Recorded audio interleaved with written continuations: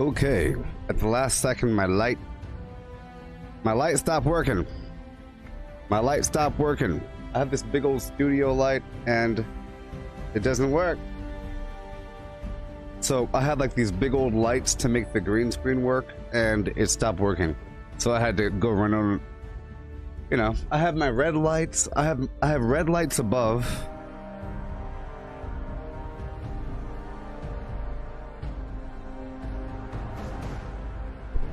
I have red lights above, you know, and all kinds of garbage.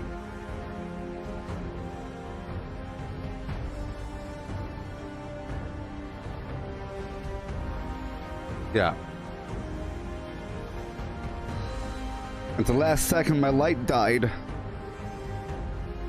Hey there, Andrew. You've been waiting for me? Well, I'll tell you what, people. Yesterday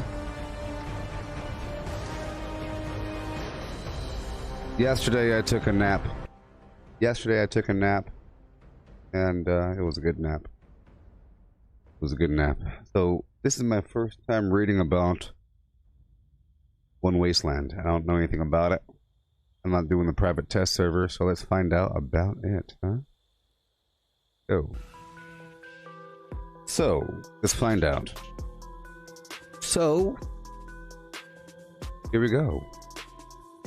This week they got more details about the Flim Flam. Community rewards, blah blah blah. One Wasteland's on its way. They shared the basics in previous articles. Let's go into more in-depth Flim Flam. Okay. Let's have my voice clone say all this stuff, huh? At its core, One Wasteland allows enemy creatures to adjust dynamically so that each player, everyone, can do some things non-immersively.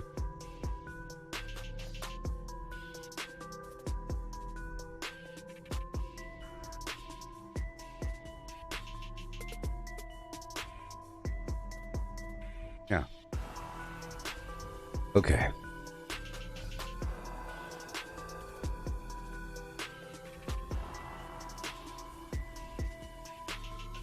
I am now updating my voice clone, and let's see. Well, this is my current voice here.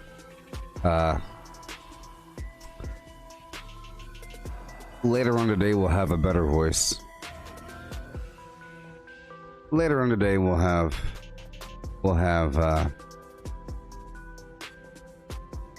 better voice. But here we are. This is a test of my voice clone.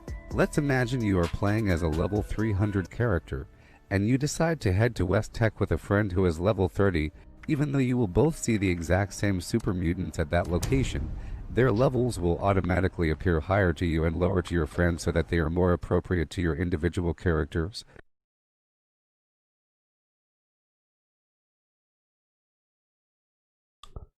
Yeah, there's some problems right now with this. I think it's still working on it. I'll give it a second. So let's imagine you're playing as a level 300 character. You head down to West Tech with a friend who's level 30. Even though you both see the same level or the same mutants, their levels will automatically shift. You know, higher to me, lower to them. More appropriate. That doesn't make sense, but whatever.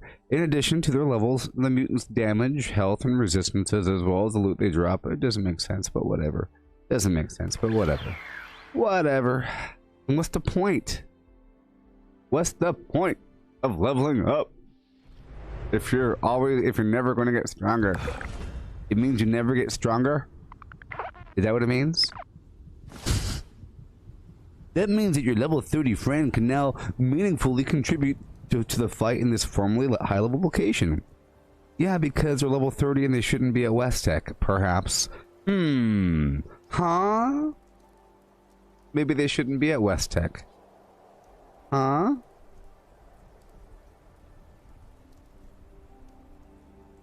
You will now earn more XP per kill, since these mutants could, you know, not spawn at such high levels.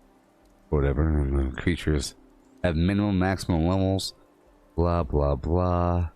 Yeah, flexibility going forward. One of the favorite aspects of One Wasteland is that it creates opportunities for characters of all levels to take part in more activities throughout Appalachia, alone or with friends. Dynamic level adjustments make it easier to adventure anywhere that you'd like with your pals. I mean, this is like, I'd imagine something like this happening once you prestige. Then you can go anywhere. It makes sense for a high level person to go to a low level area and then still do something, but not for a low level person to go to a high level area and always be effective at killing them. Just always. I go down to Flim Flam Jones alleyway. I go down to Fisher Prime at level 25 and I can kill everything. Anyway, even if there's a level gap, it'll smooth out the early game for newer characters who get the itch to explore. Who cares about them? You see this? The whining cheaters get their way. The whining cheaters get their way. This game's too hard for me. I fast traveled across the map from some player's camp and I start wandering around. How come I can't level up faster? Events will become more approachable for everyone. Well, that's fine. Whatever. Who cares? For example, a low-level character would now be able to take more active role at events like Encrypted. Well, they shouldn't. That's a hard one. A colossal problem. Scorched Earth. Well, I'm level 15. I'm helping. I'm level 15. I'm helping. Oh, 1 second. I never labeled this video on YouTube. Okay. 1 second. Anyways.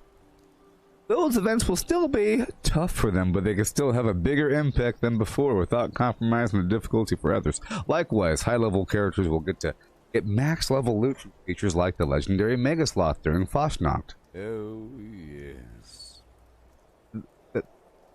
Okay, sure. Mole miners at Uranium Fever. Sure. We also feel that high-level characters will have more reasons to revisit lower-level regions due to the added XP and max-level loot from creatures there. Well, thank you for caring about high-level characters for once. Thank you. Thank you.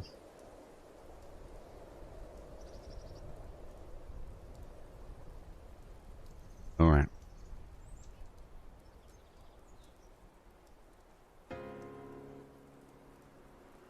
Overall, we feel that One Wasteland will make many aspects of the game more accessible to a wider variety of players.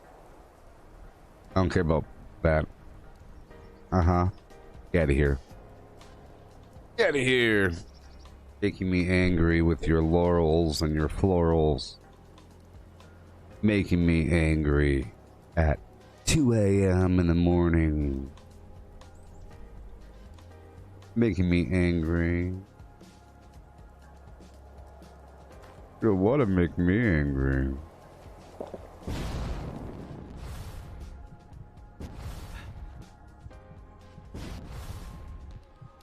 I mean, whatever.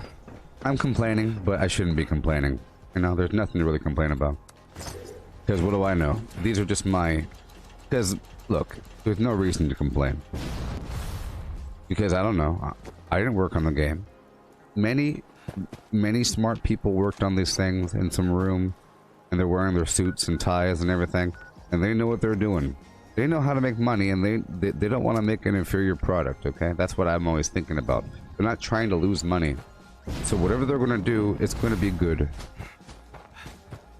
Usually, I'll say 9 times out of 10, these things are usually, in the long run, good. We just have to figure out why they're good. It's our job as the dumb, ape-brained player to figure out why they did these things. They do it, and we just have to adapt. Okay? Just like whenever they nerf something. If you're used to some crazy weapon that is doing something weird, and they nerf it, it doesn't mean that you have to uninstall. It doesn't mean that the developers don't know what they're doing. They're trying to get you to use the other stuff. So there's all kinds of reasons for this. I think they're trying to encourage... maybe they feel like this game takes such a long time to actually progress if you do it naturally, that players are really partitioned in little clusters and you never really see each other. And they're trying to encourage just an altogether fun experience of everyone running around fighting. So I think in the long run it's going to be fun, you know. It'll add fun to the game, I think, and you'll see more players running around, and you know, it might be interesting to see what it's like to make a new character in that environment. You know, what's it like to make a new character where you can kill anything? I don't know how that works. I'm sure people know right now, because they're in the public test server. But it would probably be, I don't know how... Would it feel like you're never actually ever getting stronger? If the enemy is always scaling up to you? Now, what, the enemies don't have levels or something? How does that work?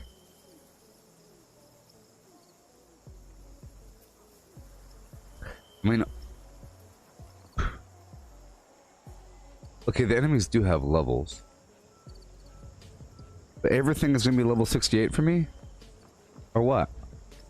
And then for level 30, they see level 30s forever.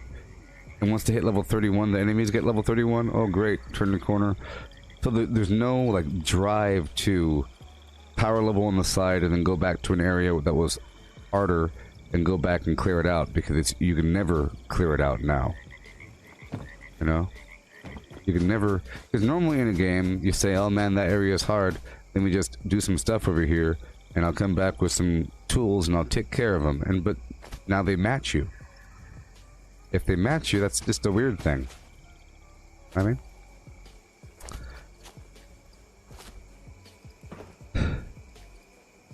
Maybe they figure enemy matches you, but now because you're higher level, you have more access to better items and better, you know, skills and everything. Perks. Let me go down here. I mean, now, if you go through, like what Mike is saying, if you accidentally go through the Big Ben tunnel and find yourself in the Cranberry Bog, you know, there's a bunch of bog crawlers and anglers, or Mirelurk Kings, and the Saltrons walking around. There's Sheep Squatch, a bunch of mutants hanging out. Like, man, this is crazy. But now, you could essentially fight them. But here's the thing. If you fought those enemies at the appropriate level, without the appropriate perks, it'll take forever, you'll have a hard time. But with the appropriate perks and the appropriate weapons and the appropriate gear and all that garbage, then you won't have a hard time. So it's really always about the perks and the items and everything, really. So I think it'll still work out, and it'll be more of a focus about your build as opposed to your level. You know what I mean? So I think it might be a good thing. It could redirect people into a different focus. Because right now people are just trying to level up for no reason. And then they do whatever. Because now it doesn't really matter about leveling up. Leveling up, it just gives you access to perks. And then lets you move your build around. I guess. You know. But it doesn't make you, like, stronger versus the enemy. So it makes sense. You know? A level 30 character, as strong as they are, they don't have, maybe, they haven't had the time to invest in Incisor level 3 if they're a melee build or something. Now they just don't have the anti-armor, so they have to use an anti-armor weapon, and they're whacking away, you know? But they're contributing, but I think it is all the same. Like, if I right now took off all my perks, I'd be sort of weak, you know? So I get it. It's all about the perks. It's all about the gear. It's a refocus. And those Bethesda people are smart cookies. One day I'll understand. You see? You just have to rationalize it. You know? It all makes sense. Right? Are we okay now? Yes.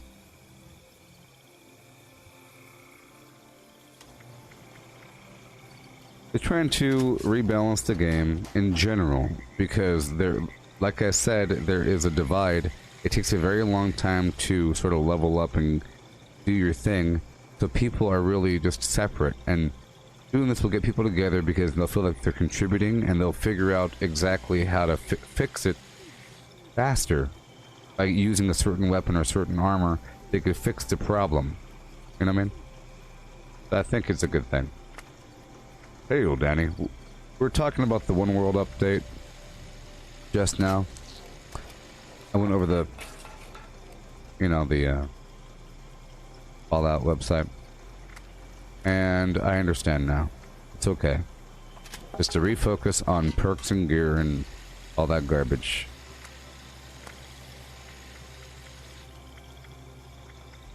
Because you could be a pretty strong low-level character if you have the perks that are necessary to do what you gotta do.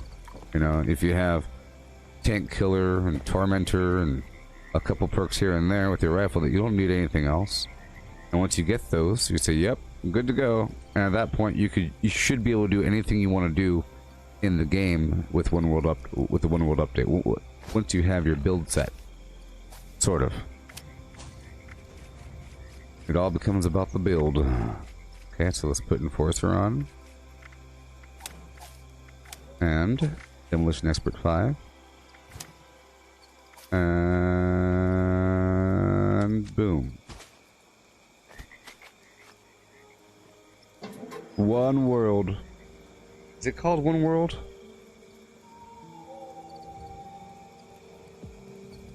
Oh, you're right. You're right.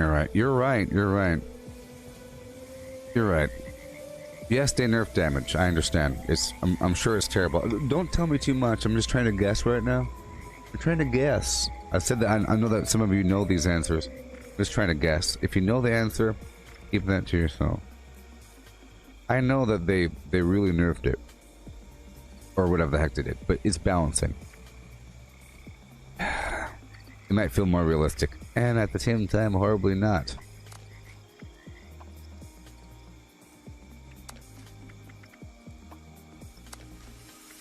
Alright. Okay, we're all good to go here? Yeah. Yeah.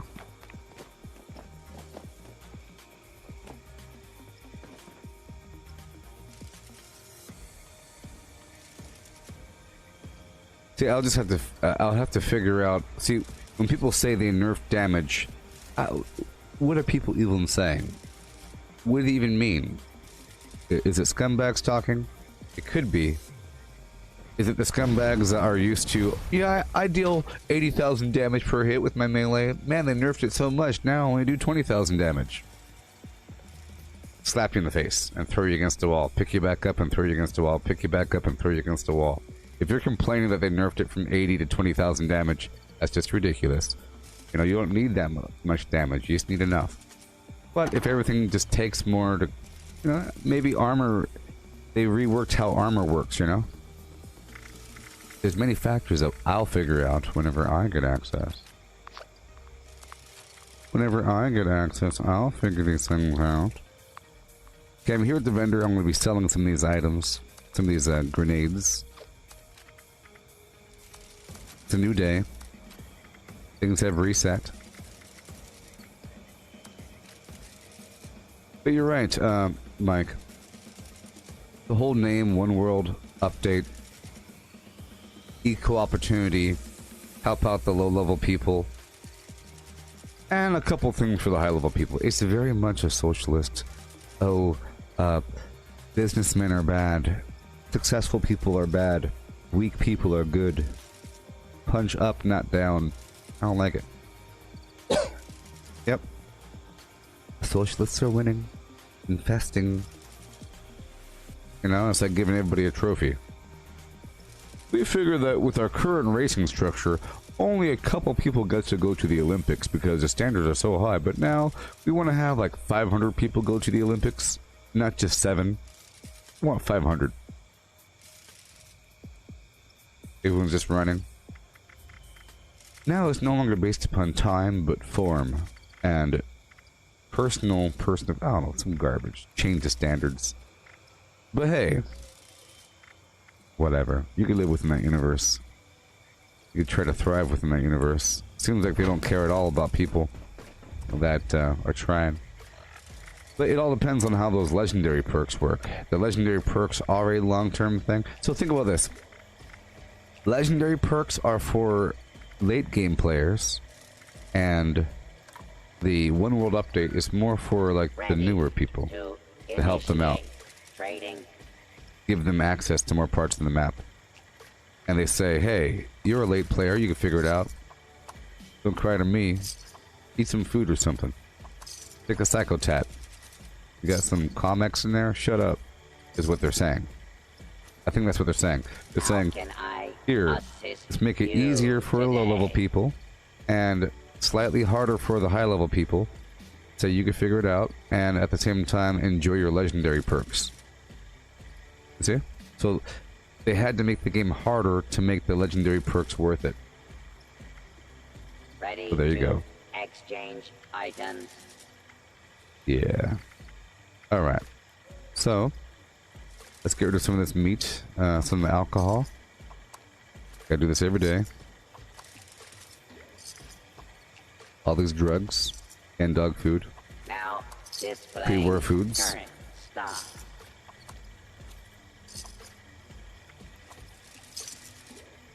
Yeah. Okay.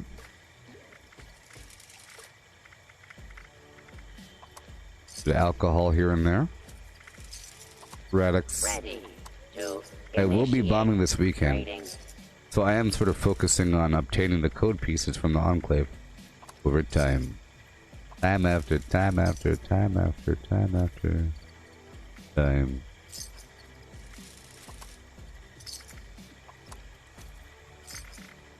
Time after time. How can I assist you today? Okay.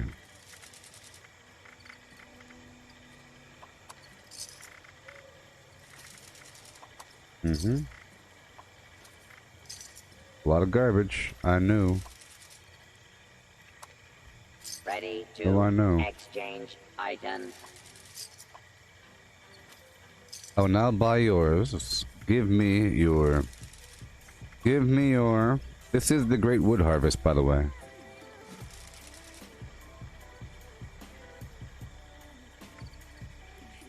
Now displaying current stock.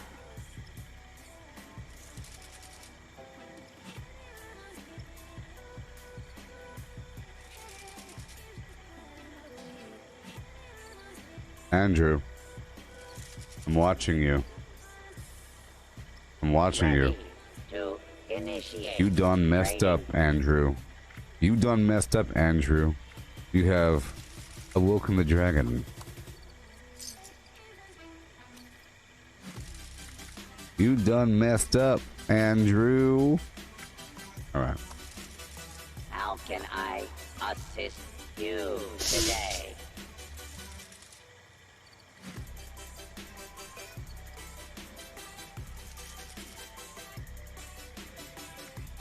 Alright.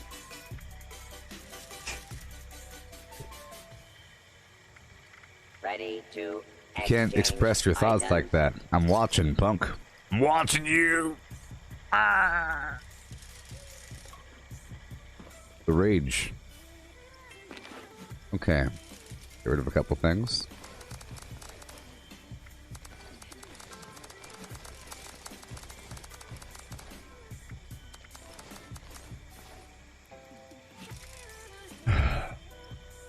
Alright. I don't really have any legendaries to get rid of. Let's see here. Anything that is being sold for under 100 will be gone. That's the rule. Hear me? Andrew!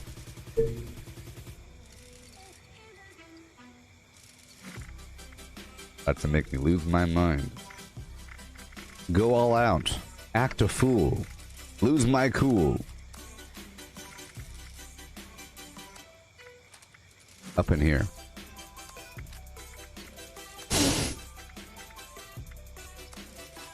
Up in here.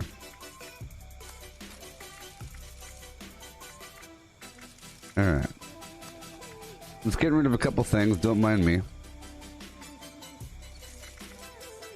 Getting rid of a couple things. Not that instigating flim flam though, that's a pretty good one. Yeah, yeah. Oh, Grounded got an update, thank you. Thank you. Thank you. Thank you.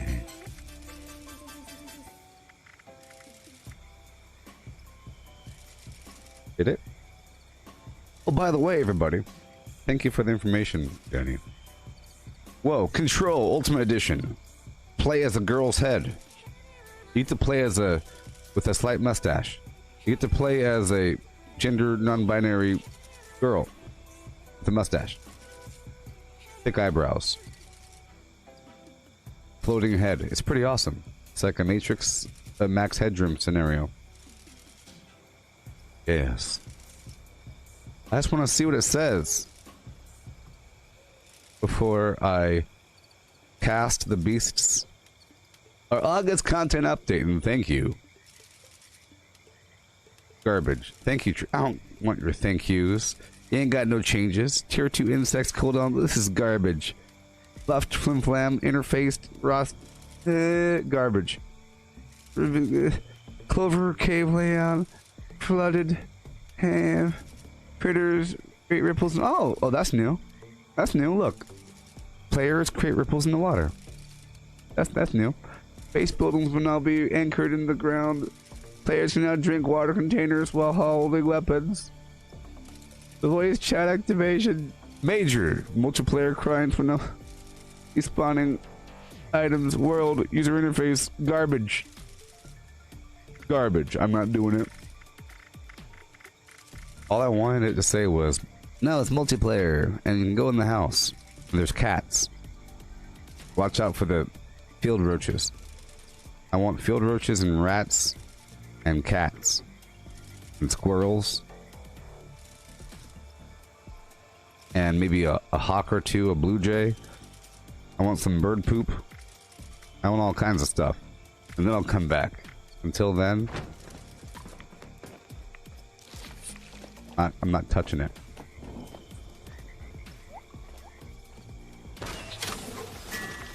There's birds? There's birds, you say? I want birds. Is it... Do they show the birds jumping on you and then pulling off your arms and your head and stuff with their mouth? Systematically? Because that's what they do. You ever watch a bird eat a roach or something? Pretty horrible. They go zit, zit, zit, zit.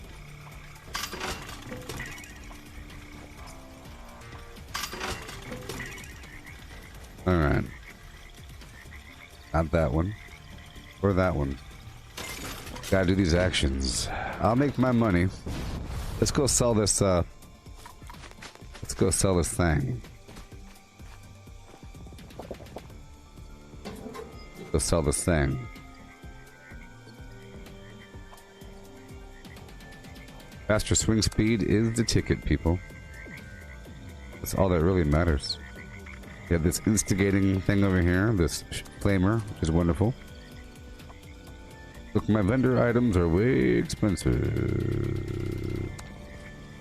That's how I roll. And I have this, yeah. This is a flamer. For 15,000, I know what I'm doing.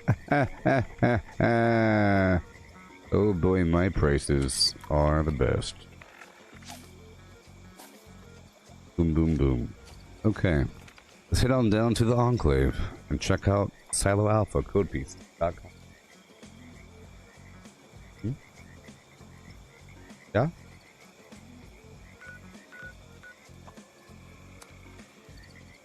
Yeah?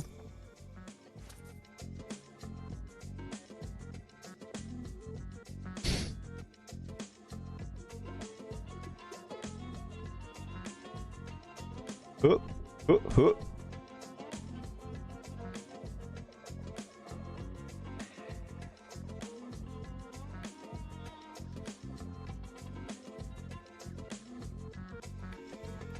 Yeah. Long-term progress.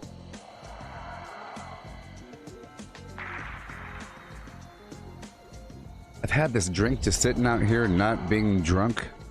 Can you imagine it?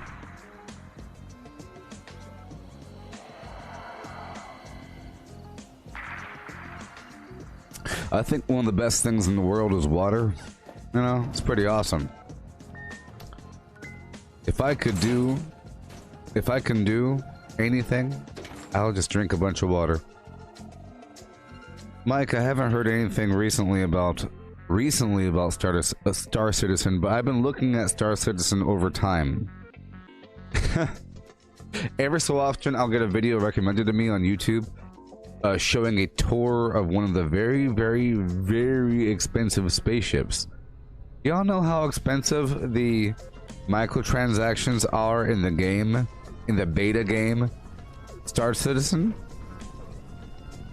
Here, I'll show you. Is this what we're talking about? Same game? Yes, it is. Rabbit Space Industries. I bet you won't even show in the darn price. It's so expensive. Hey, whoa. Is it offline? Rabbit Space Industries. Pledge store. I think I have an account. It won't even show me. It won't show me. It's not going to show you the prices, but it's expensive. It's thousands of dollars. It's like the actual price of a car to buy a spaceship. But you are supporting them. But it's supposed to be great. I see these videos of spaceships, videos of these flybys over planets and whatnot. So right now, it's kind of dim right now because my light is way up there. Ooh, letters. Look, right now it's Friday morning. It's Friday morning and a really early morning, and only one letter is present, 2 letters present over there. Neutralized target acquired. So today's the big day, people. Today's the big day. Neuralink, baby. Neuralink, people. Neuralink. Think about it.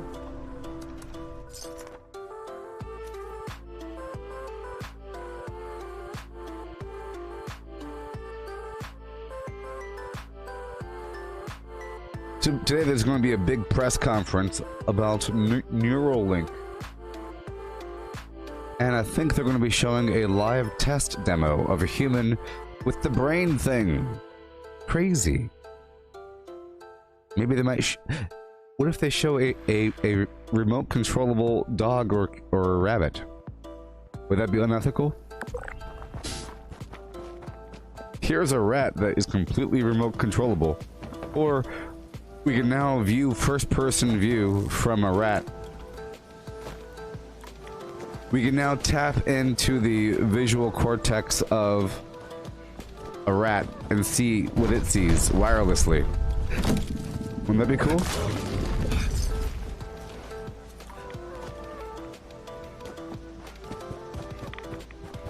That might be the ultimate thing. If you have a bunch of organisms that you tap their senses and you use them as drones. Just a bunch of living things that can smell. So imagine you take a bunch of wild wolves that have very magnificent olfactory lobe senses and you hijack their brains so that you get the signal and you say, look for traces of uranium. Look for traces of depleted uranium. Or traces of, and you know,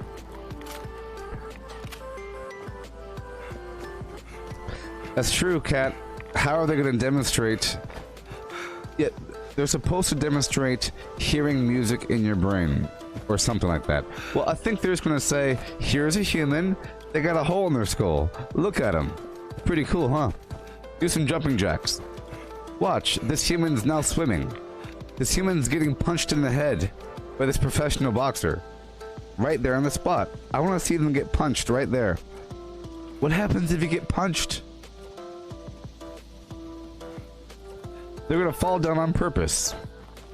Now they're riding a bike without a helmet on. I want to see what happens. I want to see them get into a car accident in a Tesla with Neuralink.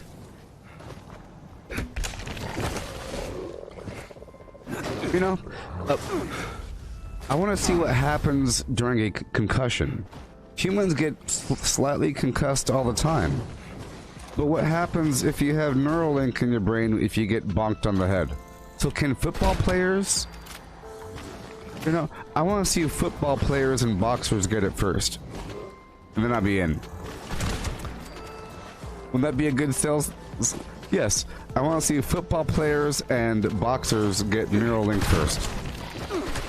And then I'll be saying, well, they're getting punched in the head. It's not jostling. Yeah, and swimmers. I want Phelps, whatever his name is. You know, I want professional swimmers, and I want high elevation climbers where it gets really, really cold. You know, I want it to get like really cold.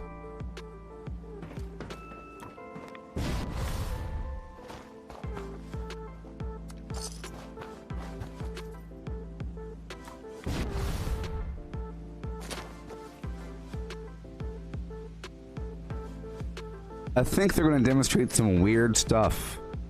Some weird stuff. It'd be wonderful if they could demonstrate using a prosthetic with your brain. I mean, that'd be wonderful. Fantastic. Or if they could demonstrate a person with a severed spine being able to do some stuff. That's what he's been saying, that complete... You can just bypass it. That's what he's kind of advertising, sort of. But he's saying like one day. Either way. Oh boy.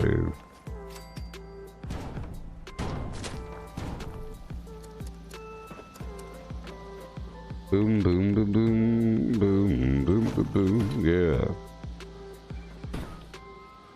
I'm just putting down some casual stuff here as I go around the map.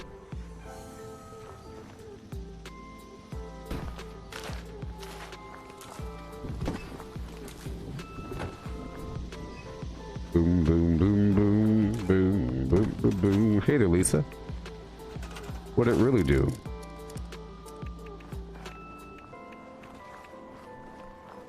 Boom, boom, boom, boom, boom.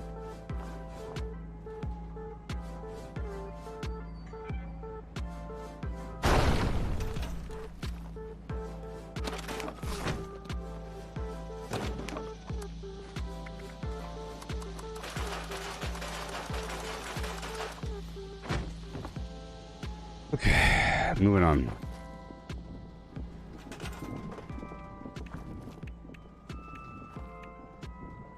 I don't know if I could fit this here. I normally don't.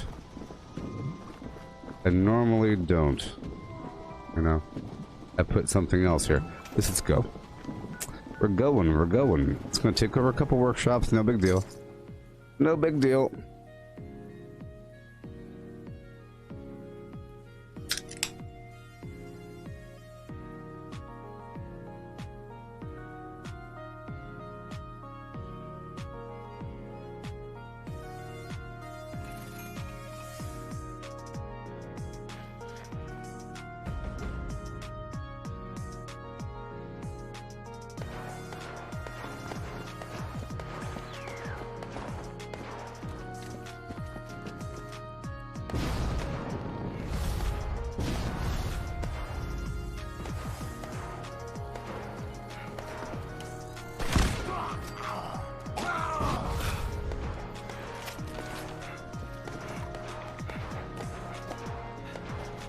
Okay.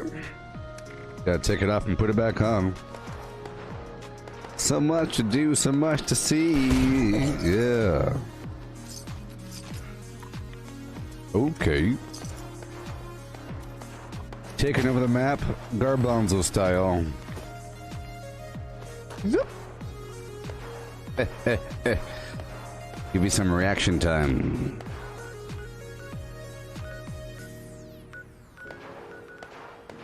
Watch this. I'm gonna go straight over here to get that code piece and then bring Thunder Mountain online.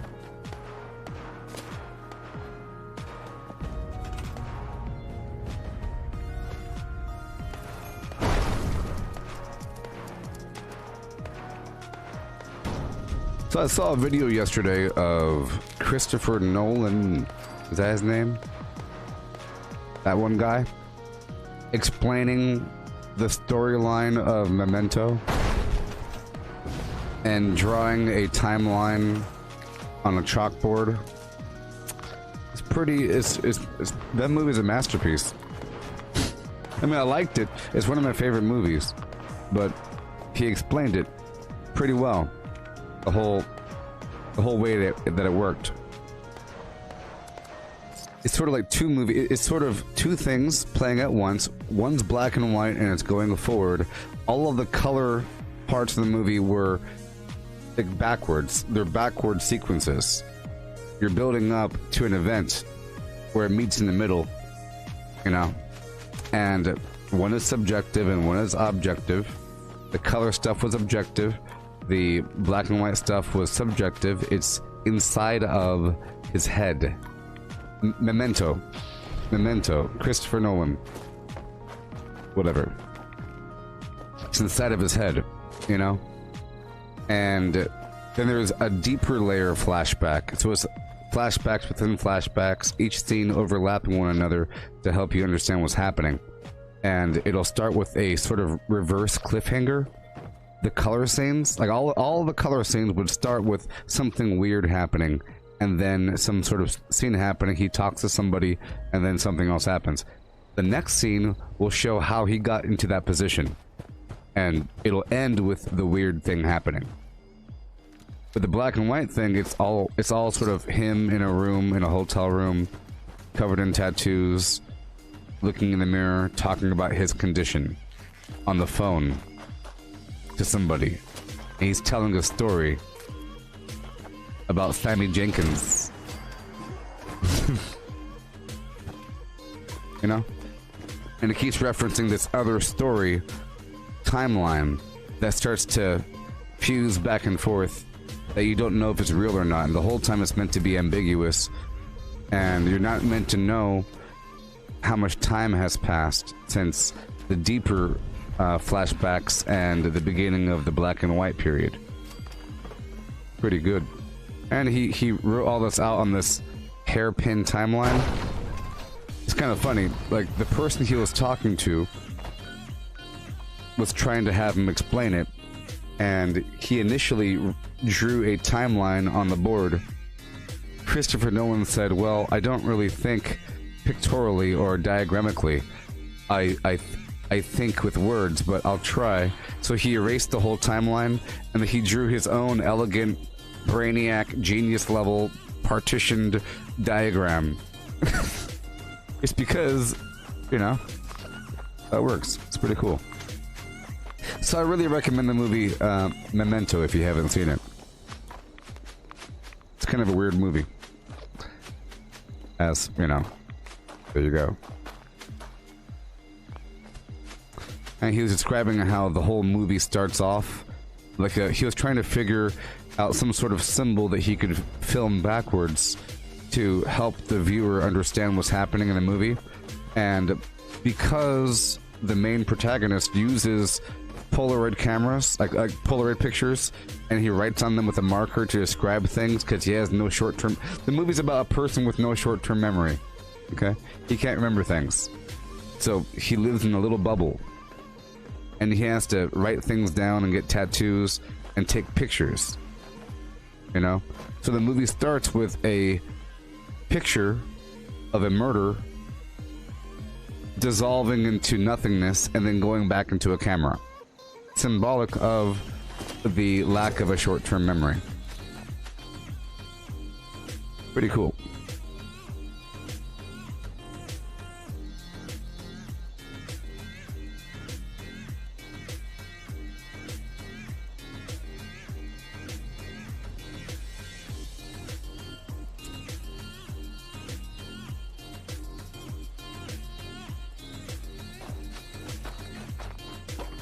It's very, very...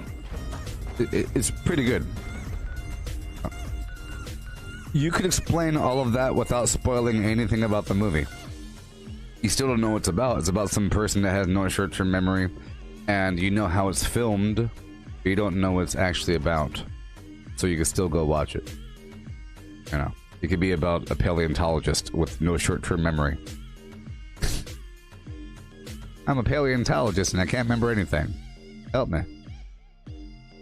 I'm a secret spy.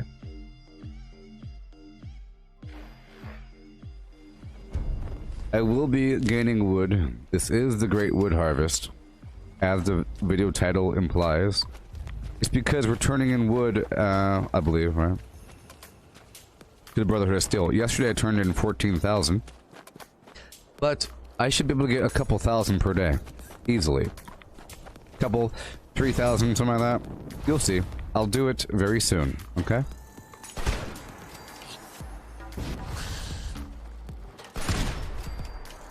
Which means I'll put on my woodchucker perk. I feel like it's already on. It is on. Alright. Yes. So, yeah, Memento is in my top probably 10. I also like 12 Monkeys. 12 Monkeys, go watch that. Vanilla Sky. Dark City. The 13th Floor. Look at that. Bunch of movies. A bunch of movies. All about the same thing. Not really. There's a couple good movies out there. Good things.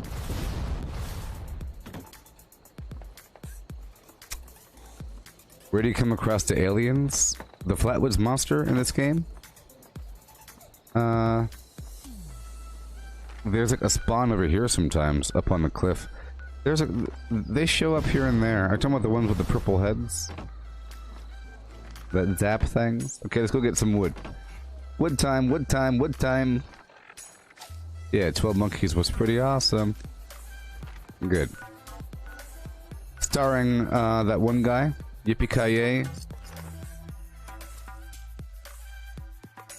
Mopey McSadface guy. Yeah, it's sort of random to find a Flatwoods monster. You can look up online at the wiki for possible spots if you're looking for him, but if he shows up in spots here or there. If you try to purposely go to the spots where he might show up, you'll be disappointed. Just because he can spawn there doesn't mean that he will. But I see him every so often. There we go out there. But I know that there's a spot like right here. Right on top of this cliff. Right here. Right here. Just right over here. And you can hear him. It makes a sound effect in the air. Yeah.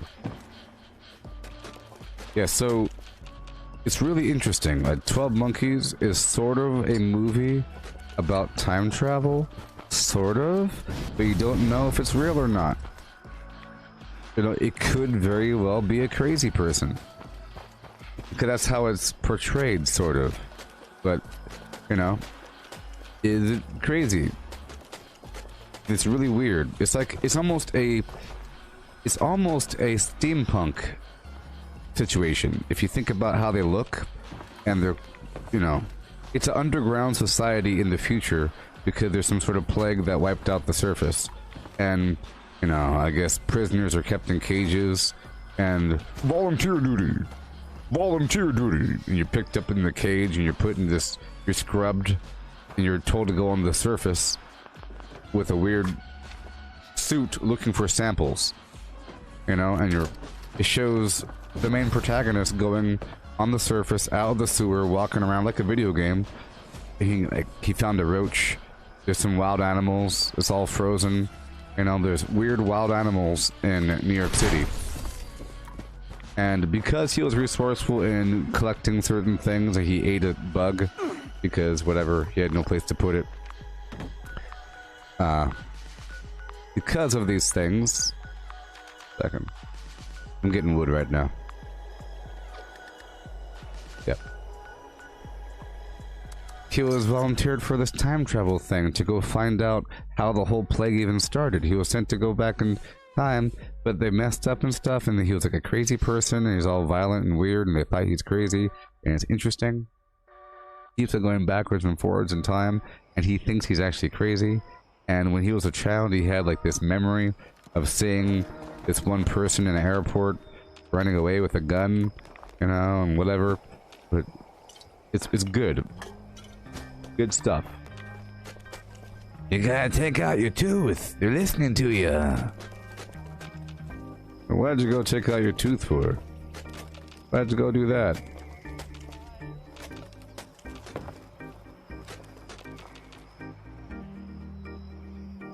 Yeah. Wood. The great wood harvest.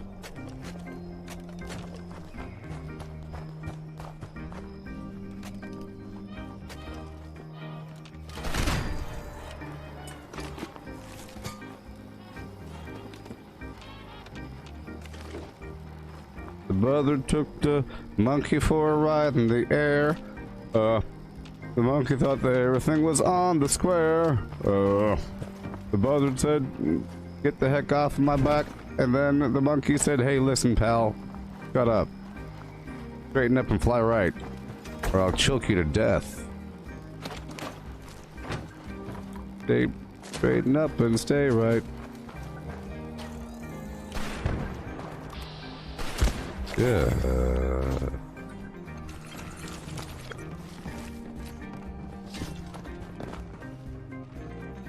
Yeah. Yeah.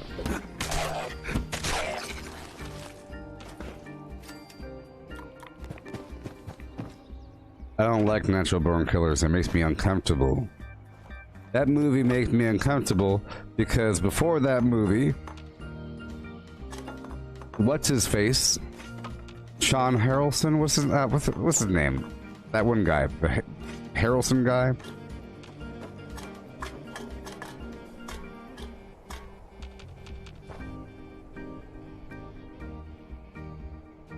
Woody Harrelson.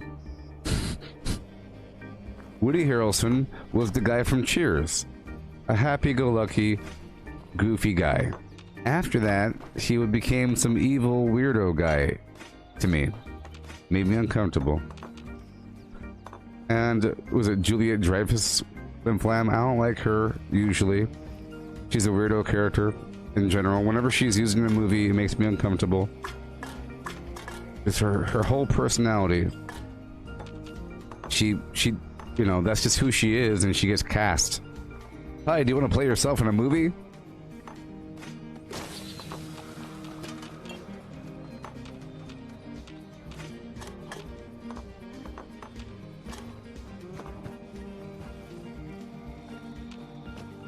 Whatever. But yeah, that's I don't like the movie. Makes me uncomfortable.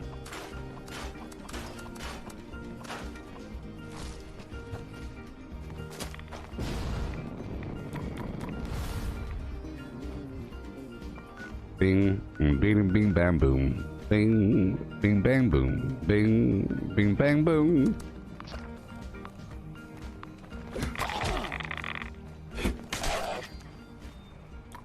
Lord.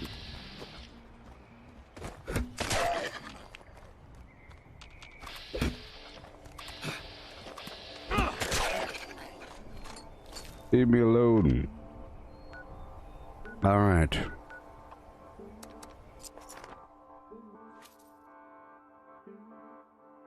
Oh yeah.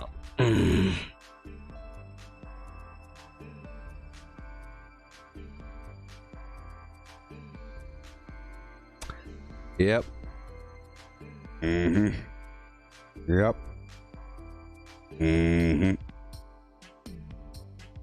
Okay. They Live? Yeah, that's a good movie. Yep. Good movie.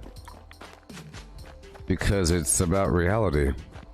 It's I would say it's one shade away from reality. Or whoever made that movie, they're trying to imply that this is real. Even though they're very kind of vague about it. They're not really saying how it works You know? How does a complicated poster become reproduce? I know what it really means. So, if you... It's just so on the nose that it became stupid. You know? I don't know how... Maybe they're smart glasses. And that's what it really means. You know? Because that's what it means right now. If you have a picture of a person in a bikini, that's what it says. It says reproduce. That's what it means. If you have it on a product. Or certain colors, you know, get angry. Submit. If something is blue and calm, and there's the ocean, that does mean obey. But it doesn't actually translate into the single word obey, but that's what it means. If you got something with the beach and the ocean, and it just relax and obey, and submit. Or, you know, everything means that, and it's being used for that purpose, for some weird, especially music. You know, it'd be cool if in They Live there is a headphone version where you could hear what the audio is really saying. Like for music. I want to hear what the audio is really saying. And what about video? So, if there is just a video, it's just the single word obey, reproduce, blah blah blah, sleep. No, is it going to be a bunch of different words popping up? No, it's going to be a weird amalgamation of all these concepts, which would be interesting to see in a new retelling of that movie. I want to see how, if they try to make it realistic, I want to see how it would really be like to see what it really says. Yes, it's subliminal messaging, social conditioning, yes. But it's not so darn on the nose. Like that cheese, like having a picture of food in general means something. It means this is welcoming, warmth, home, long-term preservation. Like having cheese, it's cheese implies time, you know, like, and work. It's not just a grape from a tree, it's work goes into making cheese, just like bread. A lot of work goes into making bread. And we all know this, I think, at a deep level. We know there's a whole lot of work into getting grain, you know, time with the harvest. So there's a certain respect when you see just a loaf of bread referenced. And there's religious references as well, you know. But I would like to see. But the whole point was that there's these interdimensional aliens that were on Earth that look like people with the shades on. But I'm wondering if they used to be people, right? They never really explored it too deep, did they? So if that person right there is an alien, are his parents aliens? Does he have any children? Are they half aliens? Do they only marry other aliens? Maybe. Because they could see one another. Yeah, they could probably just see it. They don't...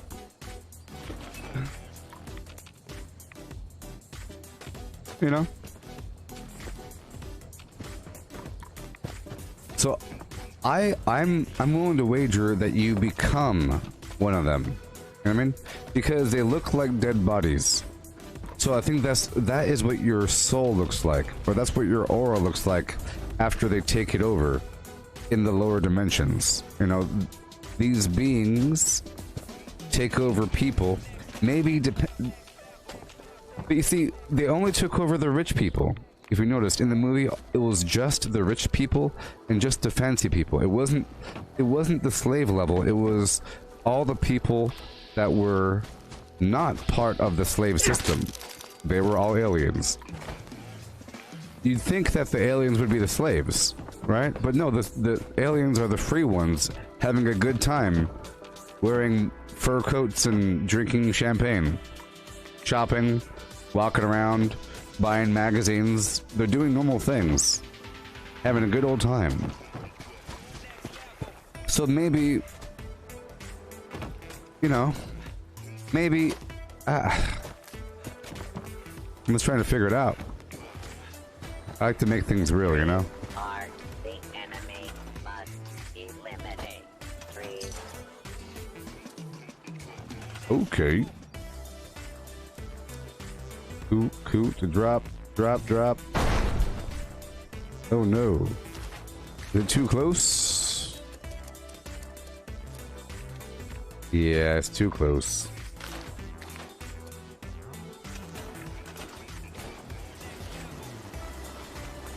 Protect and serve. I'm in. The global elite.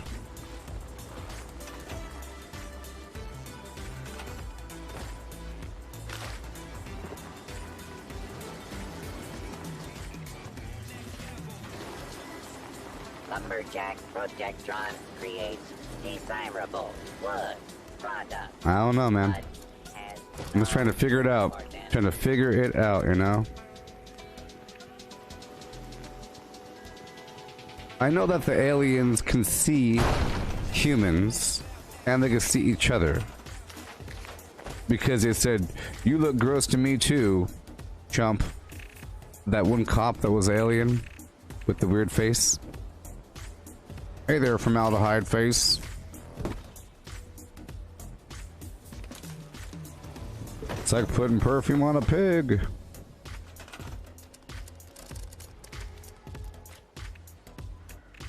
It'd be funny to see, you know, that personality of Roddy Piper, like freaking out about stuff and shooting people in the bank and like talking smack to people. Like he was just walking up to people, hey there, you're ugly. You know, just walking up to them. What if it was somebody else? Like, what if John Wick found the shades? You know? What if anybody else found the shades? Sherlock Holmes. It'd be cool to have like a simulator showing different movie realities. And maybe you can take a character, in the future, just take a character, a well-defined character with all of their luck involved. You know how characters have like luck where they never really mess up, or, oh boy, like Indiana Jones isn't going to lose his leg. He's going to at the last second do something weird.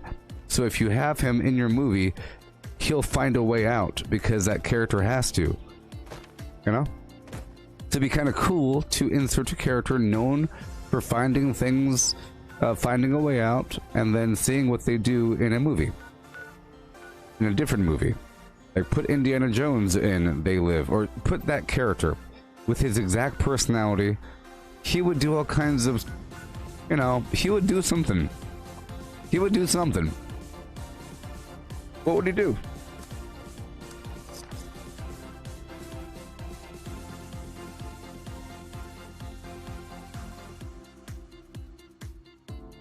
Yeah.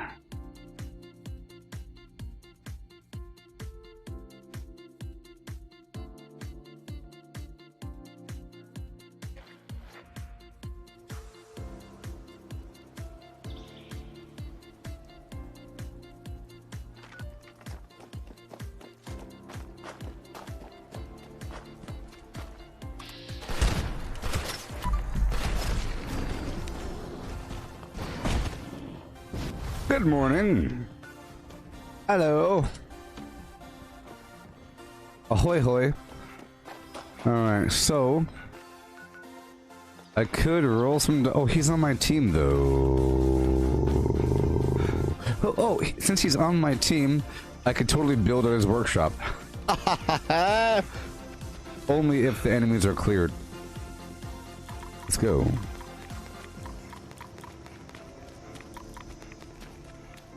Let's first dump a couple things. Julie and Hale. Yeah.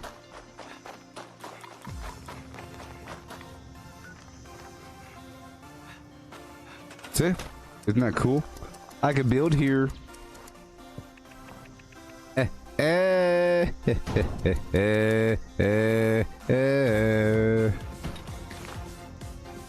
So at Dabney Homestead here, it's the best workshop for wood because there are 3 wood resources here.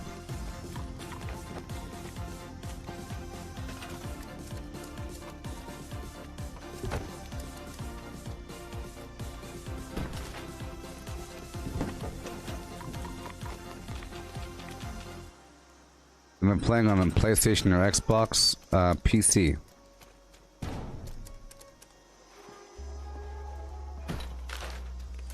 Can't you see my hands?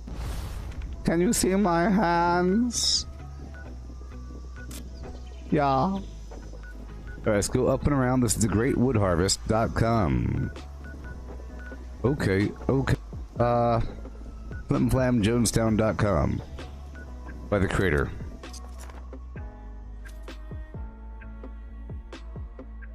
I'm on PC. Like a man.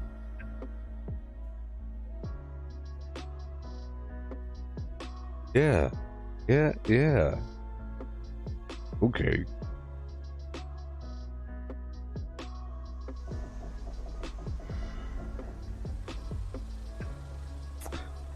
Don't dare to open.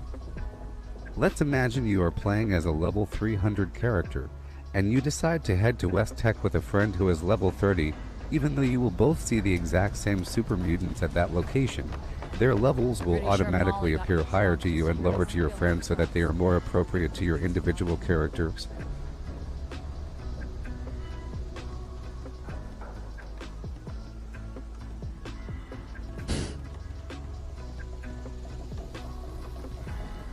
These are all the activities in Fallout 76. Craft legendaries with modules. Sell to NPC vendors. Daily quests. Workshop conquest. Lucky hole mine. Power plants. Farm fusion cores. Public events. XP run. Toxic goo harvest. Rebuild camp. Move camp. Repair armor. Repair weapons. Craft ammo. Sleep. Play music. Stock vendors. Transfer items between characters. Bury Mentat run. Dump caps at vendor if over 20,000. U.S. requisition holotape. Garahan building farm. Reputation root farm. Iron or south ash heap.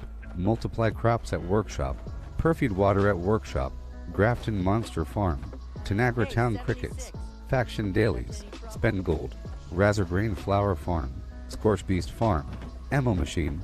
Deathclaw farm. Tarberry farm. Flatwood silt beam. Check keyword status. Nuke Spindingo Colossus for a cursed weapon. Sugar Run. Nuka-Cola Farm. Concrete. Lead at Monorail. Abandoned Bogtown Secret Floor. Farm Mole Miners for aluminum. Top of the World Aluminum Farm. Speed Holes. Enclave Code Piece. Keycard Search. Somerville Bookhouse. Enclave Events. The Hare and the Tortoise. The hare was once boasting of his speed before the other animals. I have never yet been beat. Yeah. Doesn't that sound just like me? Doesn't that sound just like me? Isn't that bizarre?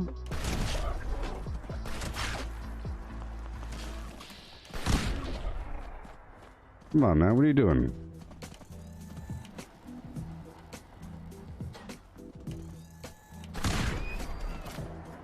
What in the world?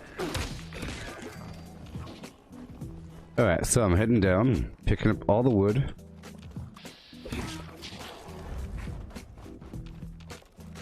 It'll be nice to, you know, farm every... because a lot of these enemies have lower level legendaries, you know. It would be nice. So I'm gonna head on down to the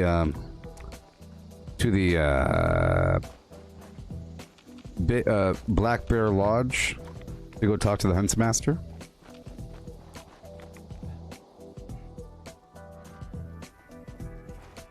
Yeah, so just this one line right here, or these two lines, or these three lines. Doesn't it sound exactly like me? Craft legendaries with modules. Sell to NPC vendors. Daily quests. Doesn't that sound indistinguishable? You know, doesn't that pass the Turing test? I think that passes the Turing test. Hey Cortana, what's the Turing test? Turing test means a test for intelligence in a computer, requiring that a human being should be unable to distinguish the machine from another human being by using the replies to questions put to both. Well, see, it's not really the Turing test because they're not trying to figure out if the thing is intelligent, but it passes it if it were just based upon, was this drawing made by a human or by a robot? Was this sculpture made by a human or a machine, or designed by a, you know, is his voice generated by a human being or a, you know, sort of like a deepfake Turing test. There should be another term for a Turing test, but for deepfake, you know? If you could have a movie starring, if you could have Charles... If you could have, like, Steve Martin play Luke Skywalker with a deepfake, you know? And have the audience think that he was somehow cast for the role, then pretty cool.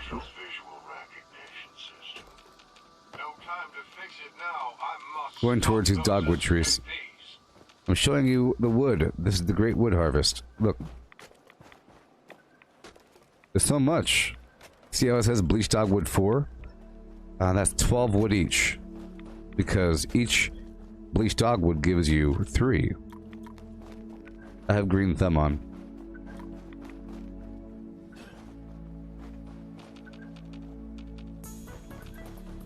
And there are a lot of fallen logs around here. Let me go in here and talk to the man.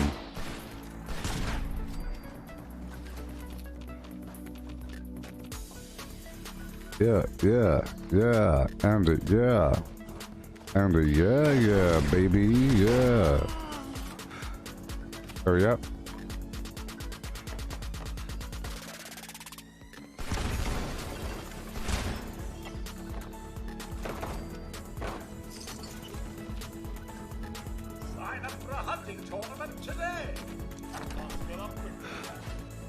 Oh, it's not time yet.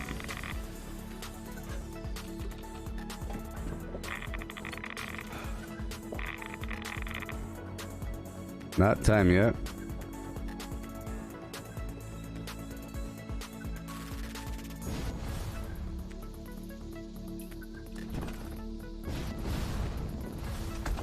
Go drop it off. How much wood do I have on me now? I have a ton of wood on me, by the way. Oh, I already dropped it off. Okay.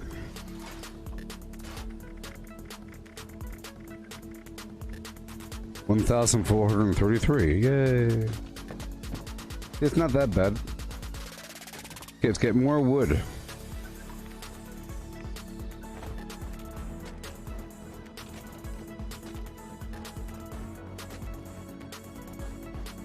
I hit the jackpot. 2 square. It is a... Oh.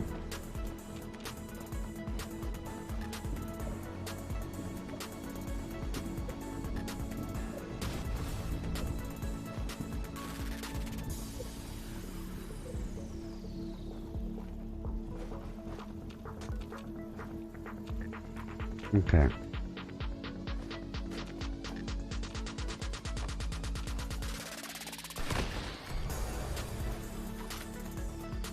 Thank you.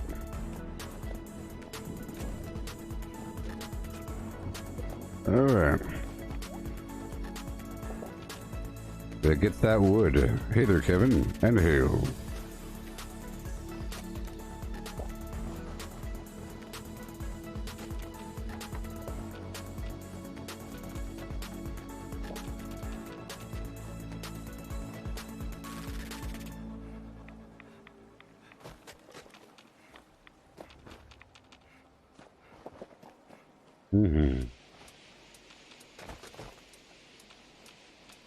I used to do this all the time back in my Tomahawk days.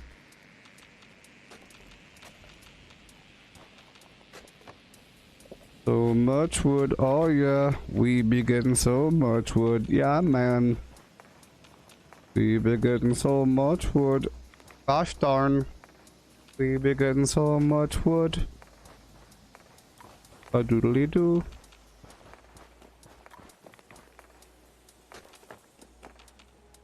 We be getting so much wood. You see me getting so much wood.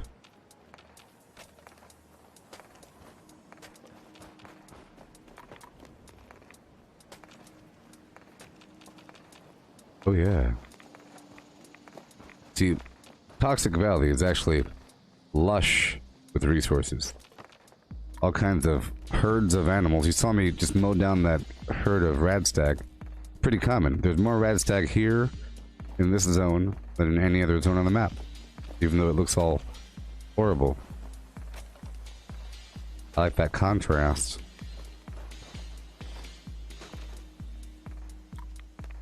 Bing, bing. Give me your wood. You're tired, you're sick, you're needy. You're flim-flam filled family.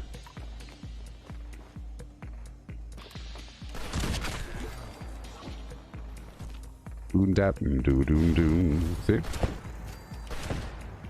If you wanted them, here they are.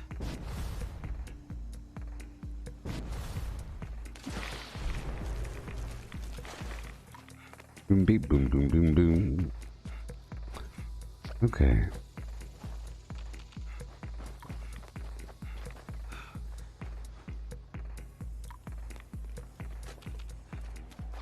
I'm going down to Clarksburg shooting range. Picking up wood along the way.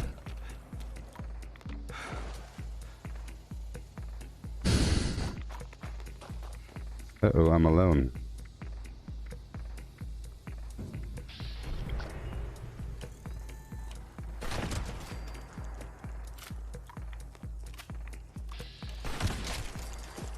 There's some salt and pepper in here.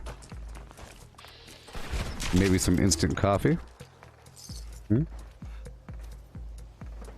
Salt and pepper. Sugar. Hot plate.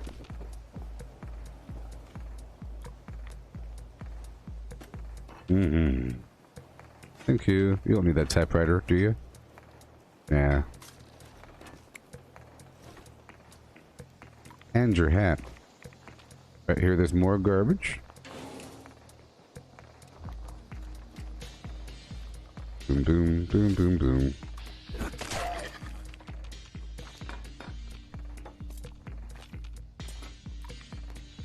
Salt. Thank you.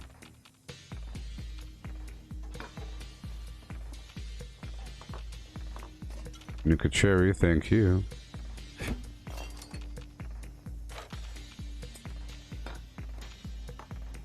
Spices, baby.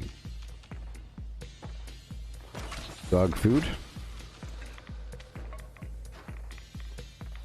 And here's more pepper.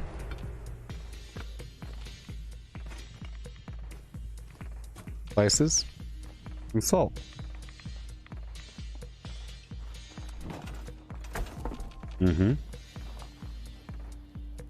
Drop off what I got.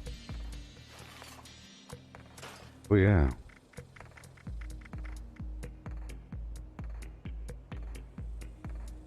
See, now I have 2,000. I said it's not that hard to get thousands of wood. But there's a cooldown on how much you can get because of the server situation. I think it's like a 3-hour cooldown or something. You can't just go to another server and get more wood from the same spot.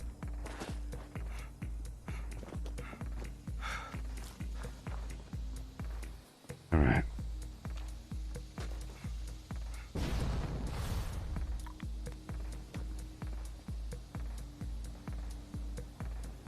It's been so long since I've had a customer. Those blasted paper targets, they really don't hold up. Blasted. This pillow's too hot. Programming demands I keep fresh paper targets in place. Sure. No matter how unnecessary it may be. Why not?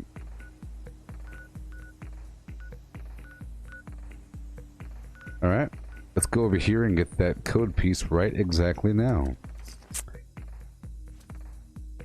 I was supposed to go take over the Thunder Mountain power plant as well, but I didn't yet.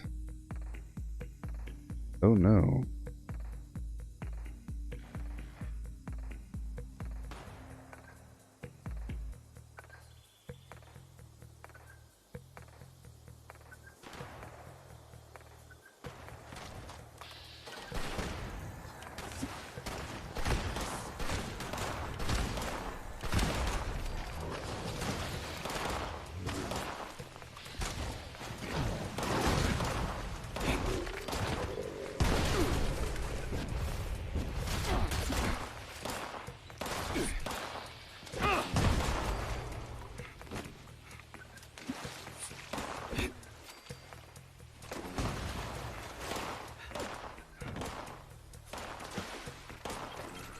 Alpha.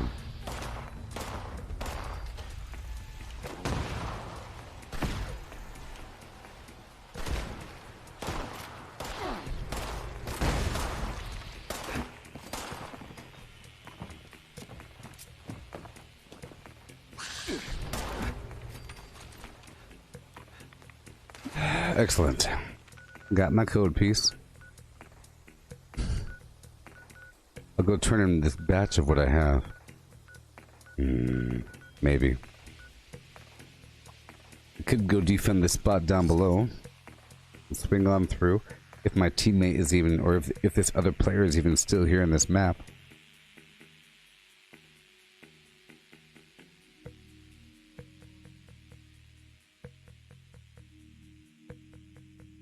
Yeah.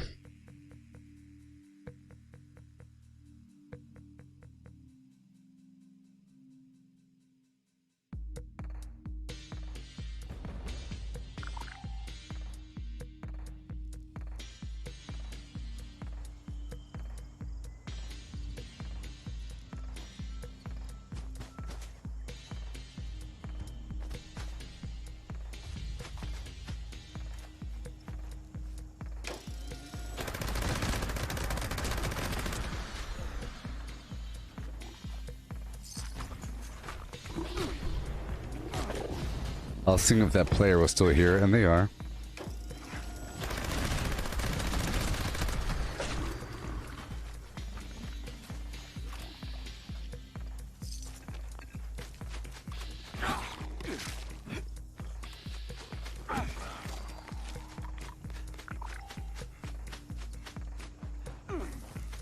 All right.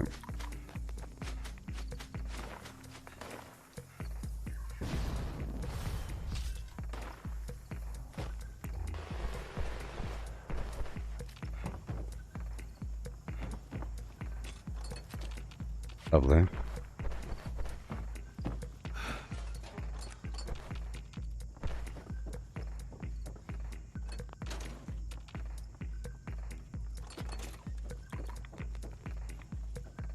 And up we go.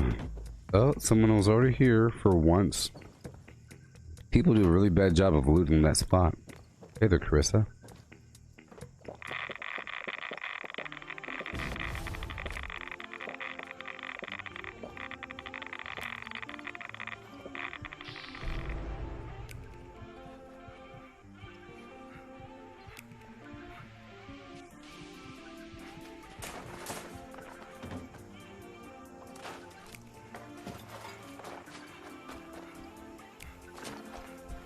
Time to...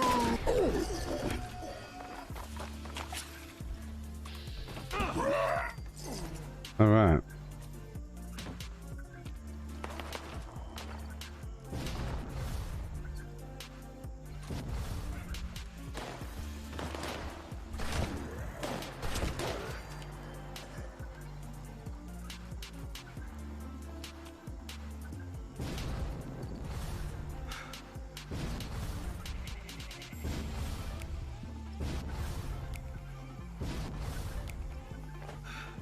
All right.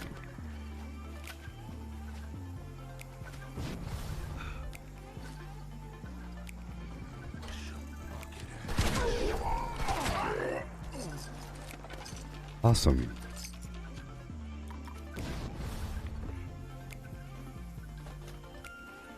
There's like 3 of them.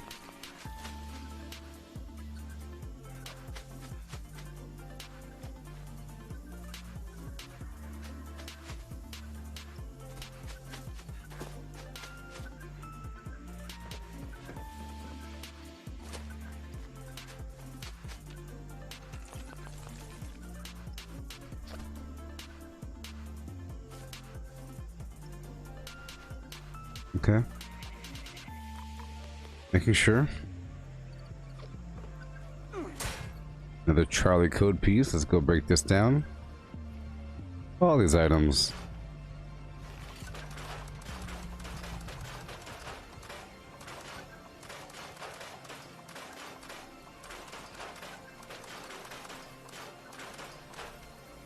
Okay. Alrighty.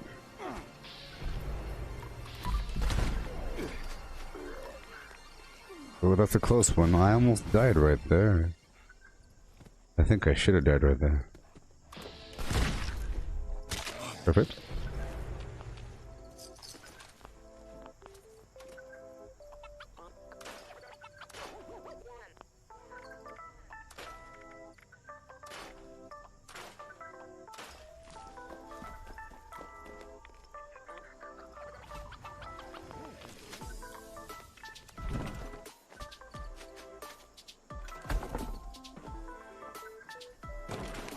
Mm-hmm.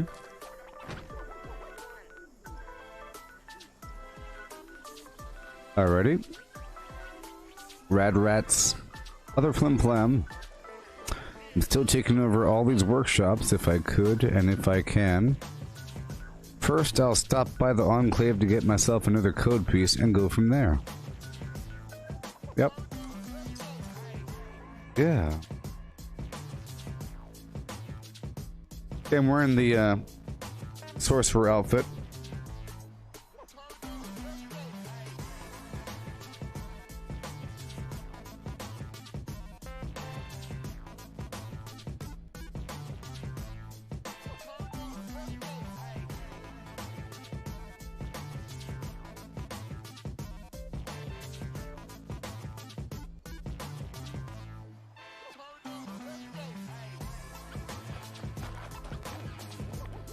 All right.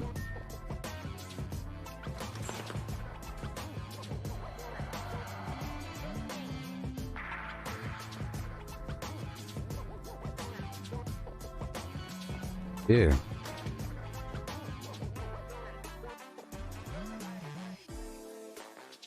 Okay. Yeah, yeah.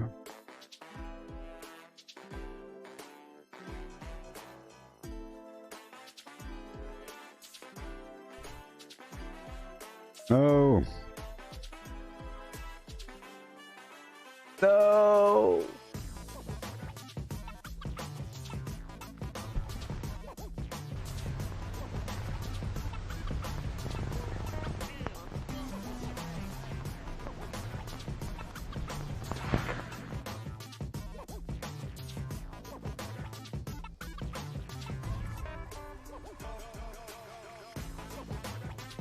Okay, okay. Yeah. Inspector Gadget song. Okay, okay. Yeah. Inspector Gadget song. Yeah.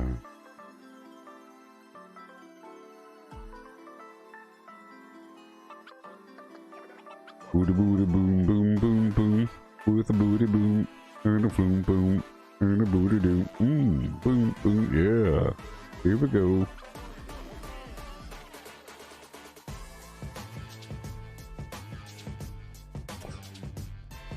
Don't you think that rocks are pretty awesome? I was thinking about it, you know, like a rock. It's a bunch of matter that's stuck together, you know?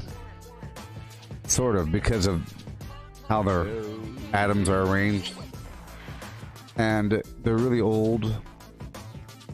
A lot of rocks are just really, really compressed dirt.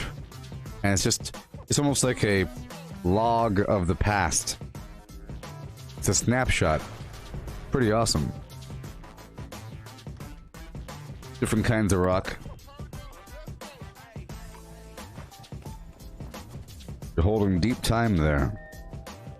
Deep time in the rocks. It's really amazing how old the Earth is. If you go up to Arizona or Utah or whatever, New Mexico, or certain spots, and you're driving and you see these gigantic plateau thing, you know, these mesas, these weird gigantic towers of rock. Well, because you're at the bottom of some lake bed, you know? Just really, really old. Really, really old. Really old. Them rocks. Oh, those rocks. I wish my jetpack would stop disappearing on me.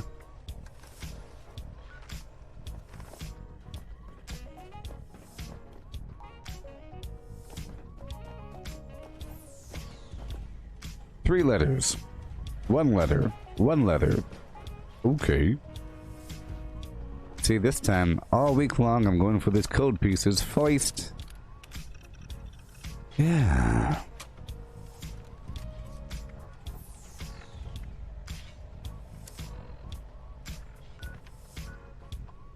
Ba-doom doom doom and a doo-ba-doom doom doom doom. With the doom-ba-doom doom. Okay.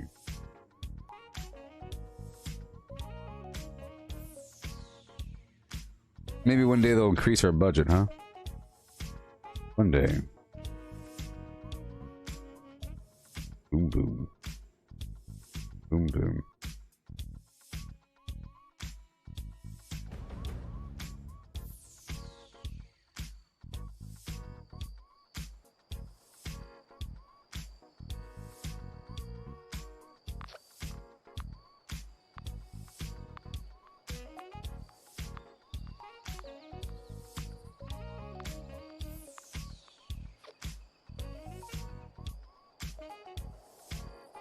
Okay. I'll build my camp right here, perhaps. No. No. No. I figure it's time to, go through the Lucky Hole Mine, since I have to be here anyways. For, this code piece, I might as well go through Lucky Hole Mine. It's nice to go through once every day. So, transfer a couple things. Nice work. Sensors indicate the problem spotters have been removed. Check in with me from time to time. I may have additional assignments for you to carry out. Dismissed. Excavator armor.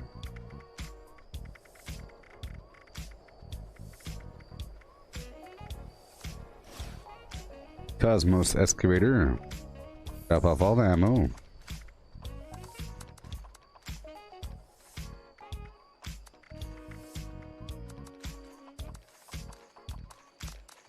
I have a few fusion cores on me. That's all I need.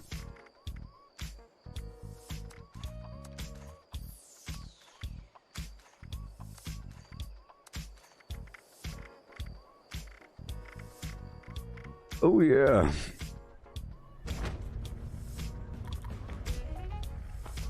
I'm gonna check out my perks. I have to check off that, take off that, put on Through Hiker, about to put on this power armor. And I'll put on Action Boy 2. Cool. Steve! How you doing? I'm about to go through the Lucky Hole Mine and do a couple things. You better believe. Yeah.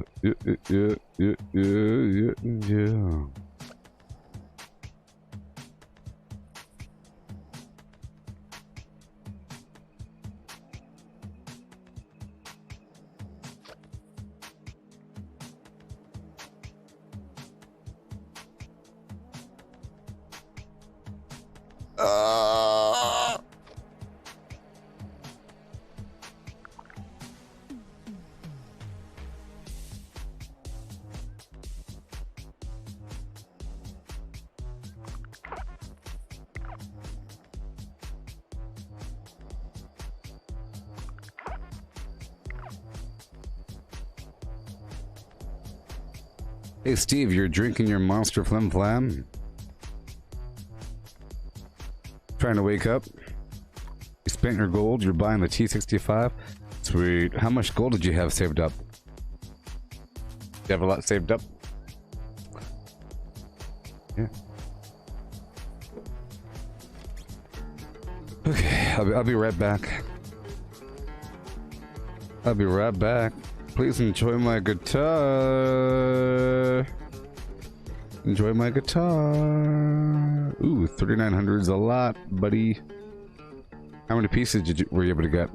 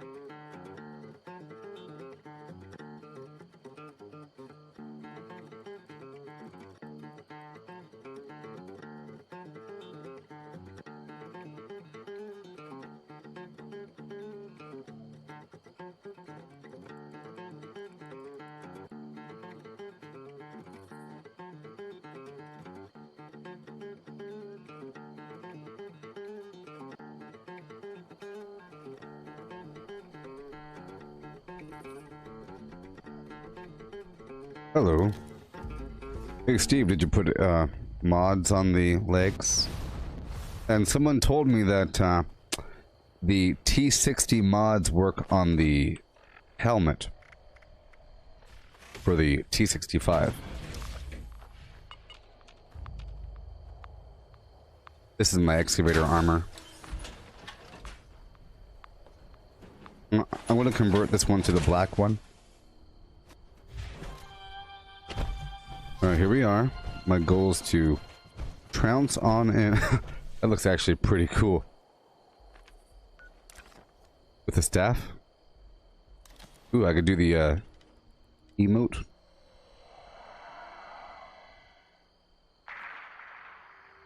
Mm-hmm.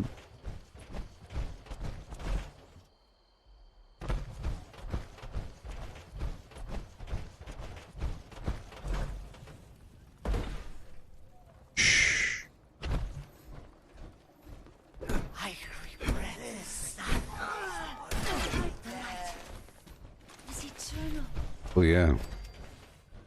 That's a good looking weapon right there. Look at that thing.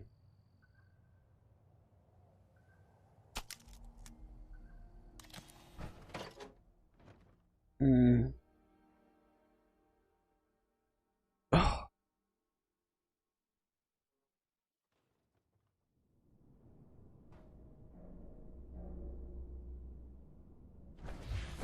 Oh yeah. I have my voice read off this listing of activities as a reminder. Have it read it off one more time. Here we go. Craft legendaries with modules. Sell to NPC vendors. Daily quests. Workshop conquest. Lucky hole mine. Power plants. Farm fusion cores.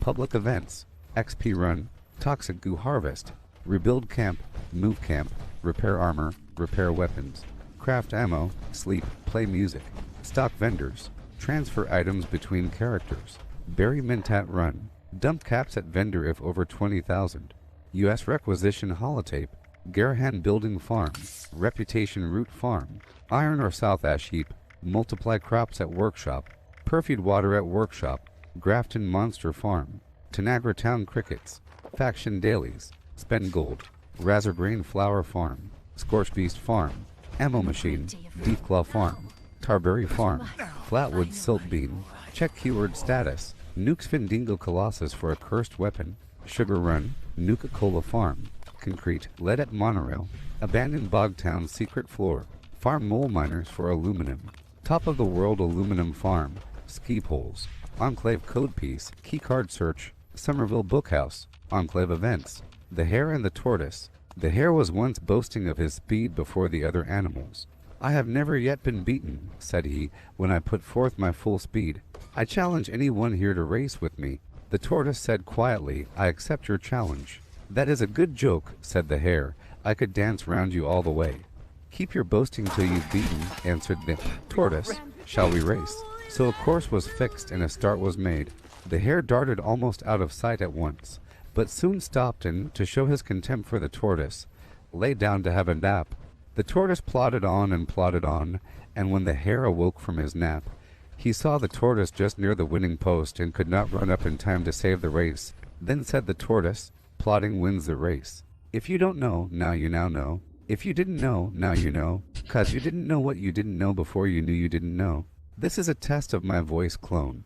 Let's imagine you are playing as a level 300 character, and you decide to head to West Tech with a friend who is level 30, even though you will both see the exact same super mutants at that location.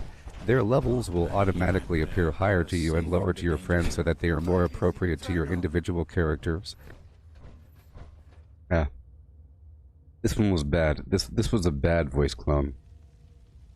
This one here was bad. Default style, there we go. It should realign, it should fix it. It'll sound good in just a second. It has to regenerate the matrix. Hey there, Connie. Yeah.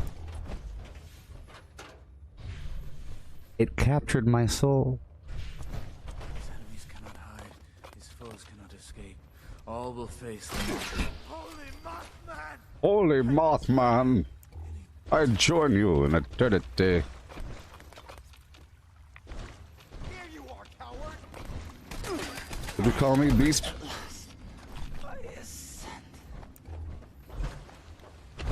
I will live forever in the light.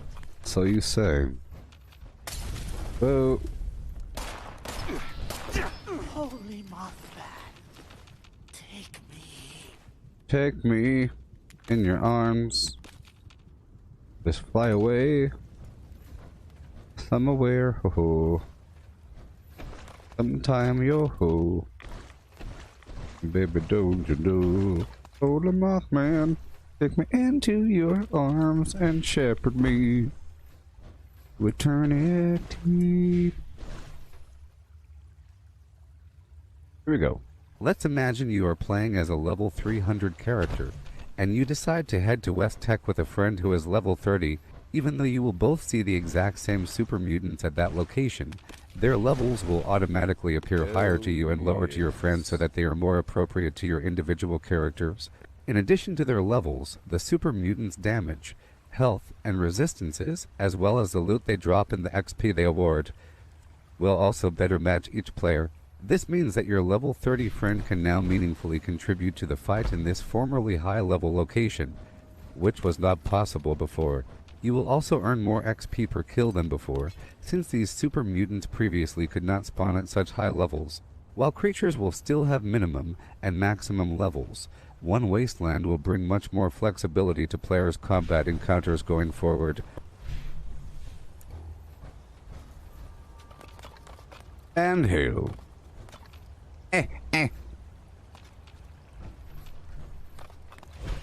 Howdy ho. You see, I have a very distinct voice.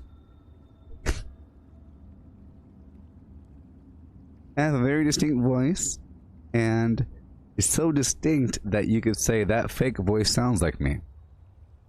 Isn't that cool?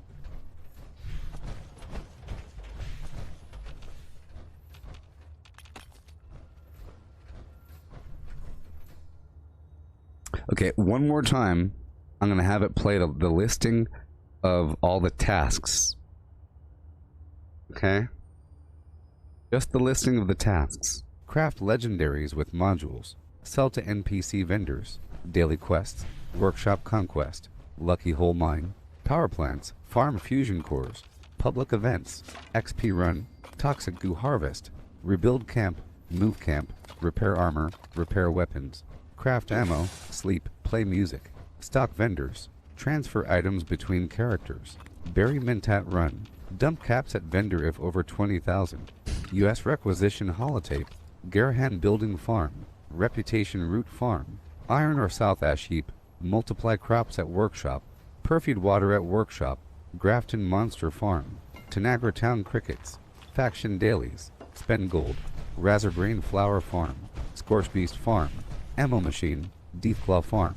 Tarberry farm. Flatwood silt beam. Check keyword status. Nukes Findingo Colossus for a cursed weapon. Sugar Run. Nuka-Cola Farm. Concrete. Lead at Monorail. Abandoned Bogtown Secret Floor. Farm Mole Miners for aluminum. Top of the World Aluminum Farm. Ski Poles. Enclave Code Piece. Keycard Search. Somerville Bookhouse. Enclave Events. The Hare and the Tortoise. The hare was... Okay. Cool. So that sounds like me. But it's going to get better. It's going to get better. You saw as it read longer portions, it will get kind of weird. It's only because my recorded audio was kind of weird. It's trying to sound like me, including the fact that I have a hard time reading that book. You know, you're trying to read something, and you're reading it, and then you lose the flow halfway through the sentence. It captures all that. You know? I'm trying to do some good recordings, and I'm improving it over time. So tonight, the voice should get better. The voice should get better tonight. Think about that one, Bosco.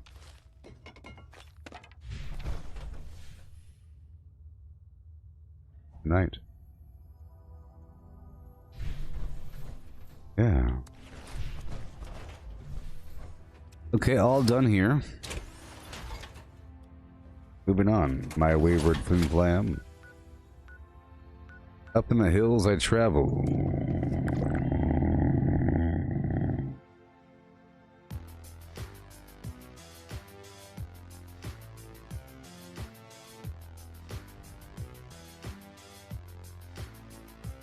Yeah. One day this is gonna be fake as well. What do you say about that one? One day I'll get an AI to figure out what to say based upon the context of what's happening in reality. And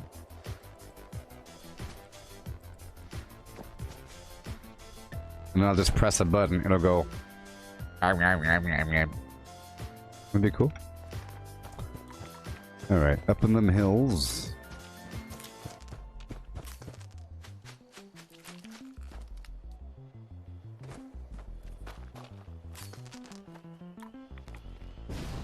What in the world?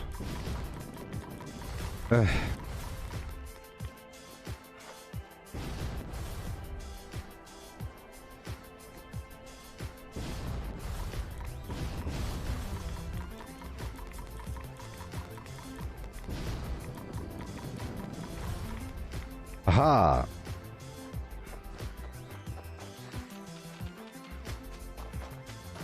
Well...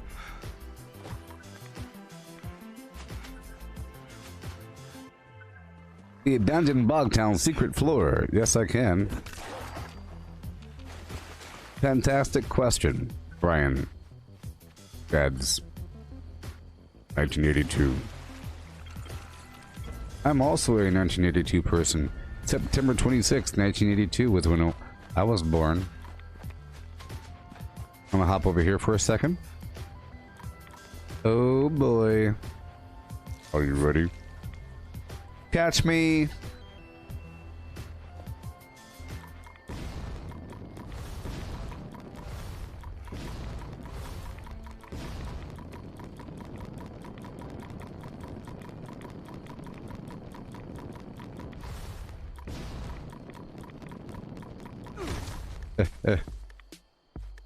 Alright. Let's go drop this off. All this ore. Yeah, I'll show you in just a second there, Brian. But basically, you know, at the abandoned Bogtown workshop, at the workshop there's a big building, and there's a big building there, right? Big old building, and you can build stuff on top of that building, I guess. There's an elevator shaft, but there's a little scaffolding. You can get to the second floor. Okay? The second floor, you're walking around, there's some loot there, there's some cement bags, but then, once you're in the second floor, you can jump up through the broken ceiling. Or you can go through the elevator to get down to the secret floor. You can go through the elevator from the roof, or up through the ceiling from the floor below. So that's the only way to get there. And a lot of people don't know about it. And once you're there, there's a bunch of loot. Okay. As usually, except for today, I went there and someone looted it. But there's a bunch of loot. I'll show you on a new server. Once I'm done with this part here, I'll server hop and I'll go show you a fresh secret loot floor. This is a good spot as well. There's a bunch of cement here and some lead. Not this spot specifically. This is cool if you want to see that soccer ball fly down there. Be free! Race! Race! Go, go, go, go, go, go, go, go, go! Yes! Yes! Yes! Yes! Yes! Oh no! Head start!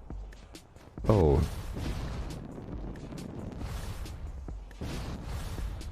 Alright.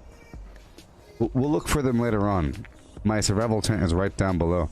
We'll look for the basketball and the soccer ball. Oh boy.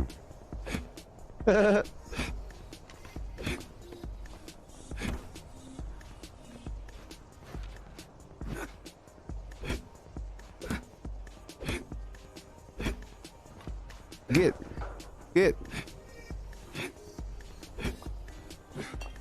Yeah, buddy. Oh no. Anyways, oh god. Aha. I'll show you right now.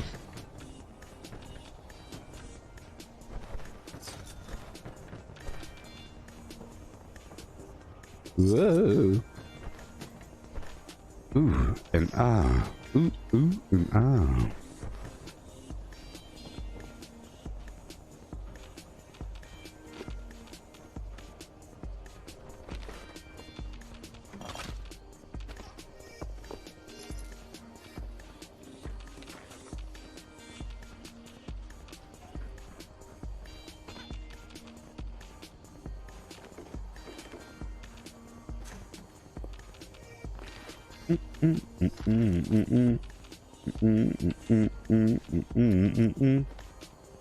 Yeah. Okay. Say what? Yeah.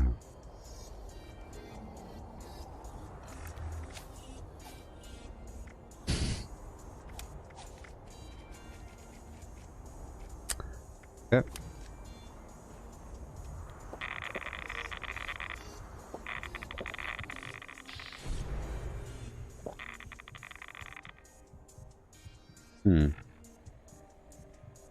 Oh, I know why. Do I know why? No, I don't know why. Yes. Yes. Give myself a bit more. Oh, I know why. It's because it is totally, absolutely because all that crazy ore on me, so it doesn't really matter what I do. Catch me! Woohoo! Woohoo! Woohoo!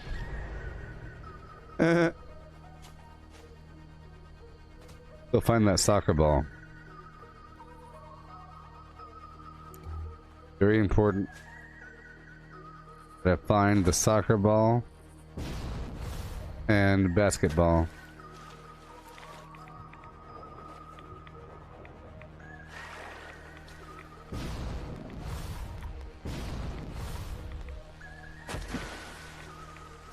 So sad. So sad, people. Makes me sick. Makes me sick to my flim flam.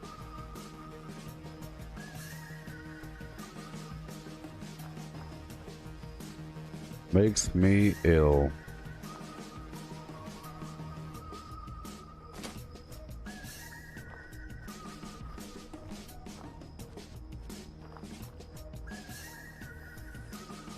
I have to show Flim Flam Jones something, man. We have Brian Davs 1982 waiting on me. Waiting.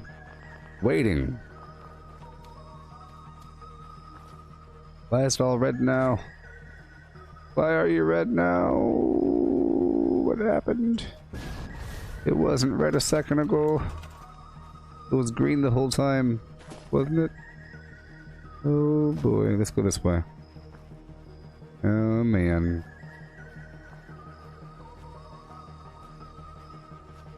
Oh, I hate it. There it is. There it is, people. We found it. Freedom! Freedom! Terrain sucks. Okay. Terrain is garbage. So I will carry on. Let's go smelt this garbage really quick. And yeah. That's all I basically have to do.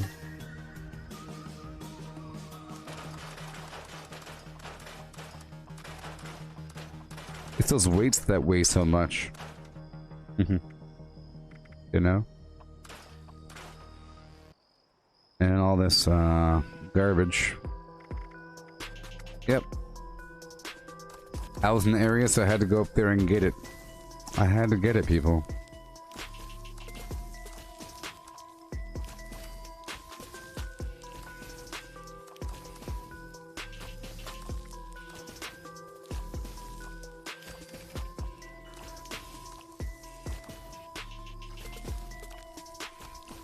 So much.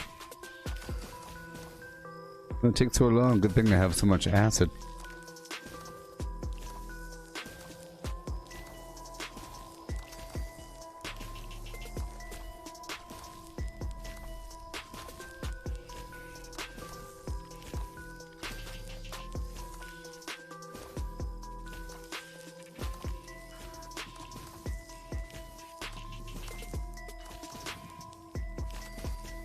Yeah.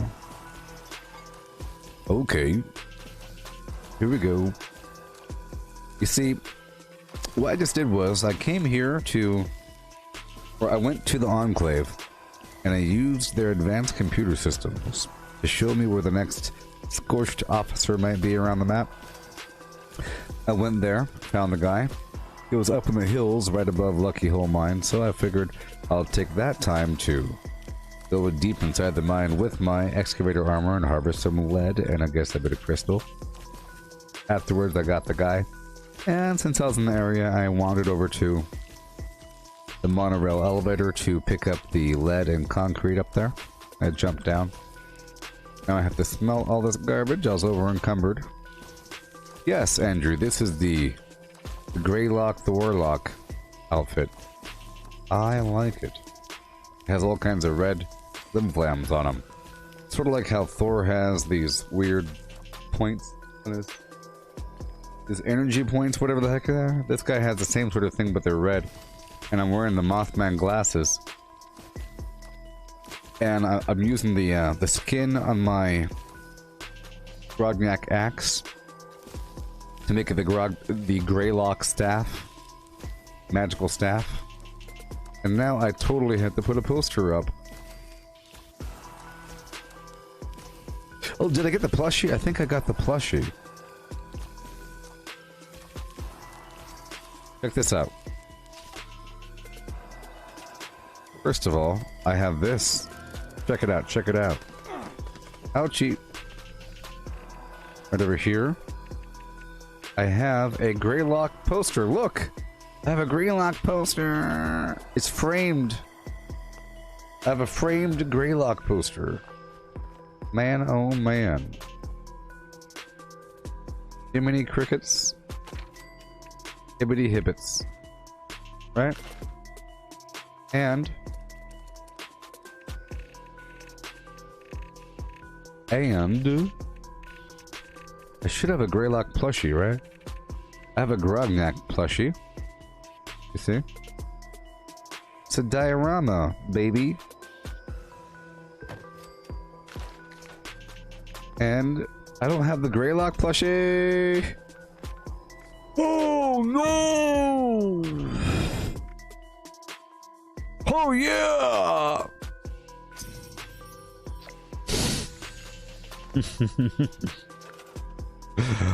Oh boy. Yeah. Look at it. Look at the thing. It's a diorama. People, look.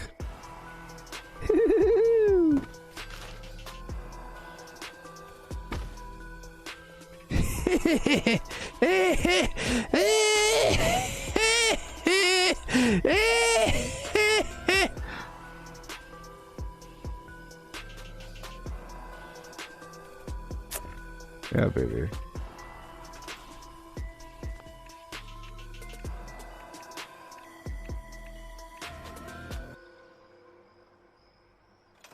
All right.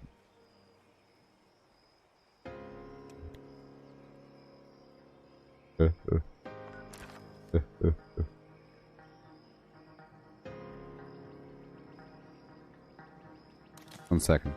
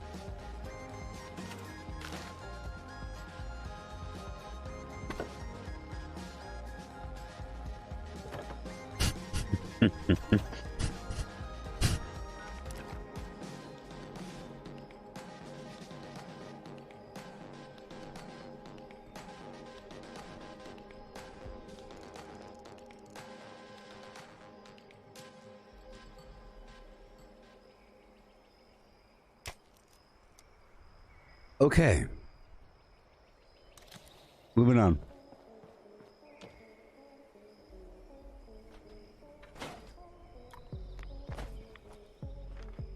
just very happy about that.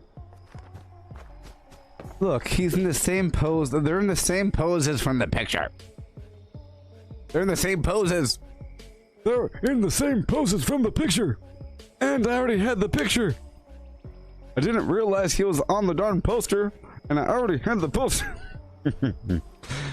Look, it's like forced perspective. He's like holding it. He's throwing a fireball at him. This is the same poses. He's looking at him. He's pointing at him. Throwing fireballs. Fireball. Okay, anyways. Time to show the dude the situation here. The secret floor.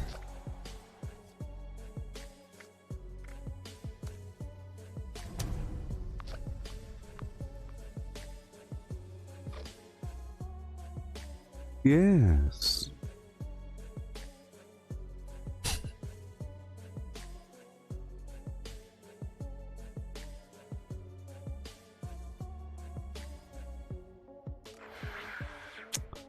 Yeah, makes me happy.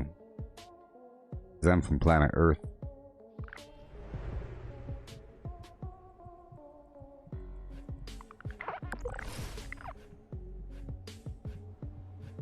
Yep. Just a bunch of pixels. Worth all my money.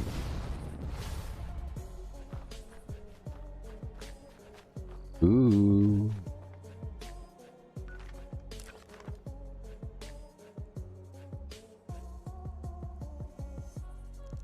Oh, yeah. Man. What sorcery is this?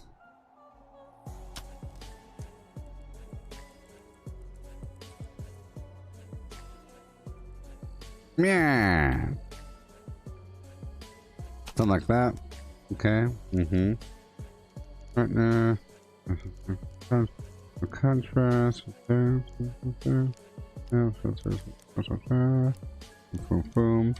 Infam. Fam. Mm-hmm. Yep. Texture. With the fam. Vignette. Yep. Filter. Photo frame. Gosh darn. Frame. Location. Faction. Class. Gun. Special.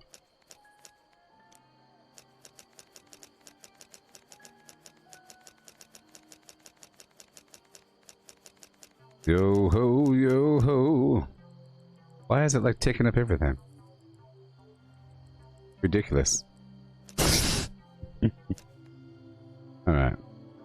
Shazam. Alright. So, time to show you the secret floor of Flim Flam Joe. Since I join a team.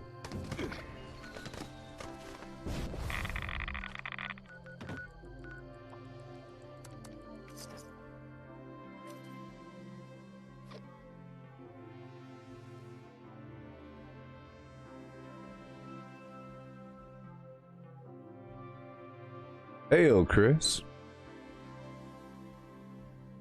What it really do? Hey, Cortana. What it really do? I lost the thread there. Can you phrase it another way? Oh,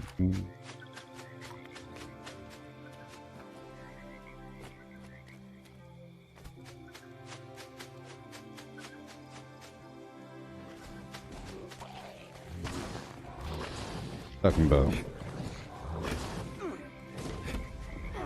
about. Banned. You're banned, Steve. You're banned. Banned.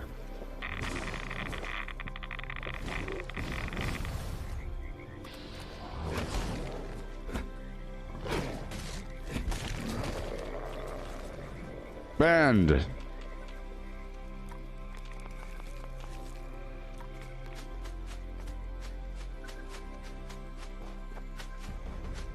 Banned. All right. Look, everybody. Secret loot floor.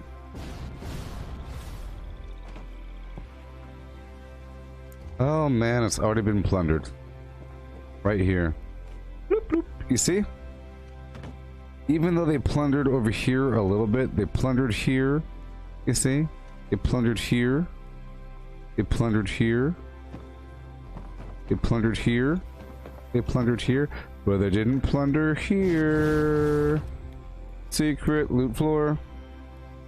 And this is the elevator. This leads to the roof. Yeah. Look at all this typewriters and fans and hot plates and globes. There's actually a lot of stuff here.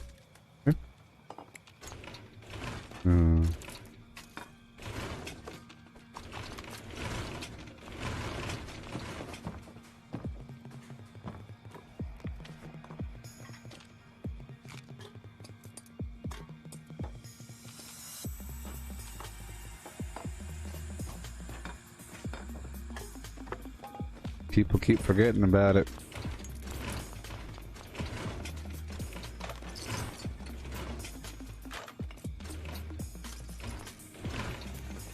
And you can totally come to this floor whenever you take over this workshop, because people can't see you and they'll be running around for a while before they even check this floor. It's happened a couple times where people are looking for me, but they don't check this floor.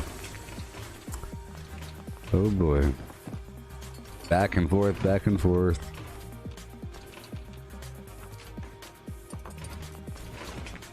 This campfire tale. Put on your brave faces. I will call upon you, and you will act, beast.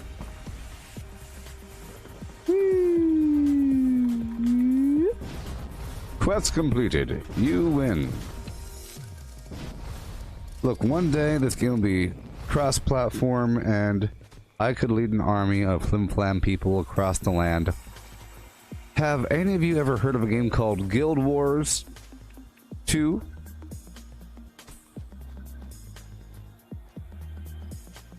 Guild Wars 2? It's a game. Have you all heard about a game called Guild Wars 2? Okay, yes, Guild Wars, awesome. Well, I don't know about Guild Wars 1, but Guild Wars 2 specifically had a world versus world versus world mode. Okay? World versus world versus world mode. Remember that? Remember that, everybody? Wasn't that the bee's knees? Huh? And you know what? Everybody they were a big old basket of chumps, okay? They were all chumps. Everybody. You know what they would do? Everybody was doing the whole Zerg rush. The Zerg ball moving from point to point to point to point to point. Here.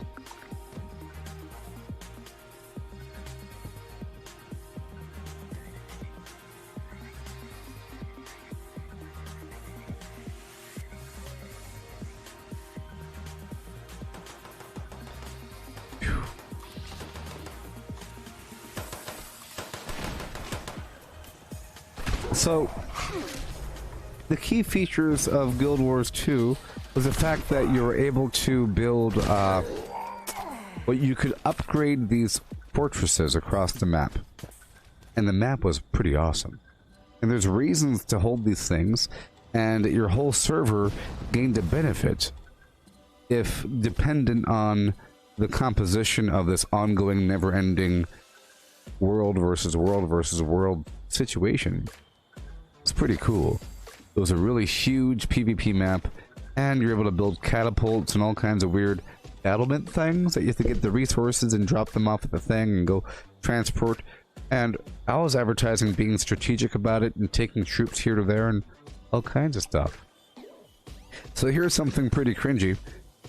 This is from 7 years ago. Look. I was still in the army back then. I think. Yep. Greetings, Gooboberti here. Oh my god. But in Guild Wars 2, you may know me as Itchy Baboog. Shut up. Or Itray for short. Shut up. If you're at all familiar with Guild Wars 2, then you've probably heard of a gameplay mode called World vs. World.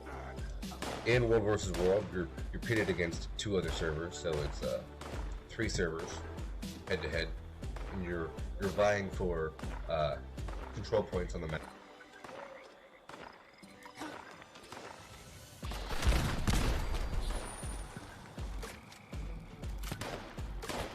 Vomit into my own nostrils, upside down.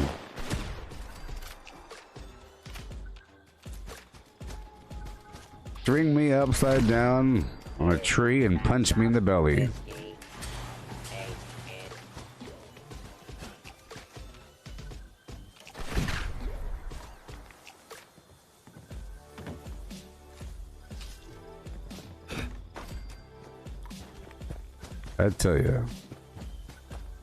I tell you, yeah.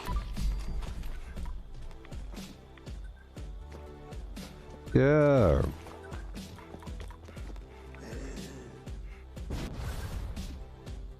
I think I took blocker off.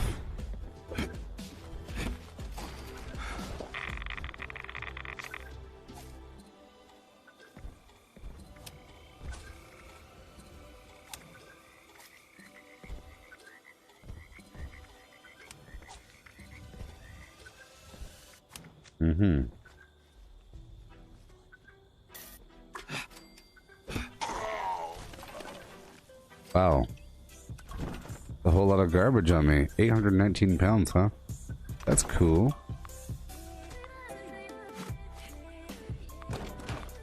Sure. It's all those weights. Alright. So we're moving on. Moving on, people.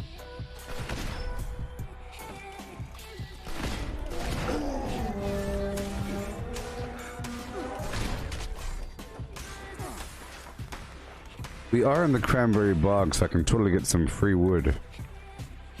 It's all around.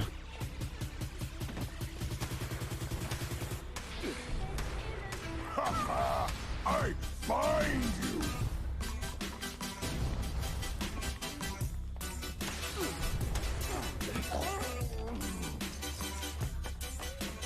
Yeah. Well, the only reason why I mentioned Guild Wars 2 and the World versus World thing is to picture a world where you could have population densities that large. That's a lot of people that they would have running. I don't know what the servers were, but they're pretty large, and it was pretty epic battles from time to time. And one person could lead a whole legion, even though that wasn't cross-platform. I'm pretty sure that was just a PC game, you know? It was just PC, pretty sure, but it had a pretty decent population. This game doesn't really... Oh, I'm sorry. It was instinctual evidence. They could scan his brain once he's dead. I've seen the movies. There's still data in here. There's still data in here. You have to pulpify the brain.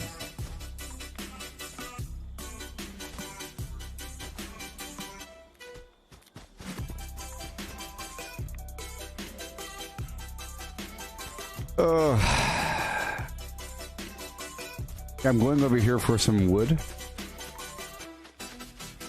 There's wood all throughout this region. You see? All throughout the cranberry bog, sort of, but it's in piles. Collected, the beavers were busy, let's just say. This zone treats wood differently. Toxic Valley has a similar effect, but the wood's kind of like on the ground everywhere. But right over here by this national park area, whatever, there's a ranger district office over here. There's a bunch of wood. Yeah. Well, do you all know who Angry Joe is? Does anybody know who Angry Joe? Well, at that point, I started playing that game because I saw a review of it by a person named Angry Joe. Anybody know who Angry Joe is?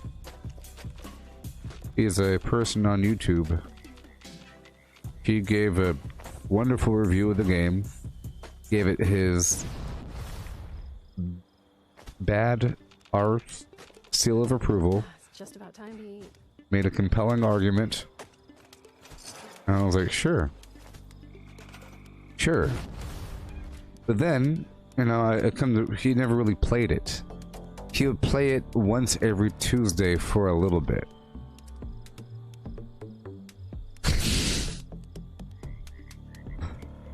Oh boy. Yeah, he'll play it like once every Tuesday for a little bit. I mean, but he'd play with the people in the Angry Joe army. Oh boy. Is what he would do. I'm moving my camp right here because our goal is to get some wood. And I want to sell some garbage. Yeah. And I want to sell some garbage. Ooh, ooh, ooh. You know it's true. Let me sell my garbage. Yeah. Yeah. Now that people have come back to this area, Oh no. My Greylock. You know what? I think I need 2 inches more room here. Can I put you over here? Can I put you anywhere? Oh no. My garbage. Okay, I'm gonna move over 45 inches this way.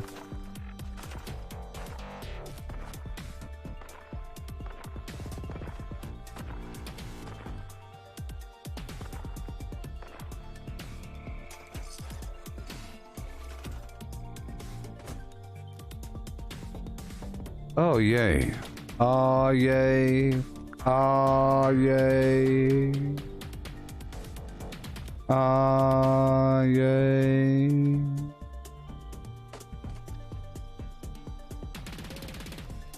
I want to have a bit of safety, you know?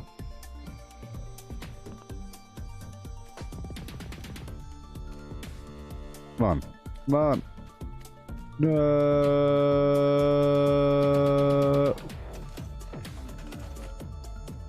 Oh no. Boom. Okay. You just have to accept it sometimes.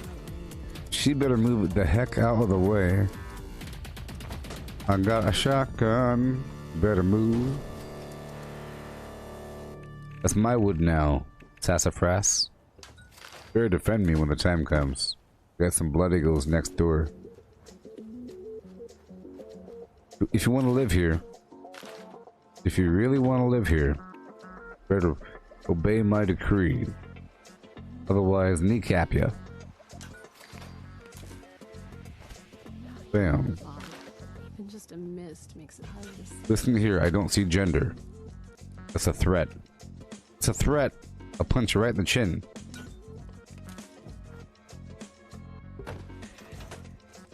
Phase 1, chin punch. And kneecaps.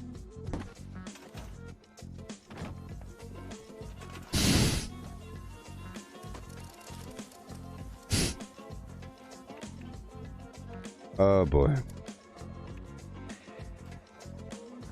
Oh boy. Okay, now we have wood ops. Wood ops are set. Stop complaining. Killing ain't my style. What? I prefer to put axe to wood. What? Chopping tree after tree. What? Will make this place feel like home. What? What? Everyone at Foundation needs to do their part. What? The only way we can survive. How dare you? Killing ain't my style. I prefer to put axe to wood. So you're not going to defend me then? Alright, if you're still here chopping wood, you know, just don't take from this big... If the ferals don't get you, the rats will. Don't interrupt me.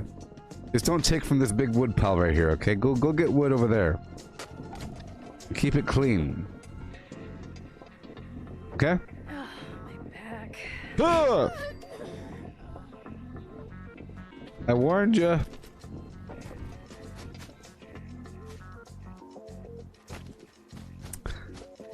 Complaining about her back in front of me. I'm not the one. Step 1. Oh, my back hurts. Give me a back massage. Have a baby with me. I know how it works. I'm not gonna go down that route. Oh, my back hurts. Give me a back massage. Make baby time. Gross.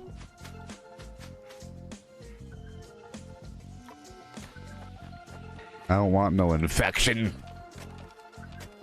Survival here.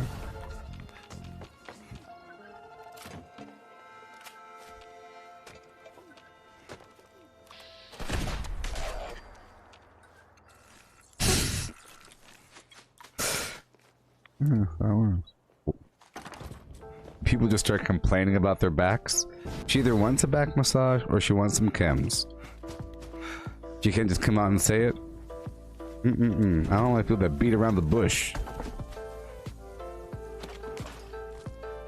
My back hurts. Okay, and it's like saying, "Oh, I sure am hungry." Woo! If only there was something to eat. So hungry. Ooh, my stomach hurts. Come on, I'll shoot you right in the back.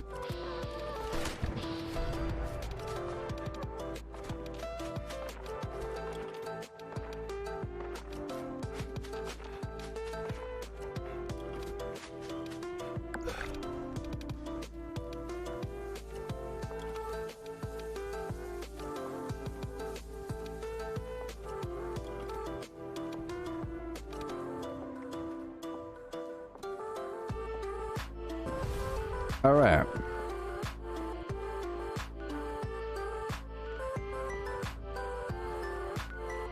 Okay.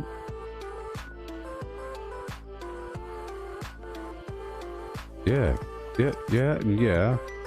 With a yeah, and a yeah. Okay. So now I have to go down to Welch and kill some mole miners.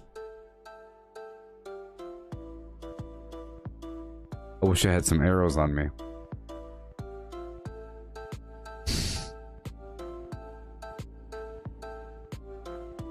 Yeah. Hello again, members. We've spotted another nest of vermin congregating topside. Proceed to the designated extermination site and keep an eye on our lures, would you? That is all. I can do what I want to do. Specified hostiles eliminated. Infestation cleared. Thank you for your participation.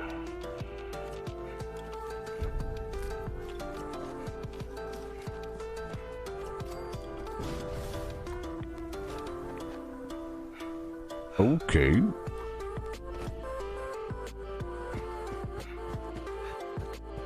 You can loot this wreckage whenever you're in the area.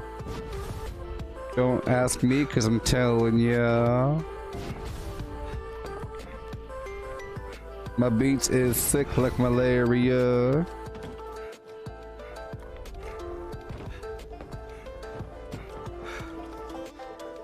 What do you want? You still hanging around here? Get to the point fast. You get to the point fast. Tell me all about yourself. I do mind.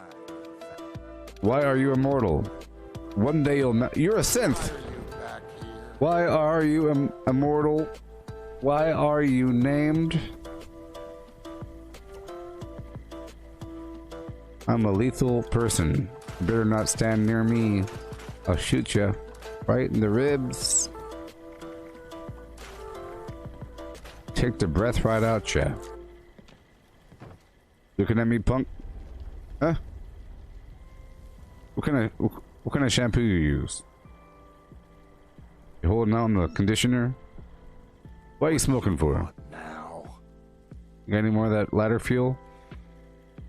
Holding out in the Zippo fuel, punk? Huh? Alright. Be sure to Boom, stop boom. up while you can. Boom, boom.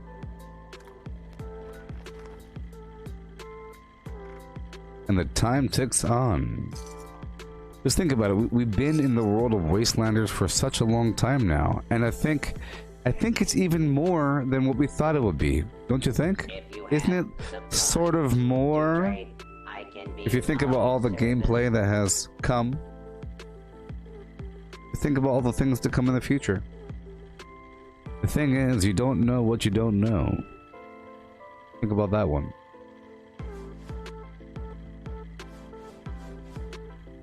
And the more you know that you don't know. It's sort of horrifying.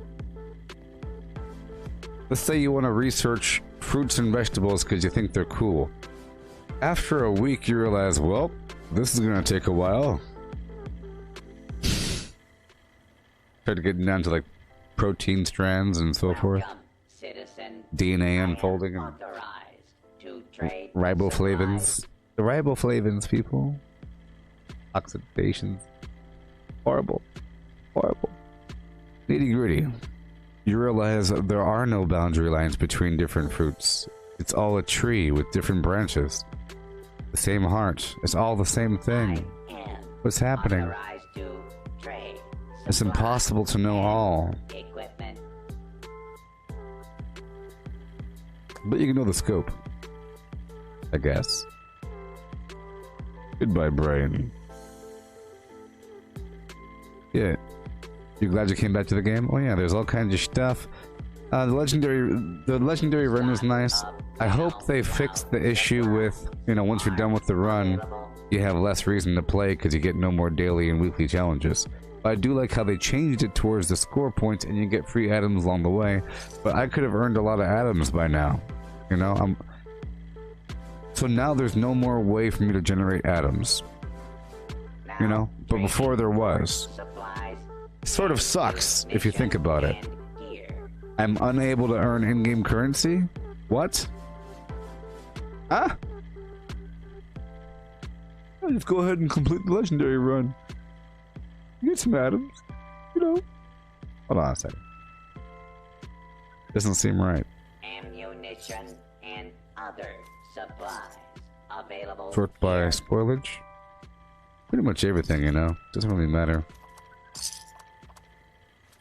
Not especially cooking right now.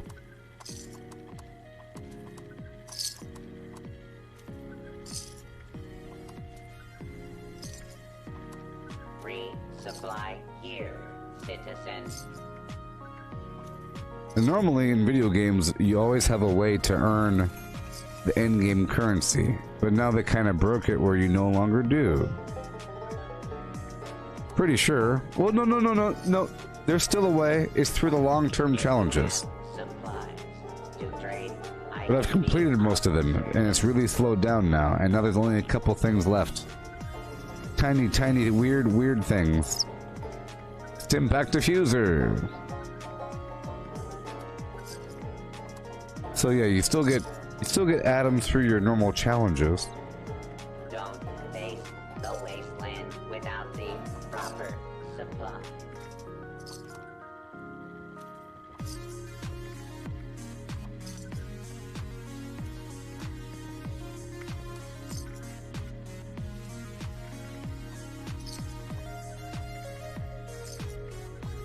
Non-radiated sugar bombs, I'll sell ya. While you can.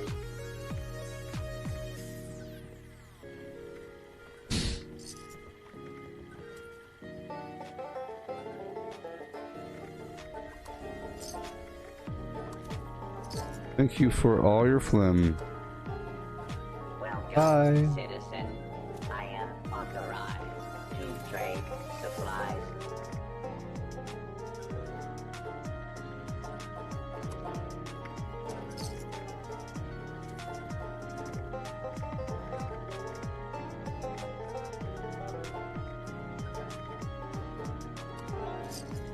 Requisitions now Fine. available. Fine. Fine. Fine. And even more fine. I am authorized Alright. to trade supplies.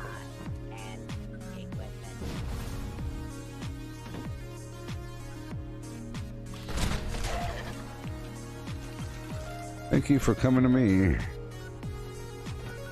Alright.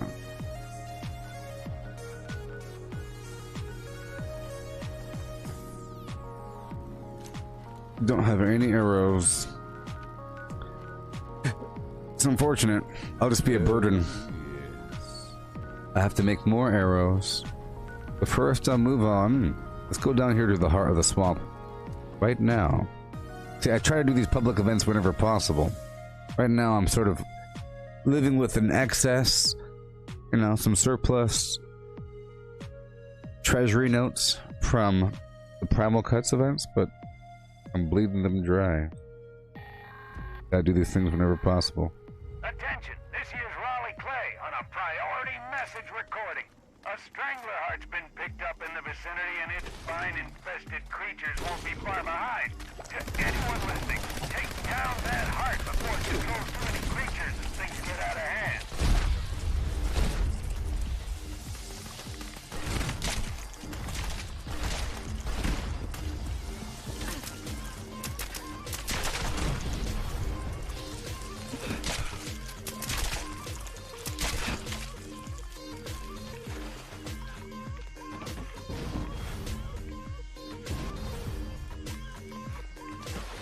Oh. One and all. One and all.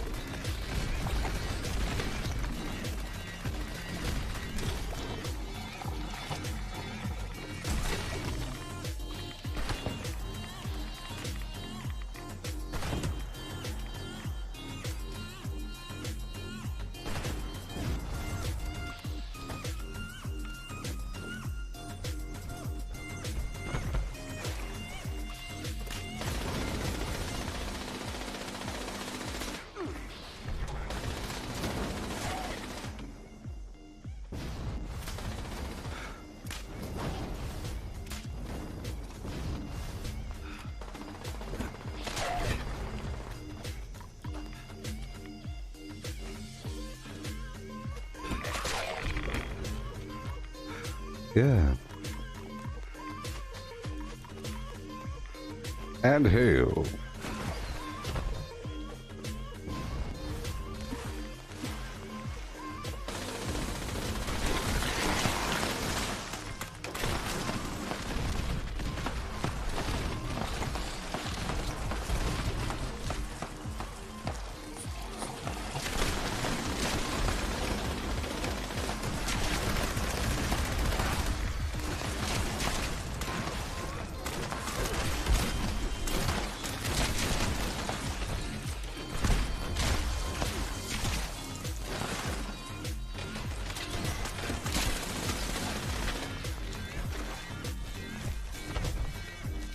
Ew.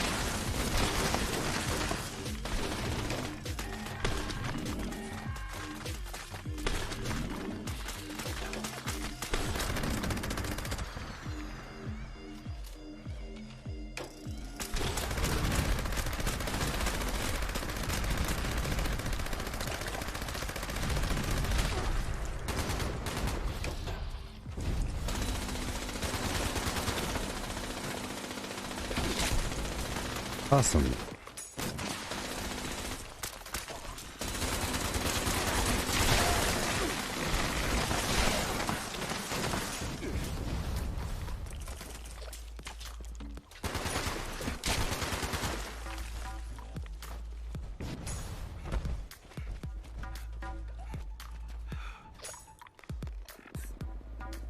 Okay, took it out, put it back on. Yeah. Okay, we'll do this Enclave event down here just for some freebie XP that I still casually farm as a test of my build overall. Increasing confidence if I don't die, and so I can see how fast I kill these high-level enemies. Still very important I do all these things.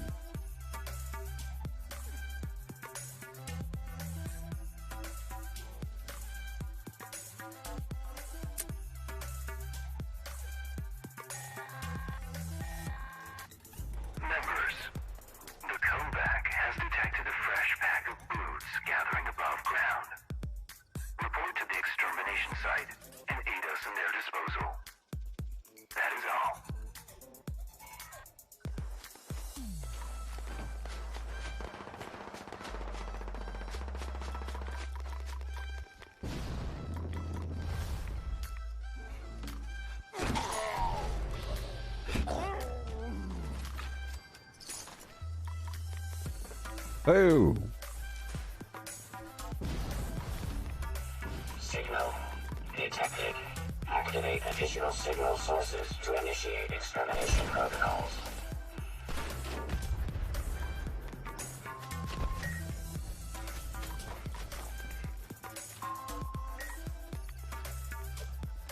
I need more arrows.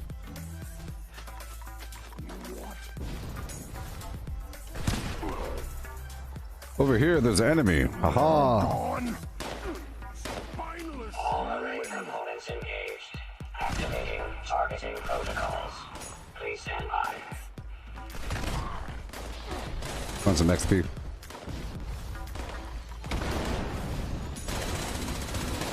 Issuing user notice. Signal connection unavailable. Amplitude boost requested.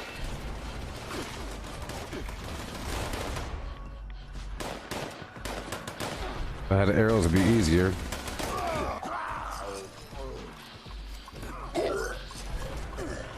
Restored. Oh boy. Main connection process. Circuit panel failure detected. Bypass requested.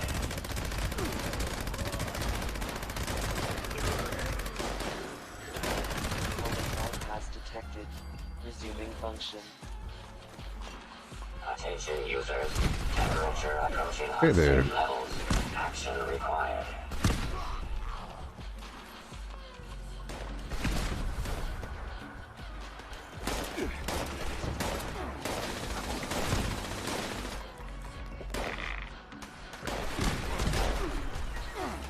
I love how there's more creatures when there's more people. System orientation complete. Signal broadcast active. Target locked. Immediate evacuation required. Repeat. Please retreat to a safe distance immediately.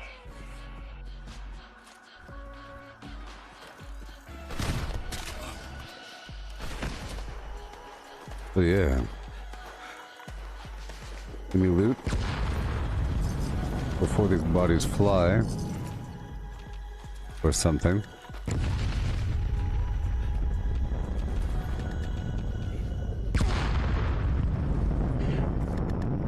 Join a different team.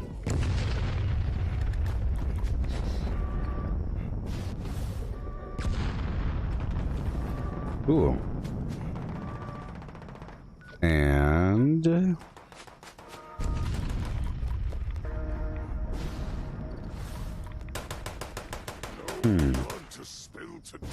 what are you shooting at?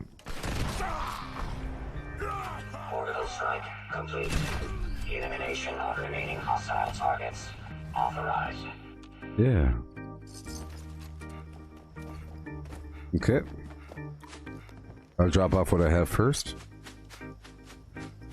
Collect a couple resources. I need to try some Refocusing. I hear it's a real trip. I like specified hostiles. Eliminated. I'll get into the code piece. Cleared. I'll let the code retrieval process fuel my gameplay. I might even go through West Tech, sorry, through White Springs to buy and sell garbage.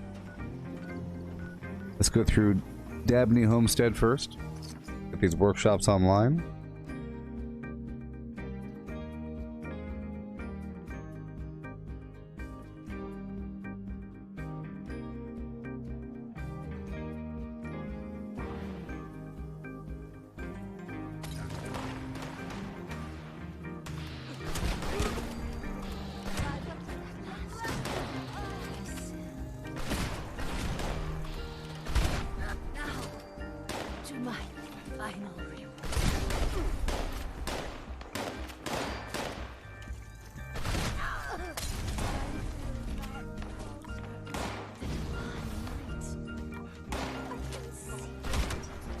Yeah.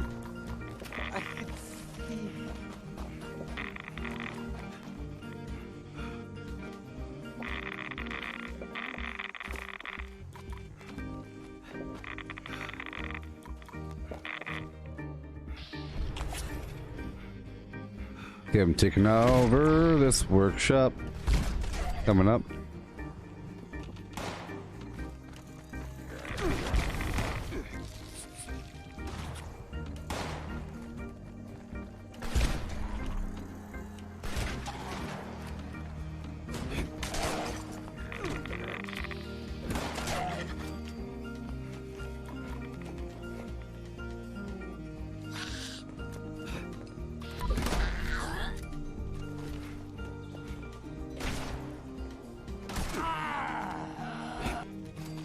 Okay. Cool. And in we go. Take over this workshop. There is wood here.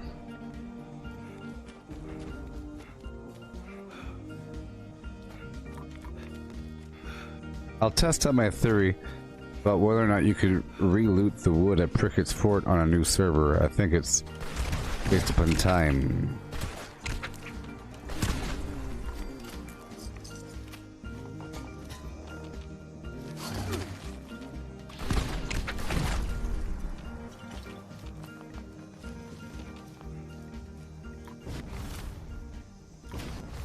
Okay.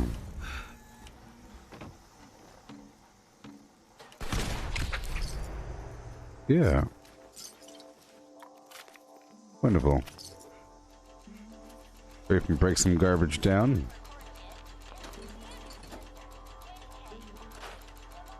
Wonderful.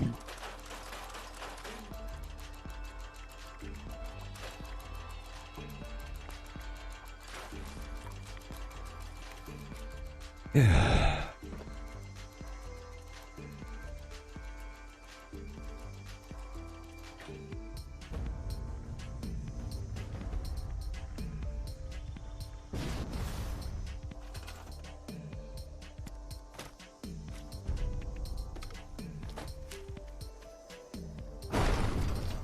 Lovely.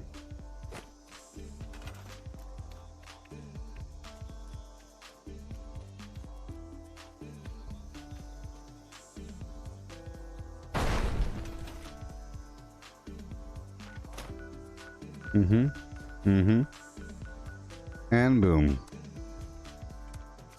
Down to Delvey Sods. I'll come back and build the wood.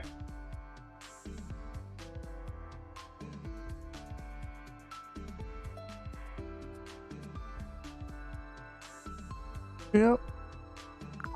What I do?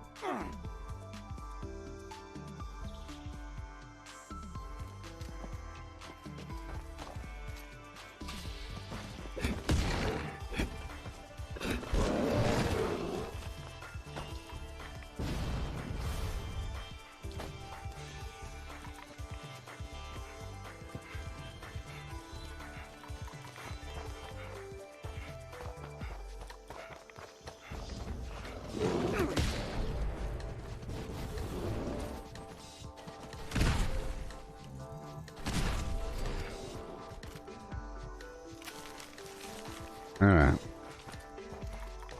Cool.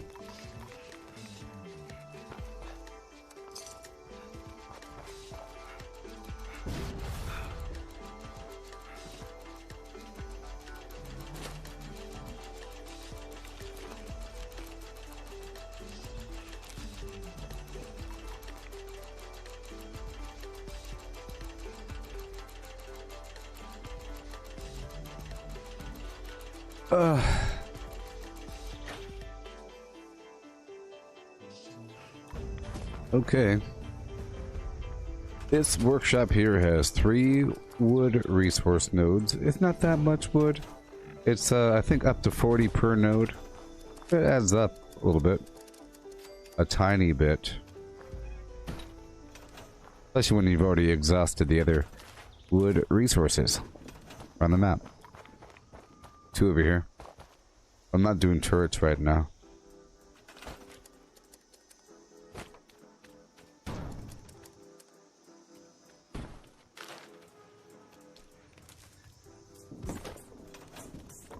Gotta hurry up.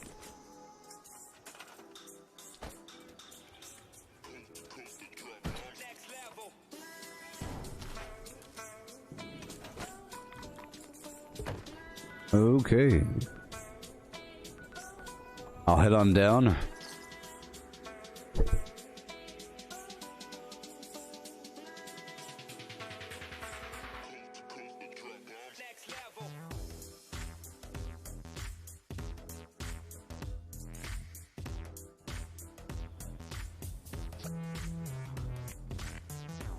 Alright. They're dead.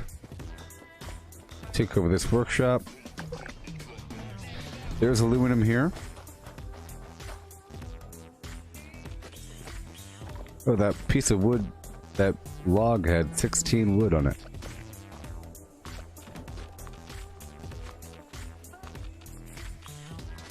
I am using woodchucker.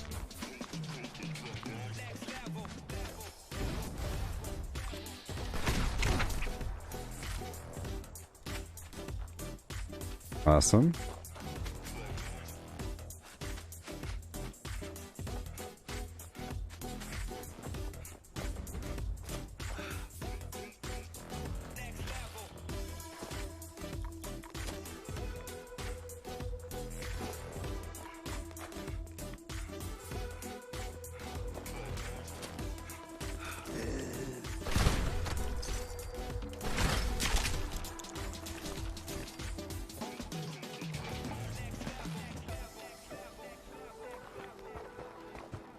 Okay.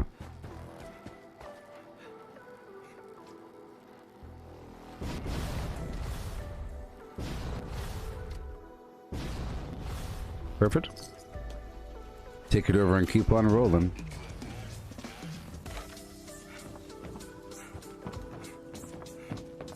I'll build the aluminum. A thing over here.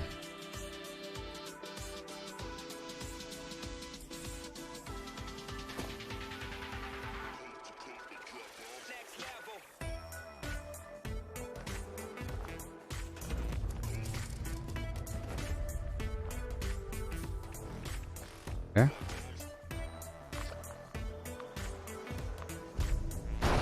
It's kind of funny how it's called the workshop at Berkeley Springs, not the Berkeley Springs workshop. That one says retake Dabney Homestead, not retake the workshop at Dabney Homestead.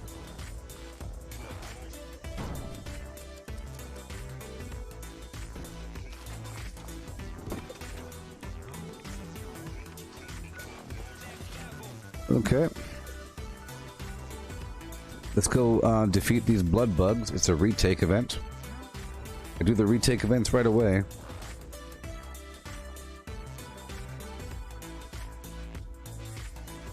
Yeah. Keep on going. Sort of annoying normally. And I guess I'll get the wood online right afterwards. But like I said, I'm no longer really cooking right now.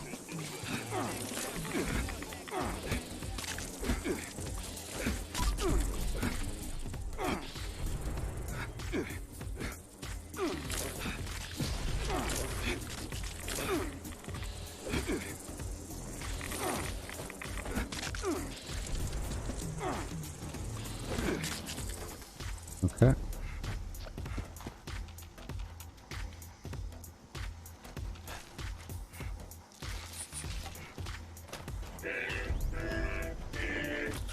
Okay. I just love songs. Don't you? Alright. Let's get the wood online and keep going.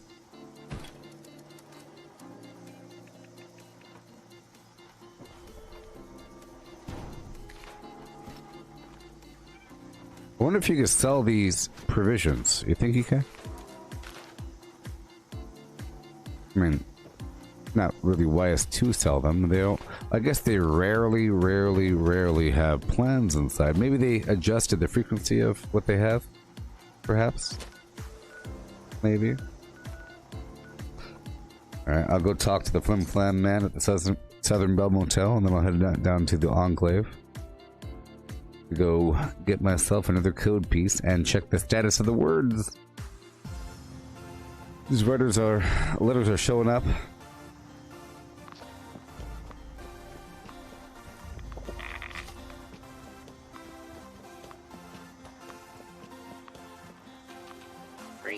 Greetings, Abel. It is now in good luck.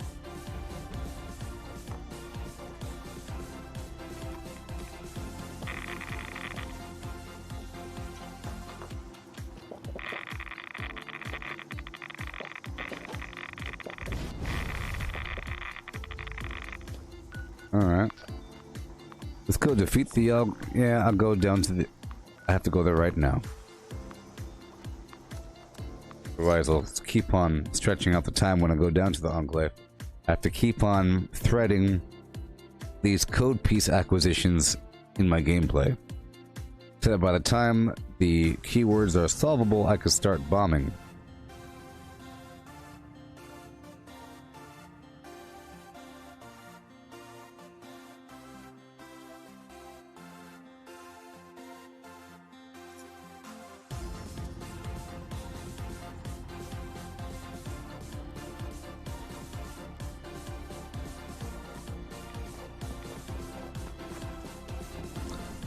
Alright.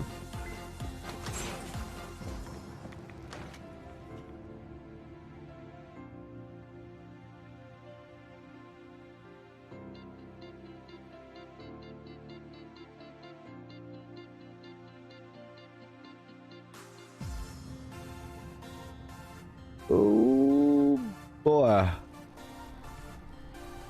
Oh, hot dog. Hot dog. Hot diggity dog.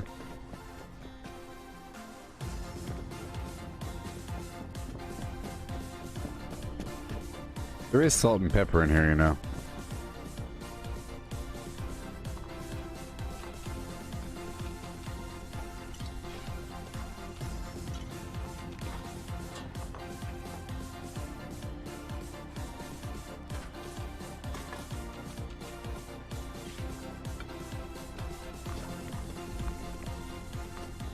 I save the salt and pepper and all that garbage for whenever I do have a cooking build.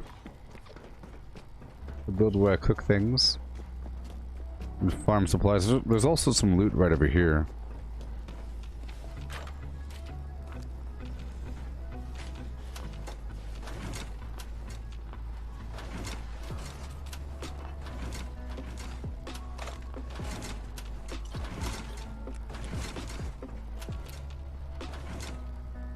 Nope.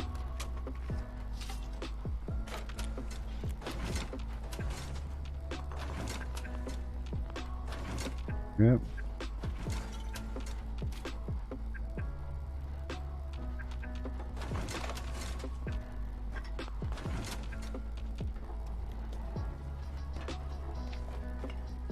Certainly is.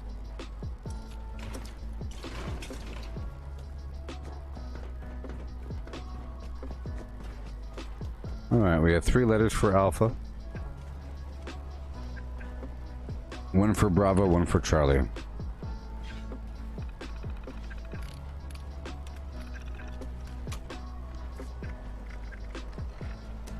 Find it right now. Let's find it.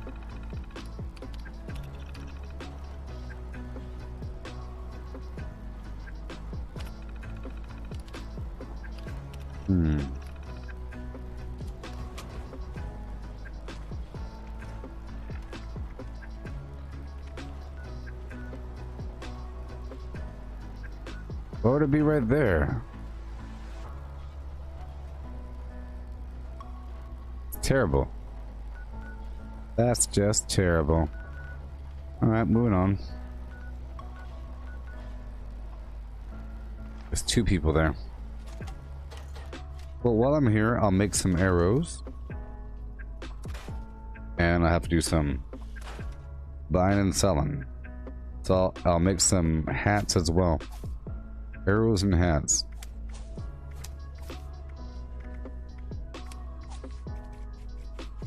Sell them in the building. Keep on keeping on.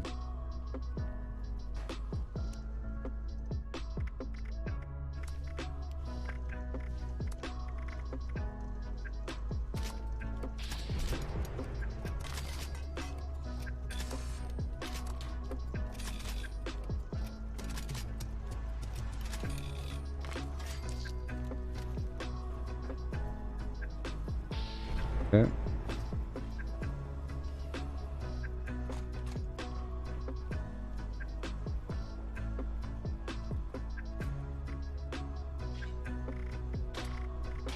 Helmets. Marine tactical helmet. I can sell for a little bit of money. Just a tiny touch.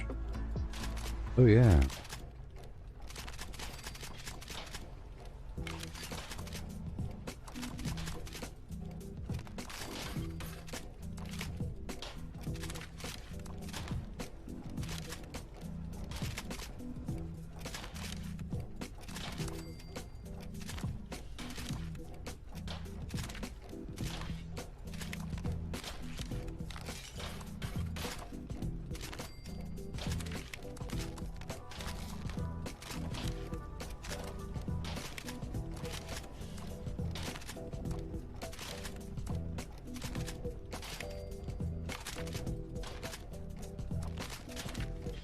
All right. Bye.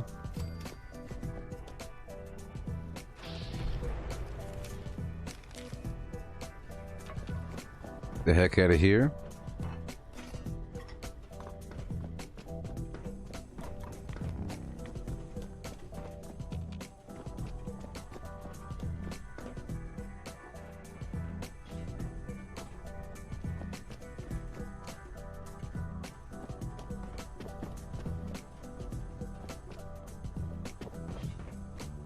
Oh, looking for some casual loot. Resort exit, yeah. Right here. This will enter into the, or exit into the building.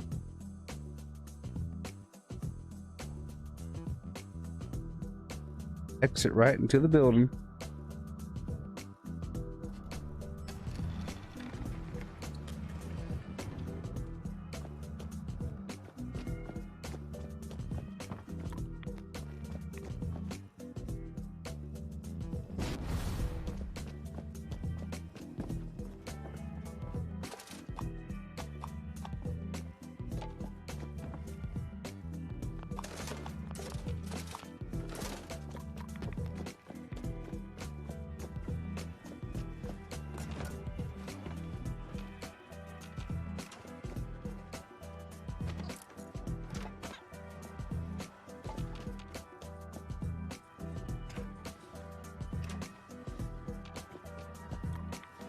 Okay. If you see anything that requires attention, do let me know.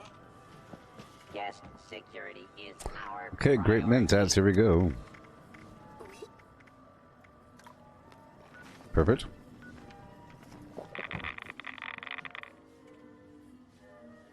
Sell.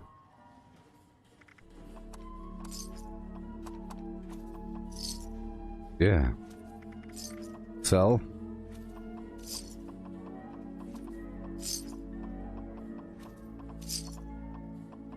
These can be worth up to like 31, 35. Depending on your charisma and everything, and if you have hard bargain on, which I don't, then my charisma's too low. My base charisma. Okay. I'm here to buy a bunch of garbage. I'm here to get rid of my money. Essentially.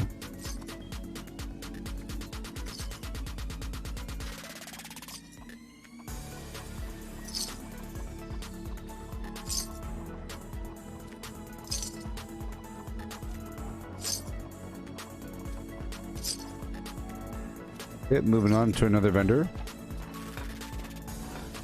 This time I'll sort of loot the junk in here. That's all 3 steel each, I believe, for these hangers.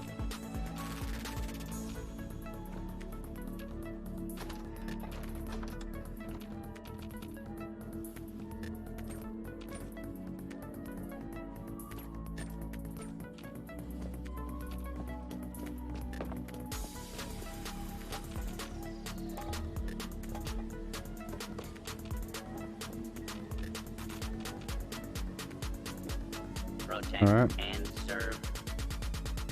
Okay, I'll buy your junk. Your concrete. Your gears. Ballistic fiber. And go.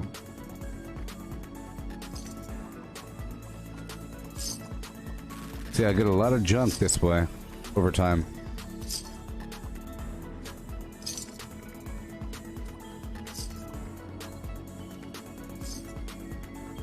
But by spoilage, I'll just sell everything. I'm not really eating anything right now. I could easily get the food if I want to.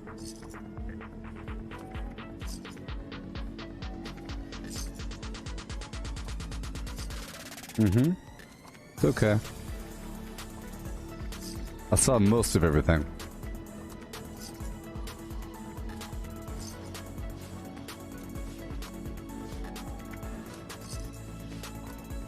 Sure.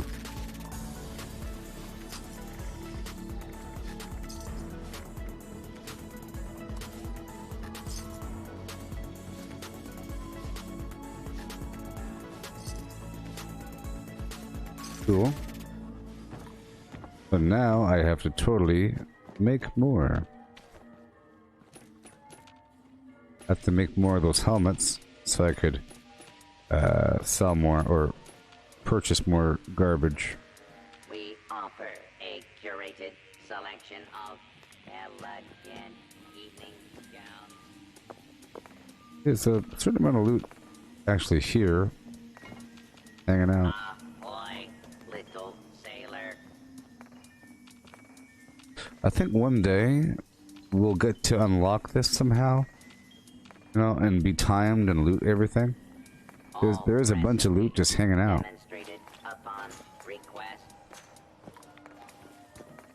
All recipes demonstrated upon request. Amazing.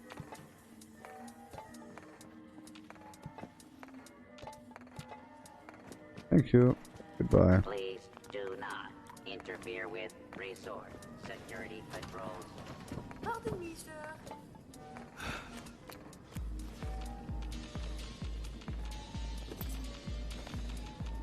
Did you have an appointment? Did you have a question? I'm afraid I'm all booked up for the day. I'm sorry, we can't accept walk-ins. Don't say. Did you have an appointment? I'm sorry, we can't accept walk-ins. Nah. Oh dear, aren't you afraid? You really must do something with that hair. They won't listen to me. There's too many other losers speaking louder than me, so it doesn't really matter what I have to say. Will leave you feeling rejuvenated. They should ask me now. Or something. I don't know. Aluminum. Gears. Oh boy, ballistic fiber. Good for now. A wide variety of hydrotherapy You don't and say. aromatherapy treatments.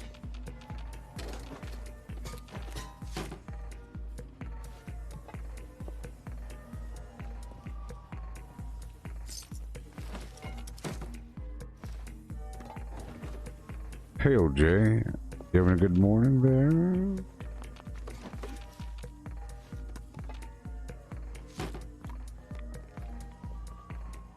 Due to reports of spinal contusions, robot chiropractic and massage services are no longer available.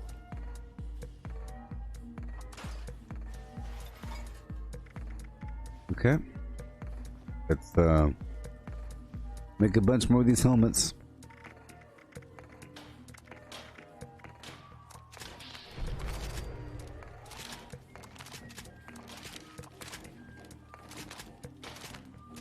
Hey, Charles, how's it going? And hey. Yeah, Steve, I think that one day we'll be able to go into these rooms. I mean, they're one day, for sure. It'll be a part of some quest. Maybe. Is there anything I would change? All kinds of stuff. I would add features to the workshop conquest, to the workshops to make people do them more. Like I mentioned before, it'd be cool if you're able to assign NPCs to the workshops. It'd be cool if you could claim any NPC that you find out there in the wild and then have them like in some storage area, and then you could assign gear to them. It'd be cool to equip any NPC and have them live for a certain amount of time. And over time, the NPCs gain perks and everything, then they unlock abilities, and other players can kill them and loot them. And if they don't die, they level up. Something like that. You could say you go to Abandoned Bog Town, you go to Hemlock Holes. Something like that. It'd be cool to have your power armor be a drone, like I mentioned yesterday. If you could have your power armor in drone mode to act like a robot to follow you, or sentinel mode, whatever you want to call it. Be cool to have the mannequins be posable, you know, posable mannequins that they go to the pose moves that you get with the picture mode, just like that. But you could label them, and you could equip items straight from the mannequins. You know, I want to be able to equip my entire perk set, my entire inventory, you know, my entire favorite wheel, and what I'm wearing, and my backpack, and everything, with the push of a button. And maybe pay for the cost difference if it requires a perk shift. But you should be able to just swap everything with a button. Make there be a galleria of all these things, and I can just walk up there and press a button.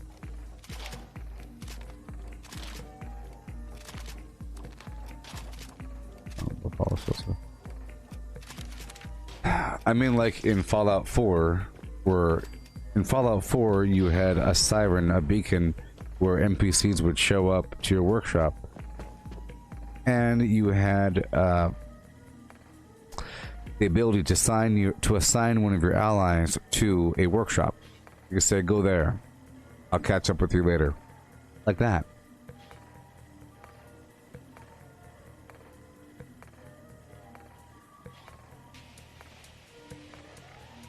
All right. But all kinds of stuff. I mention it all the time. But I think anything to increase the worth of the workshops, and then do like a world versus world thing, where if you have at least 3 workshops under the control of your faction, everybody in that faction on the server gets a benefit. And you go to a different server and there's a different balance. So then you would... maybe there's a debuff. If the enemy... let's say that some other faction has 11 workshops, you know, over 10, like they have 11, and now all of a sudden everybody on the opposite faction has some sort of terrible AP problem, which would then force players to go take the workshop just to get rid of that debuff. You know? That sort of thing.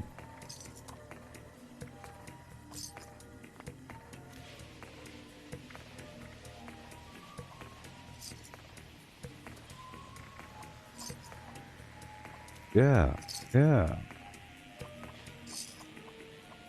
Hey-o, Misty, and good morning.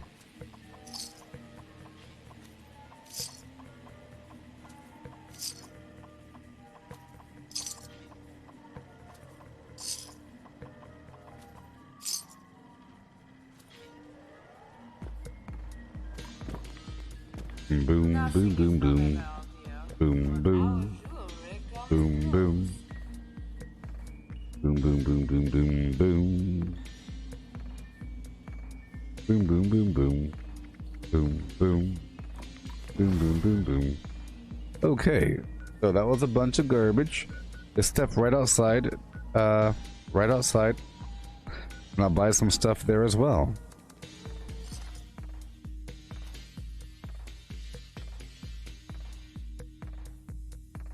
Oh, yeah. Hey there, Jimmy. It's going okay. This stream started at like 1:55 a.m. You know, still going. Going okay so far. We were talking about the one Wasteland situation and a couple other things. We had some nice conversations. And I've been doing some, you know, maintenance and everything. Tidying up. I demonstrated a couple things. And, still going through. I'm still collecting code pieces, you know. Bouncing around. Hear that? Let's get it right now.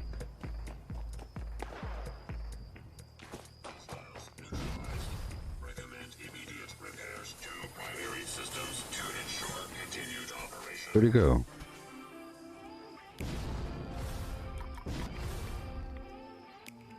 I heard him. Yeah. Hey. Serve and protect.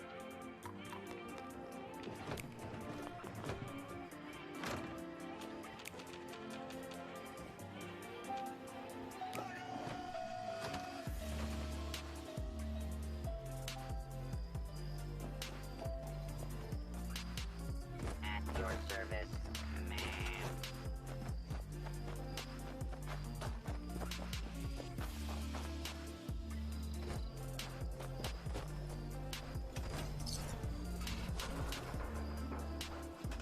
I like to move my camp when I can. Hey, today's the big day. Today is, I talked about it earlier, but I'll mention it again. Today's Friday, and so Elon Musk is giving a press conference presentation on the current state of the Neuralink technology, with, I think, even a human test subject example on stage, maybe. They're supposed to talk about partly hearing music in your brain and some other garbage. Who knows what they'll be doing? Who knows? Remote controlled squirrels. You know? Wouldn't that be cool? I mentioned earlier, it'd be really cool if you're able to, using that technology, see the first person perspective of an animal. Wouldn't it be cool if you could do that to a deer or something? Like random deers. Instead of doing like the ear tag, you do a quick little operation brain tag where you can now see through their eyes wirelessly. Wouldn't that be cool? Using Starlink and Neuralink. Neuralink, Starlink. Oh my god. Wouldn't that be cool if you could tap into the first person's perspective of other organisms? Wouldn't that be cool? Apparently they're supposed to show.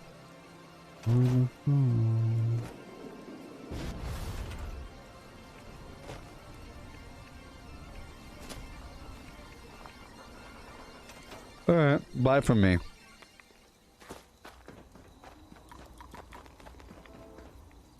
Yeah, limitless applications. Because it's just being able to read or write, like being able to put something into the brain or take something out of the brain. Wonderful. Ooh.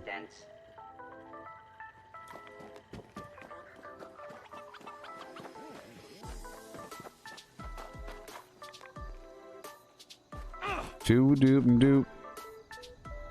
Doo da doo doo doo. Yeah.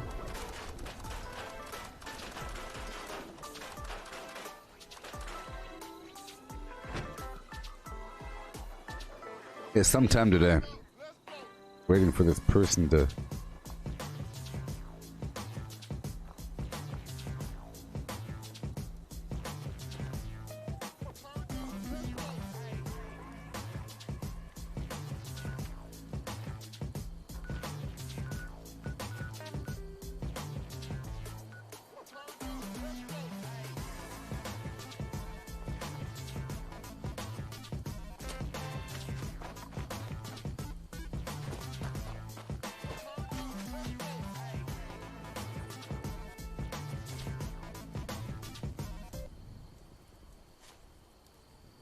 I was listening for the code piece.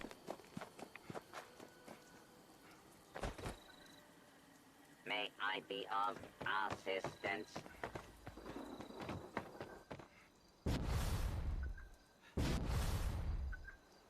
All right.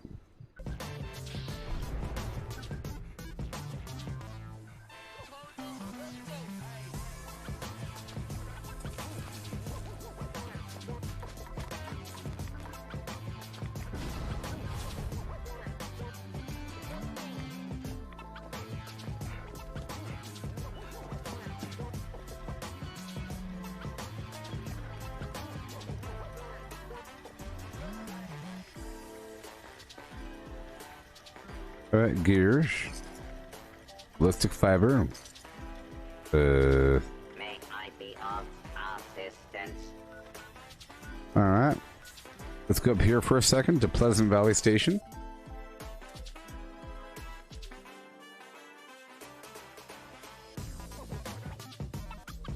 The Great Wood Harvest. I've already done one repeating from the Toxic Valley area. Cricket's Fort, you know, Sylvian Sons, Helvetia, and a couple other spots around the map. I've already went through them all. I moved my camp a couple times, I think.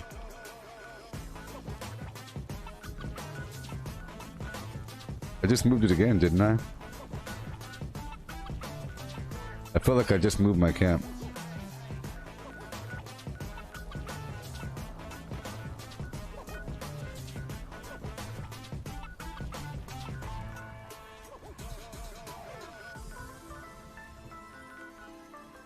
Ah.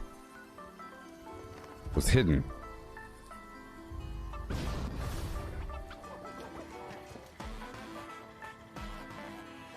Vendor not responsible for your safety or the safety of goods purchased.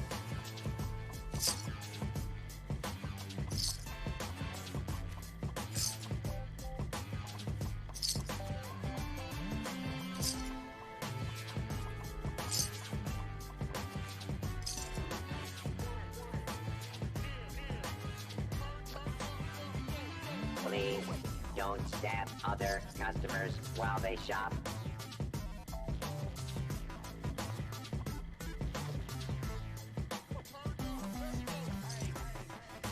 I like to spend every drop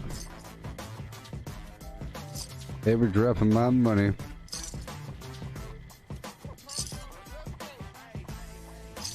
You looking at me? How about you stop looking and start buying?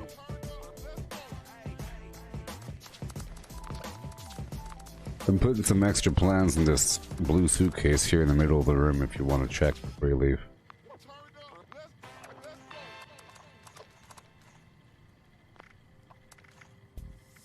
Need some ammo, chems, or spiky bits to stab people with? You may find some here. Oh, I do have the grocer's backpack on. Ew. Ew. Hoo, hoo, hoo. I do. I thought I swapped it out for the high capacity, which means I could take off through hiker. And put back on Enforcer so I could kill Scorch Beasts if I need to. And put on Marathoner 2.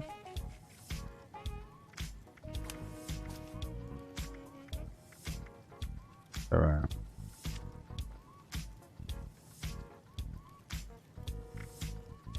Awesome. Up right outside. Acquired through questionable means. Right here. Yes, Mike, a live stream watch party is possible. Oh, of the actual... Yeah, I've done it before, Mike. I've done it before with Fallout stuff, so I could do it with that one. I'll do it. I'll do it. I'll do a live stream watch party for the thing. 5 p.m. Central, that's, what the heck? Who does Central Time? You weirdo. No one knows what that is. No one knows what that is. Central.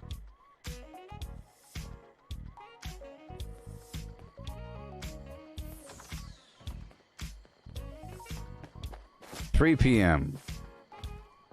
America time. 3 p.m. America time. 5 p.m. Sorry, 6 p.m. New York time. All that matters. California, New York. Was it Wisconsin or something? Wisconsin time. Utah time. No one wants that garbage. Mountain time.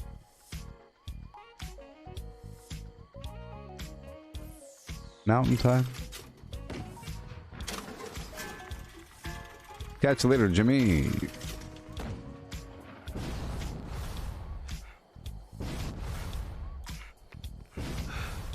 Hi, welcome to Hill Folk Hot Dogs.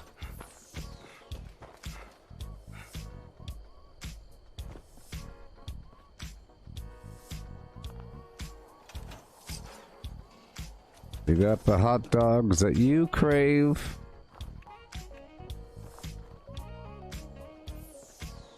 We got them hot dogs. How do you like your hot dog? Steamed? Steamed? A freshly steamed hot dog.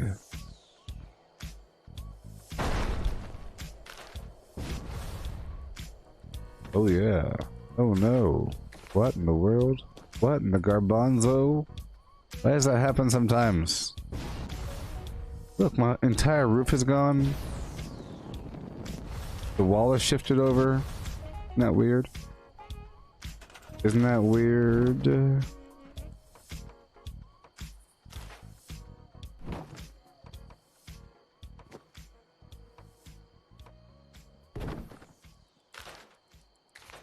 Boiled hot dogs.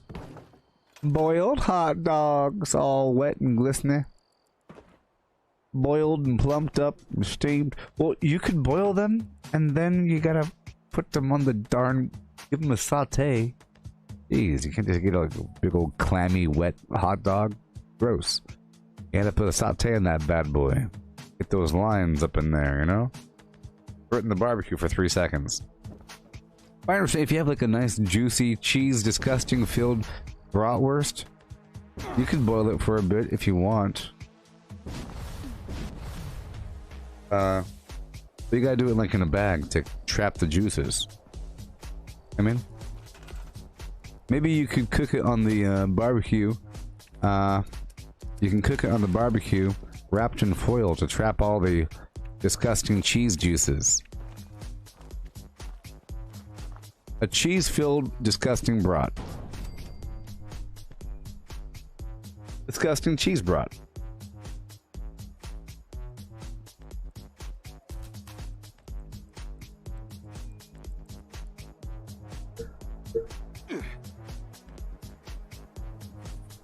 You grill them first and then you boil them in beer? Why don't you boil them in beer first and then grill them?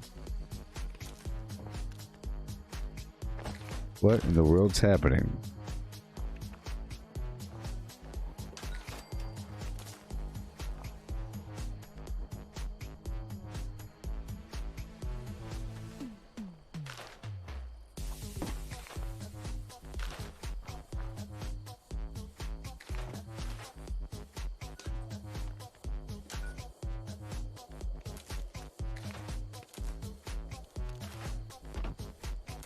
Hey, Cortana, show me pictures of disgusting cheese-filled brats.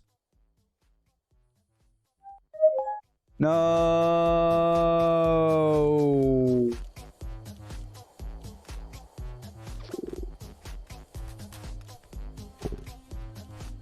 Oh!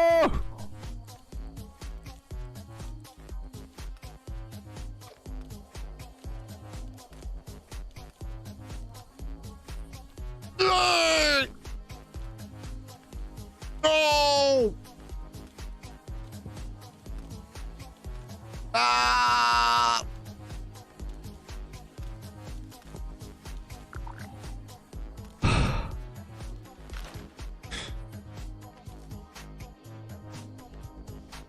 Some things you just... Some things you just shouldn't know. Some things you just shouldn't know about.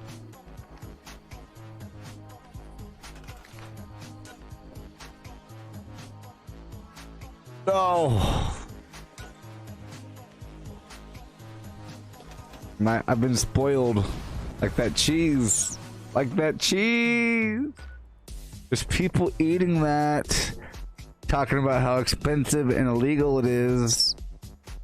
Dipping big old crackers in that bad boy. I like it how they pop in my mouth.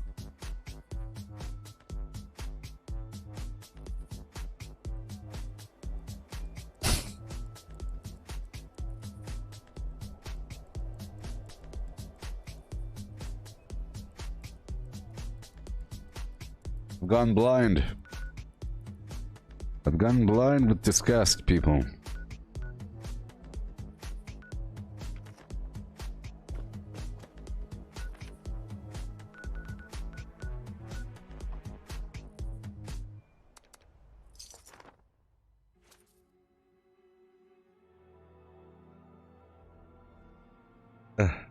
What was in it, Misty?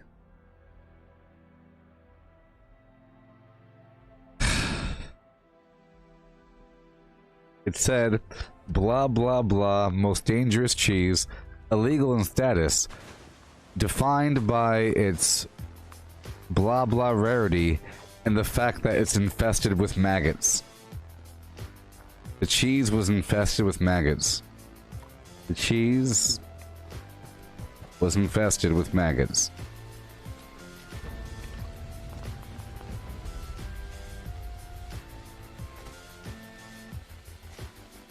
That's why I look like a big old goopy pile of garbage. That's what I'm saying. Some things you shouldn't know about. Like there's that. You go to a fancy restaurant. That's what I'm saying. Give me fast food all day. It's safe. Fast food is safe and happy. Happy chicken nuggets. I don't care. Even though they're not all that happy. Oh, here's the bunker, huh? Here's the bunker, huh?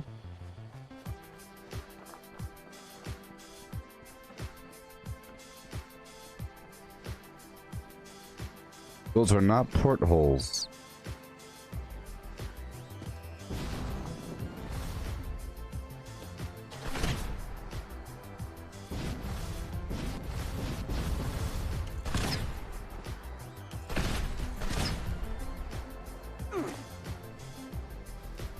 Oh, yes. All right. Fast food safe. Look, if I go down to the restaurant and I ask for a big old pile of flim flam, I know what I'm getting. I'm getting some chemicals.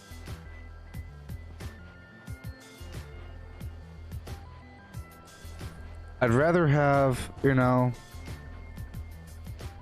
I'd rather have a bunch of chemicals than the salivary glands of a cow. I don't want no salivary glands.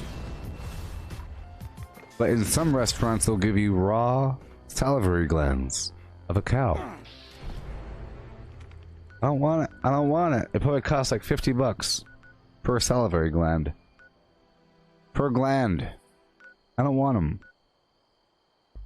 Give me some Funyuns. Full of chemicals. I ain't touching them.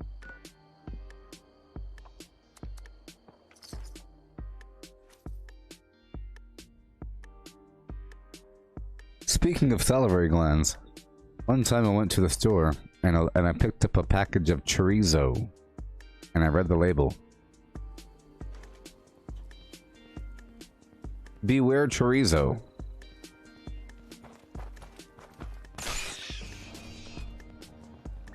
It's either it's defined as either a type of meat or a type of way to cook something. In the seasoning. If it's the kind of meat, it's basically, well, the label said, it said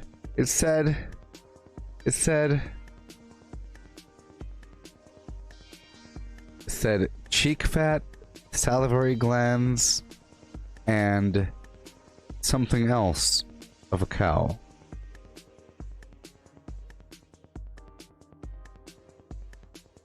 It's this whole bottom portion. You take a cow's head and you take a big knife and you cut the bottom part of where the tongue attaches, and the entire part, they trim all that off and they put it in sausage. It's good though. You like the seasonings. Anything's good. But now you know you shouldn't eat it anymore. Give me that beef cheek. Pretty popular in places that have nothing. So is intestines and oxtail and face. All kinds of good face. Yes, lymph nodes. That's right. Lymph nodes. Yes, Donovan, how'd you know?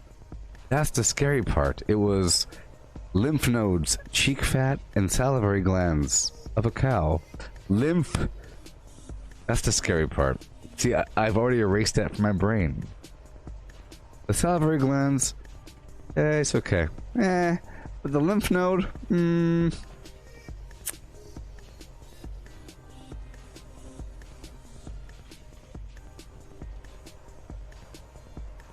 Well, hey, I was told that hot tamales aren't made from gelatin. I know the horrors of gelatin, that's why I don't eat gelatin. But I don't think hot tamales are made from gelatin. I made a big deal about this before someone sent me a big old package. And licorice. Licorice isn't made from gelatin either. Okay?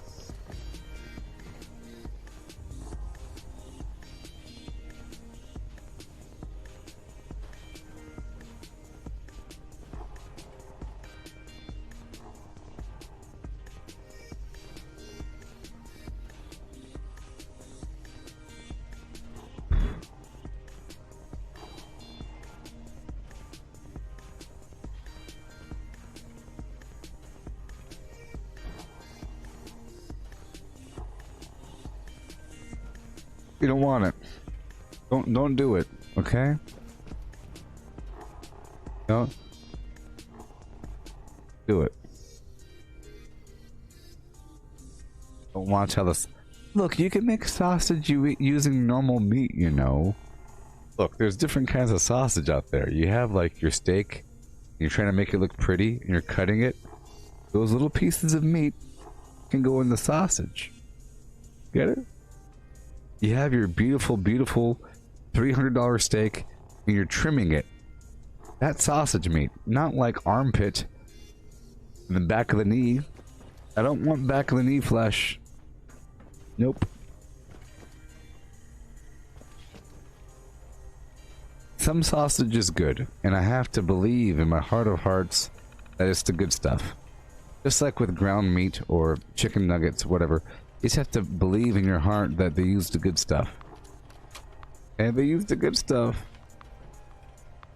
They're wasting entirely perfect chicken breasts to make some nuggets.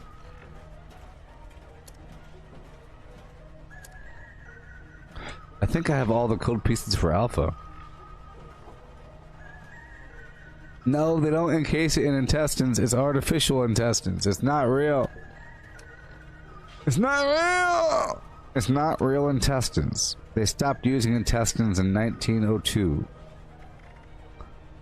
Okay, so let's go check out these code pieces. They don't use them. 1, 2, 3, 4, 5, 6, 7, 8. Do they? Tons of... Hey Cortana, do they still use intestines for sausage? Do they? Do they? No.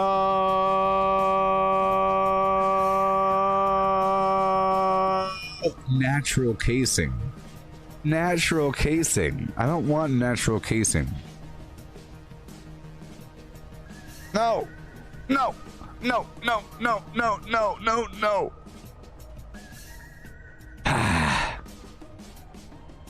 What's wrong with humans, man? What is wrong with people?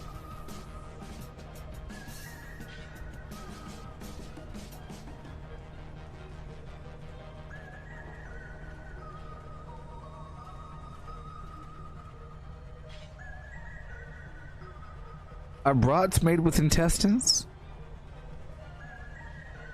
No. Are brats made with... Hey, Cortana. Show me some delicious brats. I pulled up some videos for you. No! Hey, Cortana, show me a glistening, ripe, and juicy brat wursts. Flim flam. I don't know how you say that.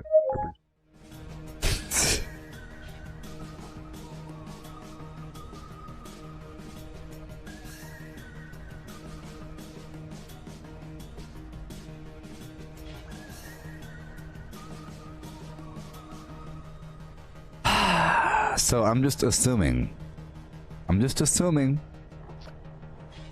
that these are intestines filled with meat. These are intestines filled to the brim with random meat.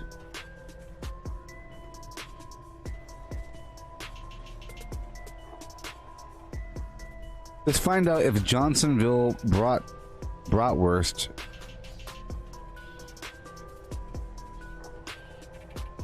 Johnsonville bratwurst natural casing.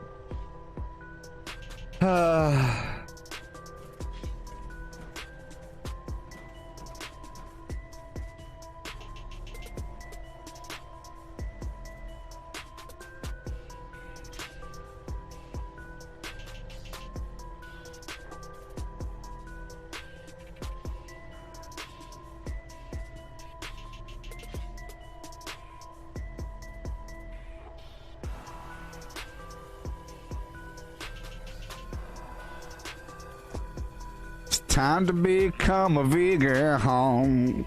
Ooh. Trying to give up on some meat. Pretty disgusting.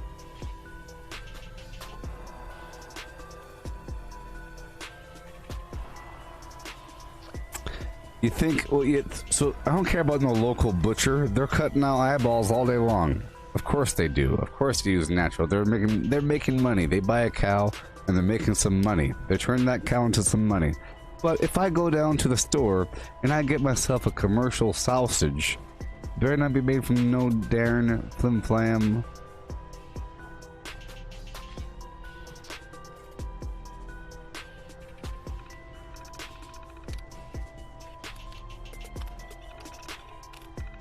Go for Bravo.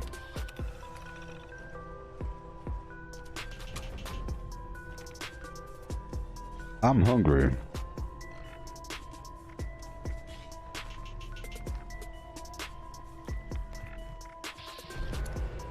I live off of sugar water, hopes, and dreams. I live off of nectar, sugars. I hope you know that I feel guilty when I eat bread. You know that? Who cares about it?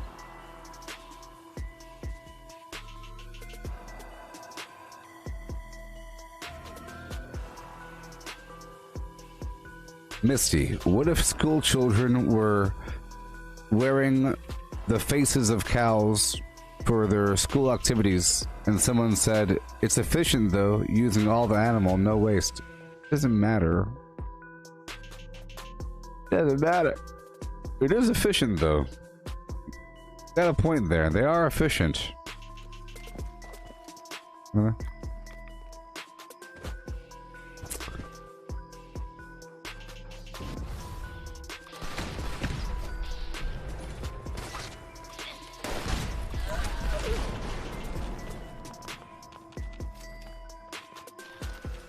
So, you know, like I said, I really respect the bread.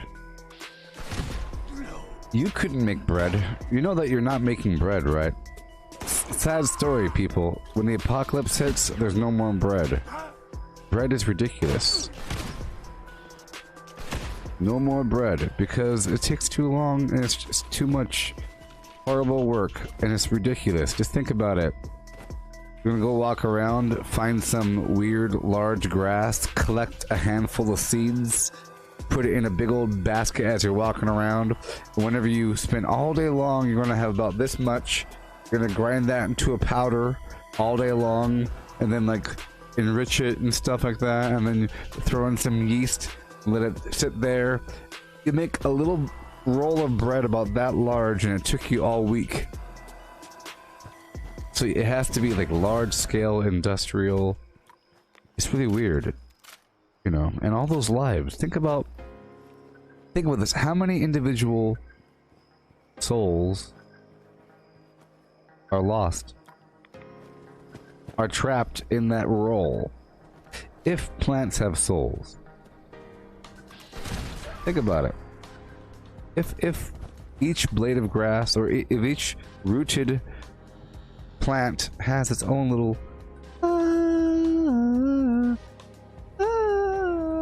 it's existing, you know, it's not thinking, but it's existing, reaching for the sun, digging in deep, drinking its fill of water and breathing, you know. And then this big old machine comes along, and just think about my little seed gets broken down into dust, and that mixes with the other dust in some gigantic silo full of dust. I would say thousands. How many? How much do you think? In one slice of bread, how many individual plants? It's horrifying if you think about it. And it's a marvel of technology. It's one of the most advanced things that we have going on for us. It's bread. The fact that, or any sort of grain, or like corn chips, eating a bag of Doritos, it's amazing. Think about that.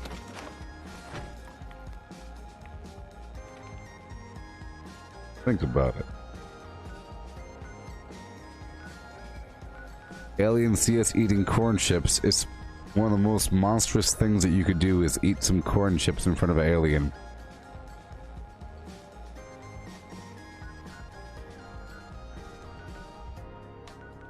Yeah, that's what I think.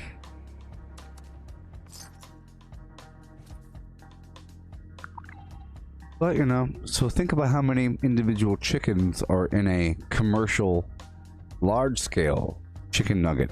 Like Tyson, like you go to the store, you buy some frozen chicken nuggets, like that. That came from a big old factory making a bunch of bags. How many individual chickens are in each nugget? Anybody have a guess? Hey, Cortana. How many individual chickens are in each nugget? Does anybody know?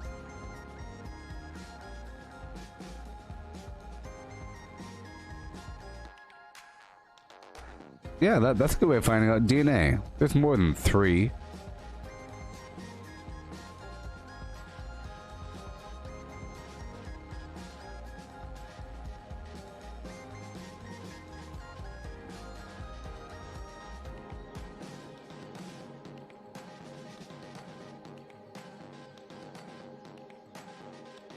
Okay.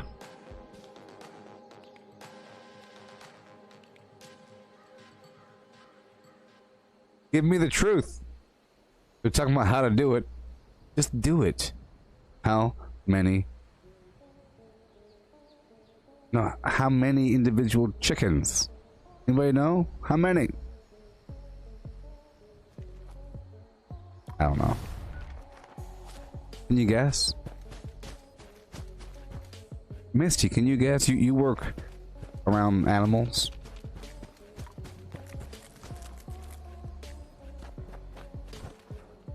Look, there's a bunch of chicken meat that goes into a big old vat, and it goes,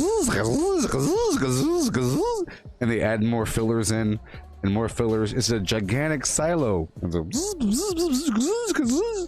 I would say hundreds. Hundreds. Hundreds? Thousands? I would say hundreds to thousands. Okay, you can find the answer by finding out what is the capacity of the big silo and how many chickens go inside that thing. Because ideally, if it's properly mixed then it's evenly mixed. Any sample should have an even number, you know? If, let's just say, if 10 chickens go into a big silo, then every tablespoon should have 10 chickens in it. If 1,000 chickens go into a silo and it's mixed long enough, then every tablespoon should have 1,000 chickens in it. If it's mixed long enough, you're not going to have isolated weird chunks that aren't mixed. Just imagine this. Imagine a cross-section of a big vat, a big volume, and one entire portion isn't being mixed. No, the entire thing is mixed. Because that's how these things are used, to mix dough and mixed ingredients to the point where it's completely even, and it mixes for a long time until it forms this weird paste. That paste is pretty uniform. So yeah, it does. So it's all about the batch size. That's the phrase. The batch size, because it's, you know, and they're not servicing the whole country. It's regional. They only have to make so much. And, you know, many factors here. But it is figure outable. But just think about that.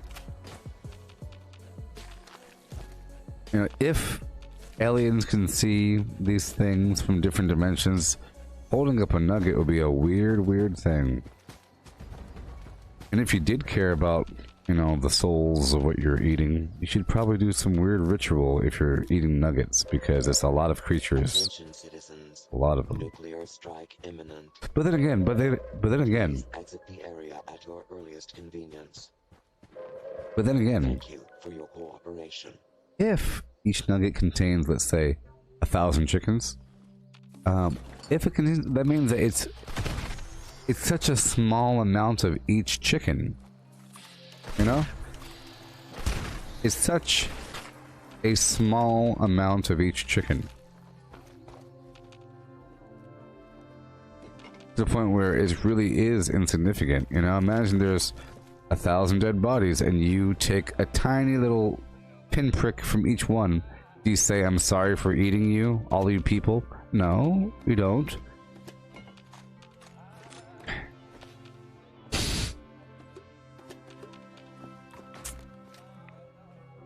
Question. The real question is how many people per Soylent Green bar? That's probably figure outable. How many people were in each bar of Soylent Green based upon what we saw in the movie, you know? Based upon what we saw.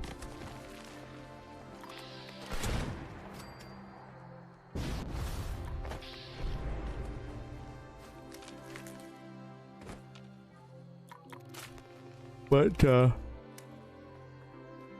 it's pretty horrifying, the whole case. It is pretty cool, the whole idea of intestines, you know, being just some nonsense material. But intestines are made of nothing. Like, so paper thin, you could just cook something in them and have them be there's like no weird veins on them. It's just a nice sheath. Nothing, no big deal.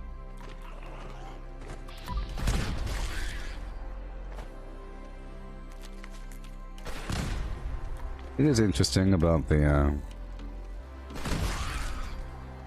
they might as well be like weird balloons. They're just so strange.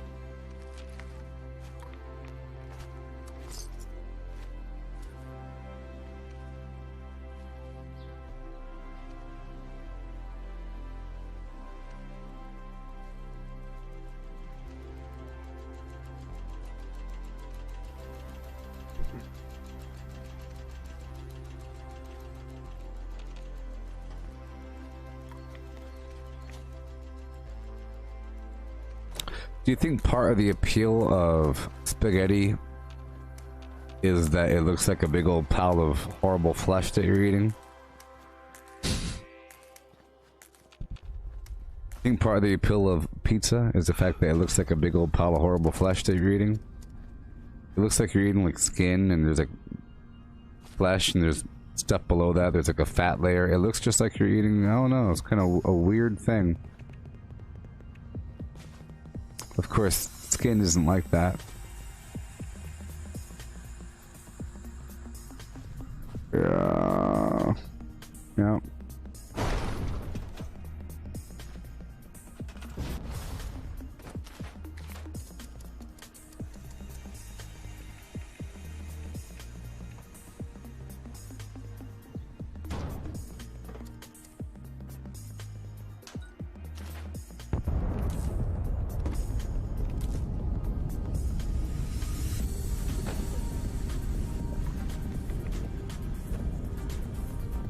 Aren't tomatoes like deadly nightshade?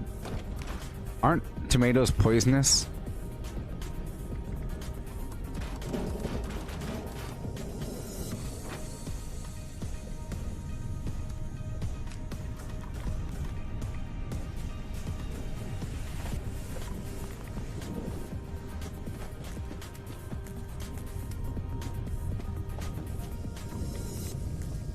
Look, if you had to explain what a pizza was to a person a long time ago that believed in weird witch magic and never heard of bread and never heard of cheese, and you had to explain to them what bread is and how you make it, and you had to explain to them what cheese is and how you make that, and you had to explain what tomatoes are, because they don't have tomatoes. You know why?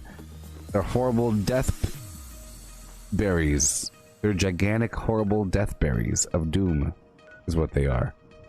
To any reasonable person that's never seen a tomato before. Aren't they?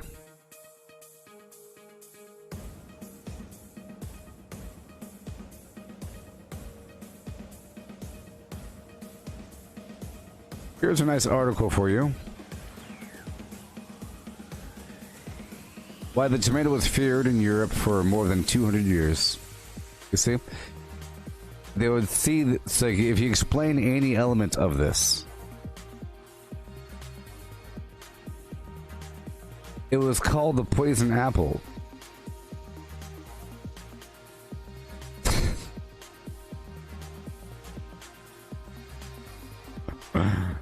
Oh boy. What is this pizza you're eating? But it sure does, it sure is one of the most delicious things in the world. How is it possible that it's one of the most delicious things ever? It's amazing. Pizza is amazing. Oh, it's so amazing. Isn't it? The thing. I personally enjoy a thin crust. I could eat the whole thing.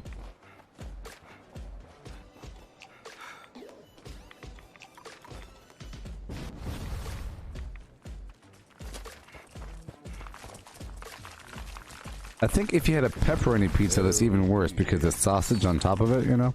Yeah, pepperoni pizza is a pretty horrible thing if you really think about it. You know what I mean? For all the reasons we mentioned. Bread is weird. And it's high technology. It involves yeast, leavening agents, you know, and this. It involves being able to have a mountain of grain somehow. Like you somehow have access to a mountain of grain. Like you have some gigantic field out there full of crops that you're systematically plucking up the little things. It's crazy. Bread implies that you are attached to a civilization. You know? Bread implies that you're connected to some sort of enterprise with fields. Somehow. You're not just making bread on your own. It'll be some garbage bread. It'll be some garbage bread. My goodness.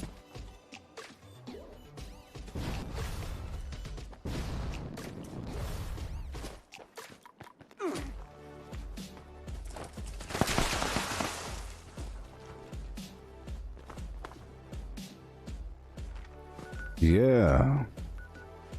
Okay.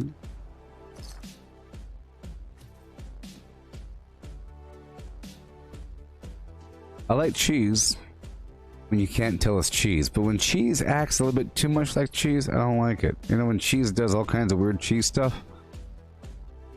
Like, I like a cold pizza, but when the cheese is a little bit too firm. And I like a gooey pizza, but when it's too gooey, when it goes like, bleh. It has to behave. The cheese has to kind of behave itself. A lot of cheese gets all weird. One time I was coming back from Afghanistan or Iraq or something like that, and We stopped in some country, and they had some pizza with some non-standard cheese. Non-standard cheese. It was like, I don't know, Gouda or some weird thing, but it completely changed the nature of the pizza.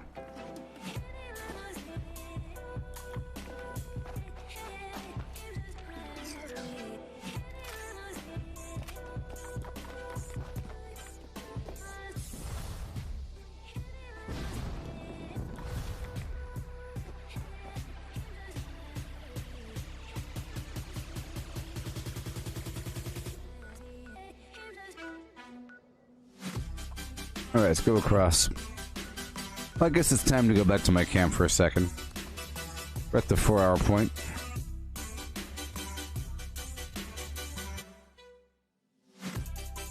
I think we should really think about the aliens and change our ways, because...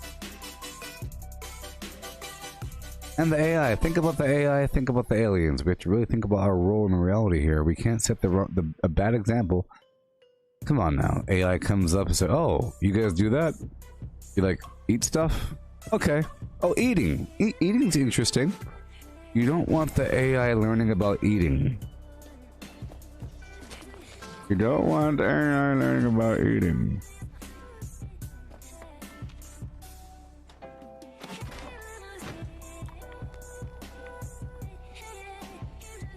Well, I don't know if you were here for this, everybody, but did y'all see what I did?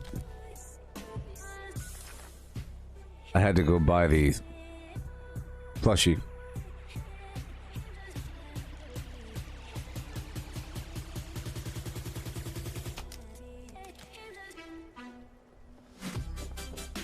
How's my weapons looking? Looking good. Alright.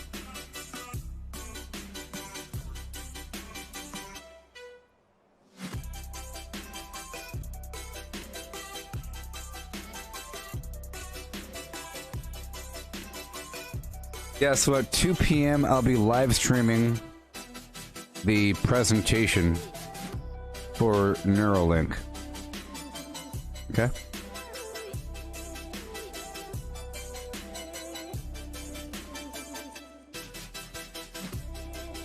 Or 2 p.m. California time.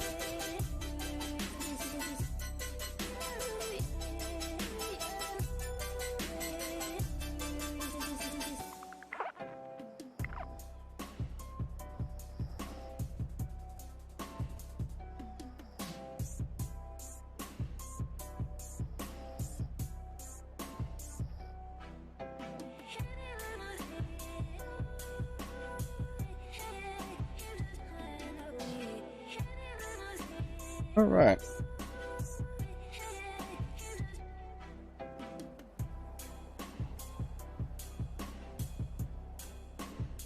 Yeah, my arm hurts now. Ugh.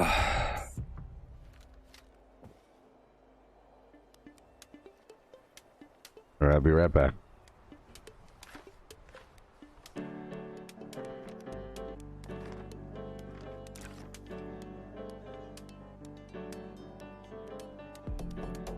Boom, boom, boom, boom, boom. Boom, boom, ba-doom, doom, doom. Yeah.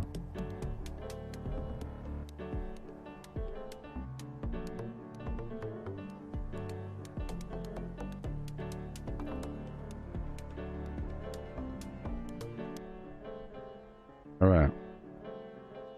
Craft legendaries with modules. Sell to NPC vendors. Daily quests. Workshop conquest.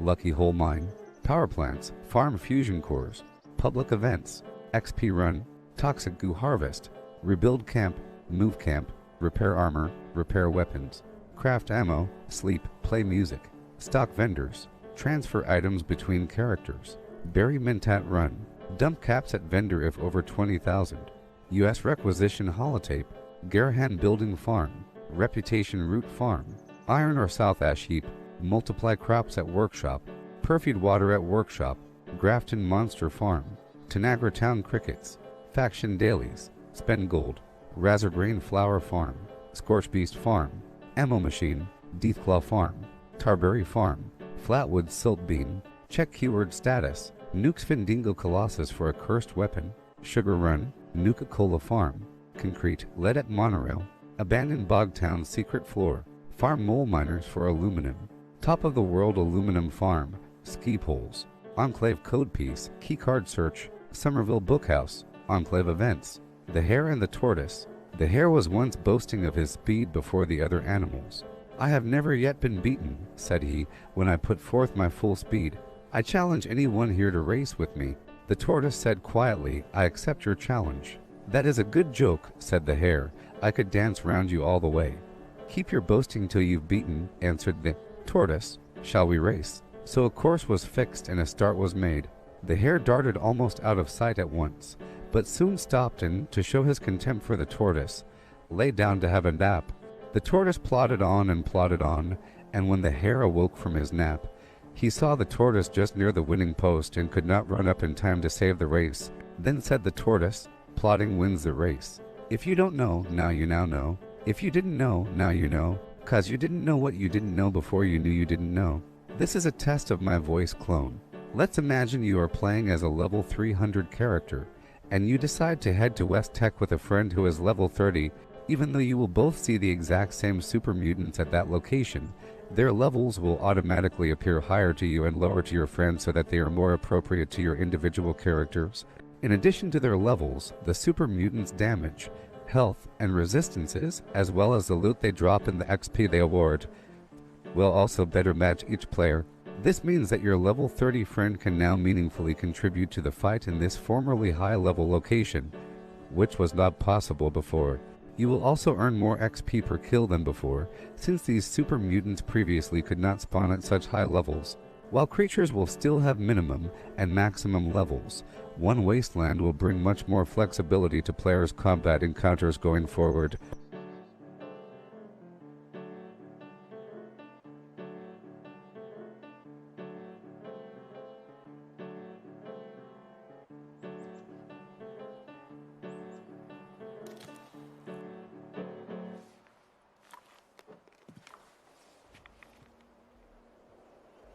Humans find joy in eating inferior species. Acknowledged. Alright. Moving on.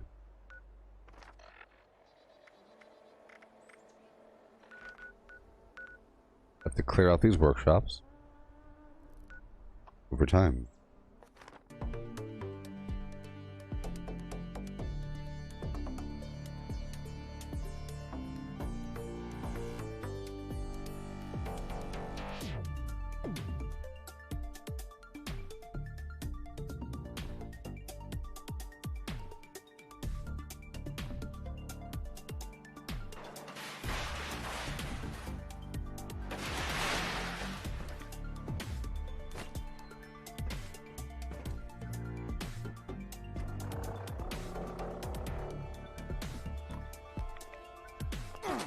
Okay.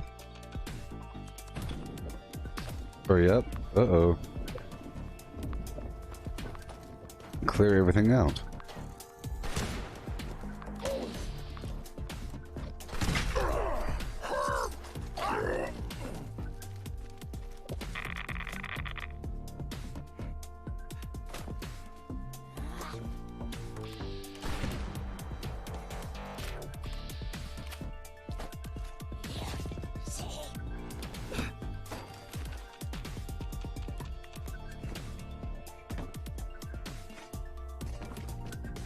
Uranium fever. I have to do this event.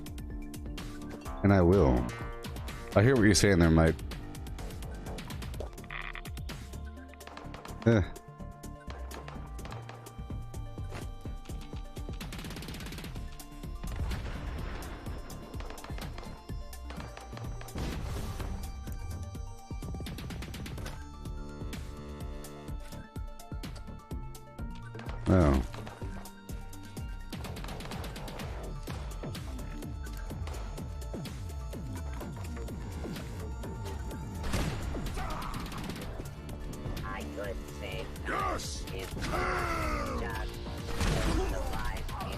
Cool.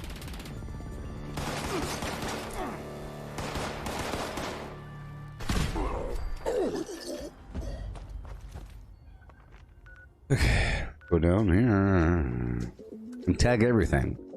I like this event for the aluminum, and because it's a public event.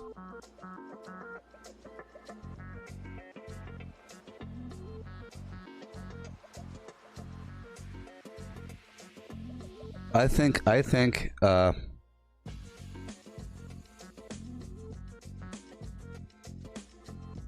people will be able to license their voice if they capture it appropriately.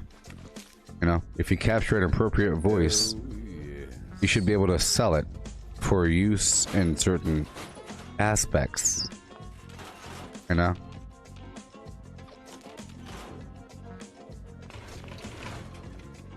If you do that.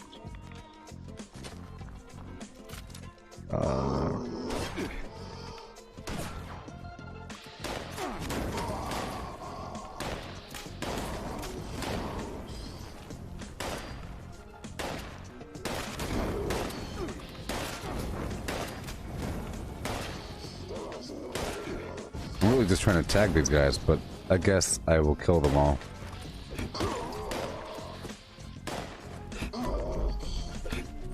I used a fire bow just to tag enemies. Human. I'm just gonna be tagging them for you. Using my fire bow. Back here, tag this guy. Yeah. Behind you, behind you. There's an enemy. Please stop and approach for identification. Only employees of Blackwater Mine permitted to access mining equipment. There's another one over here. Oh my gosh. Visual manager. Authorization requires identification.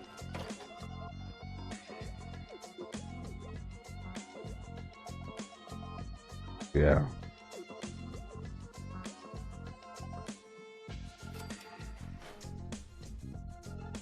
There's some pretty good audiobook narrators, I agree. I was trying to listen to some recently just to get a flavor over their level of voice change whenever they would make a character speak. Some don't change their voice all that much, and some really do. And they have several distinct voices they shift between.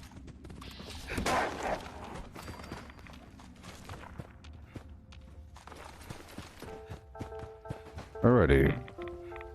Hail and hail.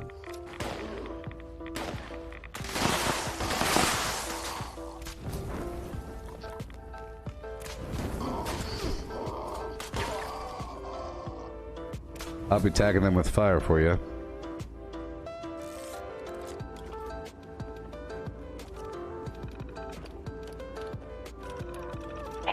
The goal isn't really to kill them, just so you know.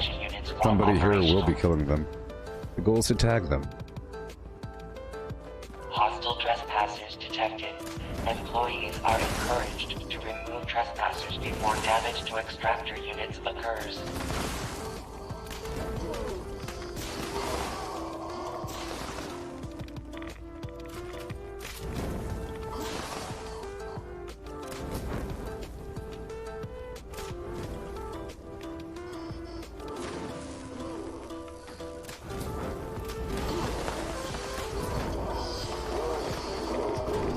Bunch over here. Oh yeah. There's a bunch down there.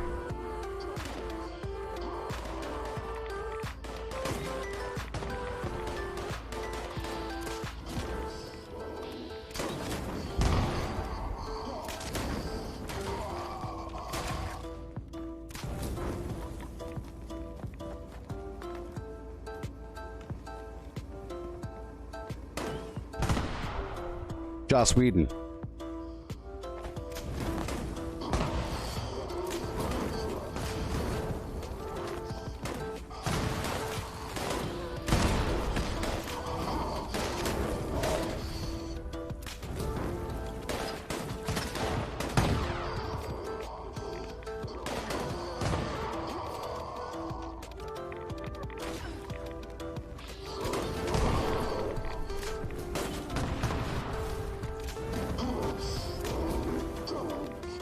Yeah.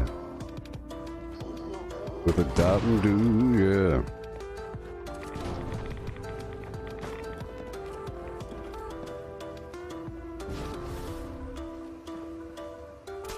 Do dot and do, yeah.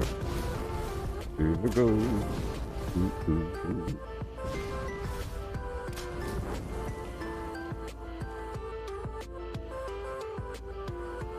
Detecting terminated management personnel. Remove this individual from the premises.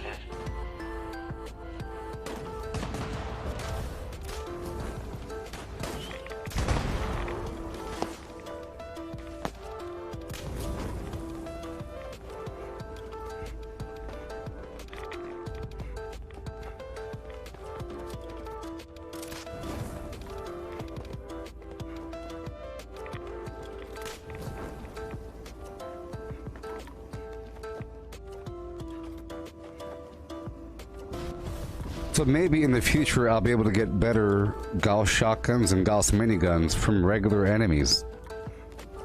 That'd be kind of cool. Because right now I see no chance of ever getting an upgrade from this garbage. Hail. And hail. Adequate uranium volume extracted and processed. Output quantity increased.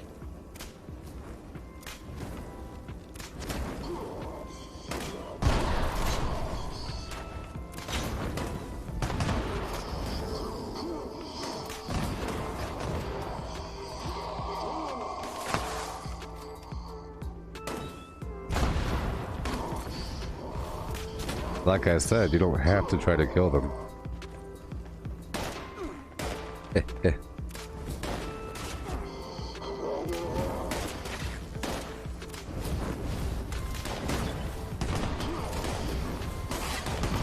Because there's always that chump that tries to one-shot him.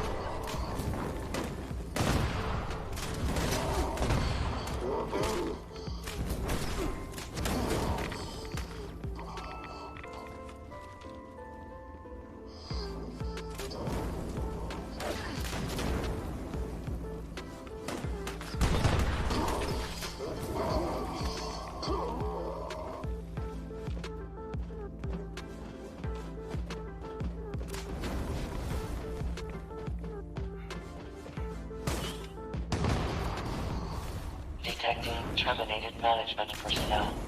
Remove this individual from the premises.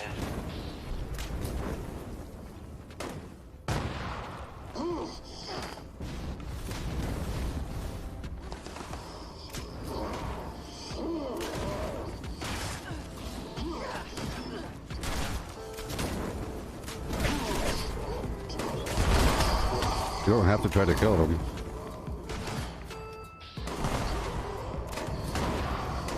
Look at that.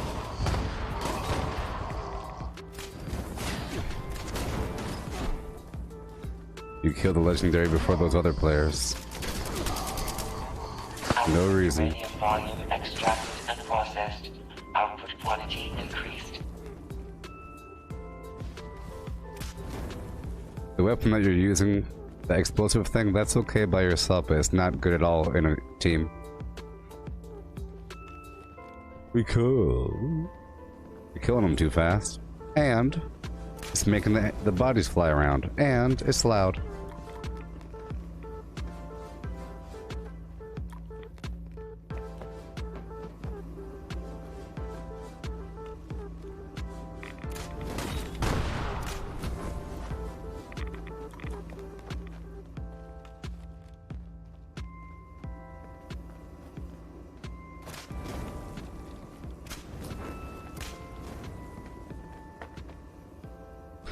Oh, Chad, it's your birthday? Happy birthday. Happy birthday.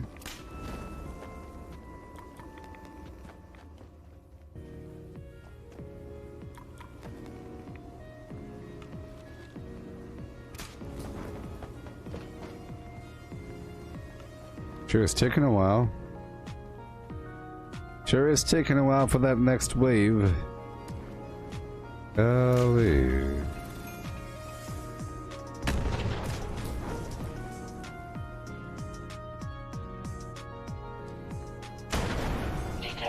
terminated management personnel.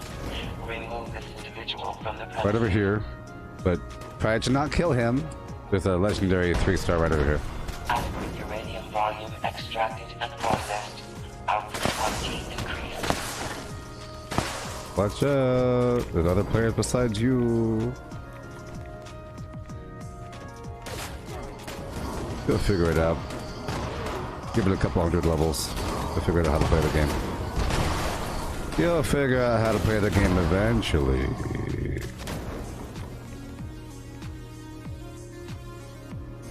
Eventually.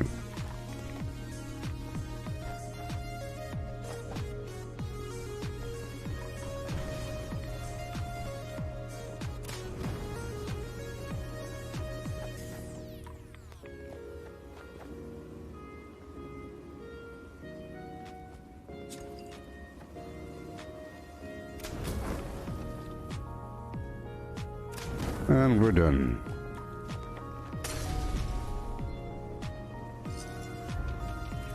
Extraction complete. Extractors must complete cleaning and ventilation process before continuing operation. Please vacate.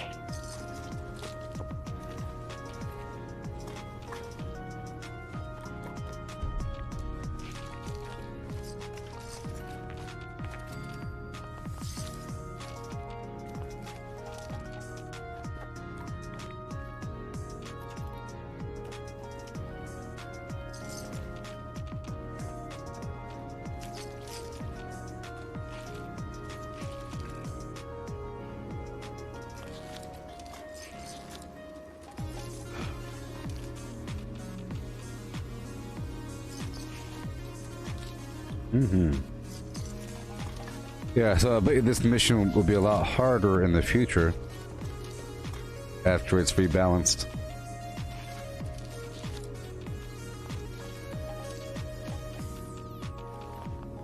A whole lot of garbage.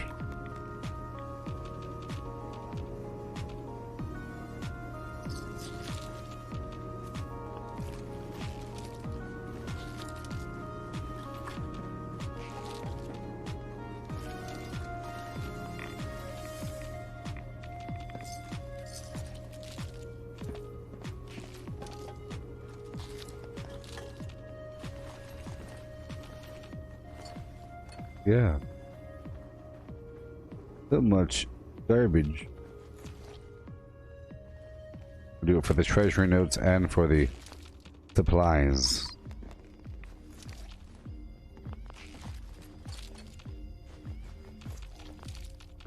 It's my goal to tag these enemies.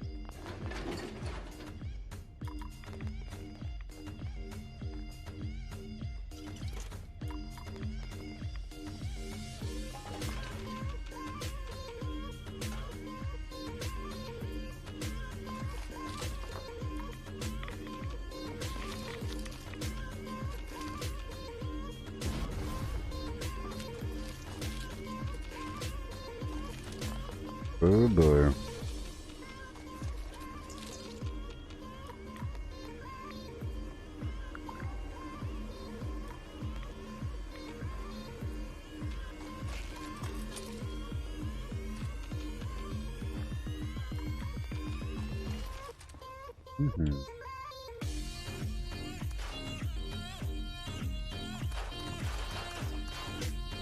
How many treasury notes do I have right now? I'm not too sure. That's what I was talking about. I had some surplus from before, but you know.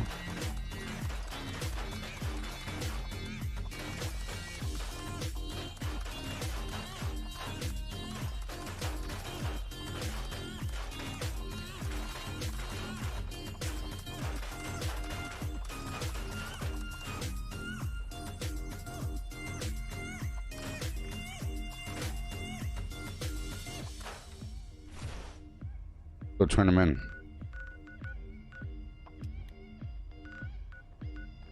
Go turn them in. Yeah.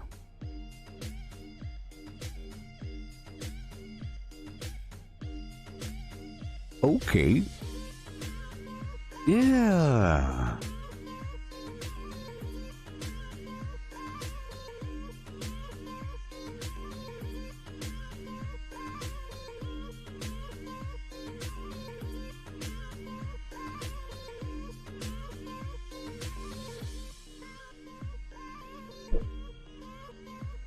Fantastic.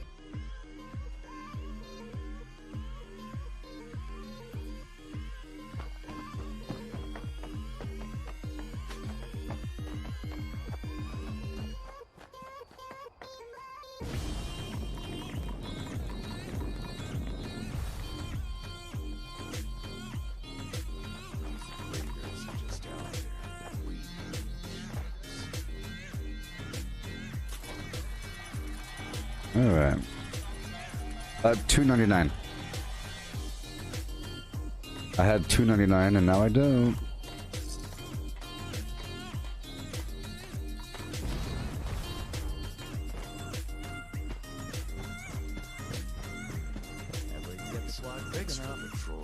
Finally, someone with it. Just discovered. If you can get serious. Finally, someone with it. Just discovered. The quicker you recover. Finally, someone with the guts to help. Just discovered. If you can get it back. Excellent. Fortunately, we put trap. I can show you roughly where. All right. Whatever. Whatever. Okay, we're not going to do that until other people show up. Not right now. We have so much to do, so much to see. Let me go do execute. Wow. Let me go all the way up here.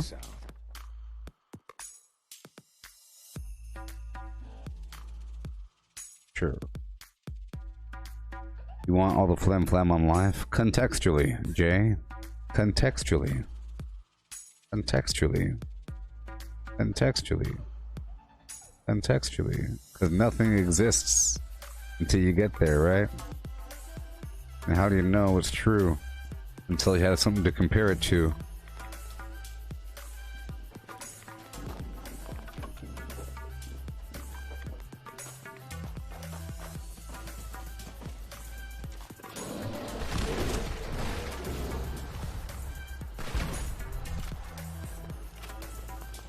You're not there until you get there. Oh.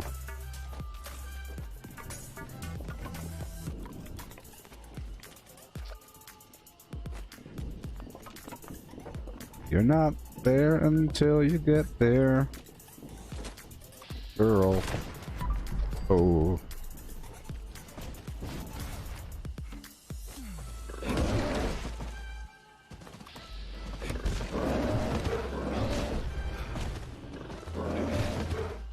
How dare you? How dare you?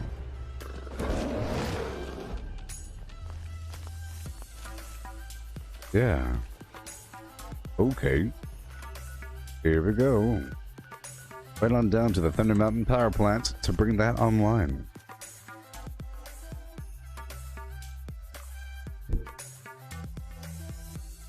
Contextually.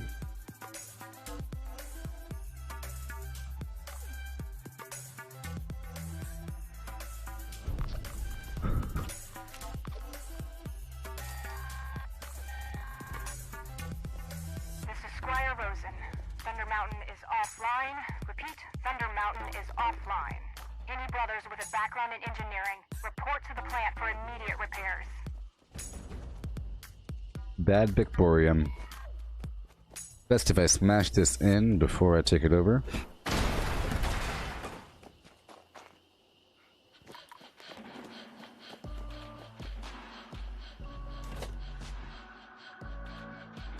Jay, what I mean is, whenever something comes up, it'll be, I'll say something deep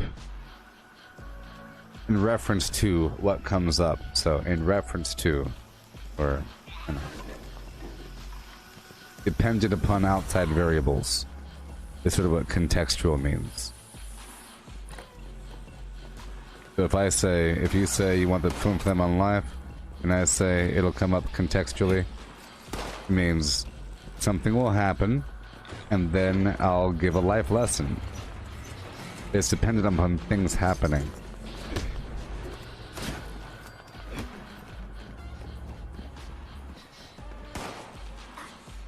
Things happening.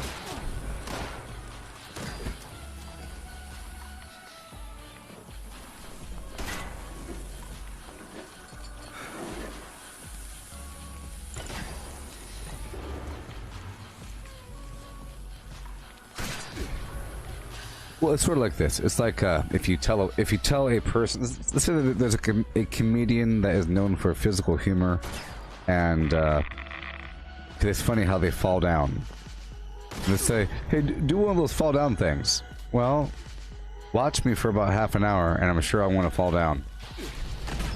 I have to be carrying a plate full of food, and the napkin falls on my face, and I trip and somersault. I can't just go start grabbing things and fall down. That's not funny. That's not funny. Huh? Imagine if you said, okay, stand there and then wait about 5 seconds, okay? You go over here and get the food. Oh no, I got this food in my hands. Whoopsie. It's not funny. It has to be, you know, you're in a hurry and then you keep on falling down. Or some weird thing. You know.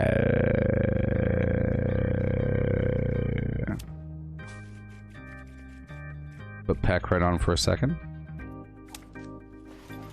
There we go. With so much loot these days. So much loot these days.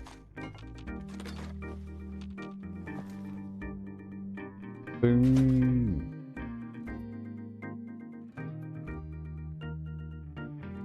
Ugh.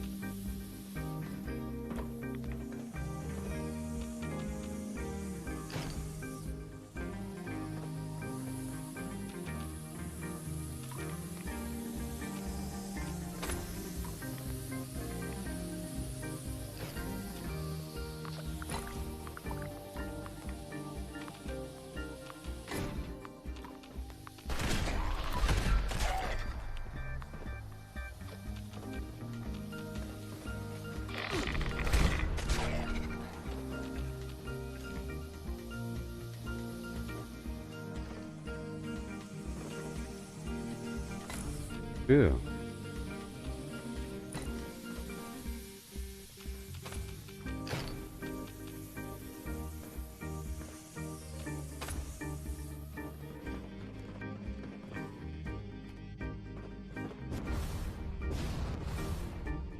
Okay. I will repair all pipes. I will repair all pipes.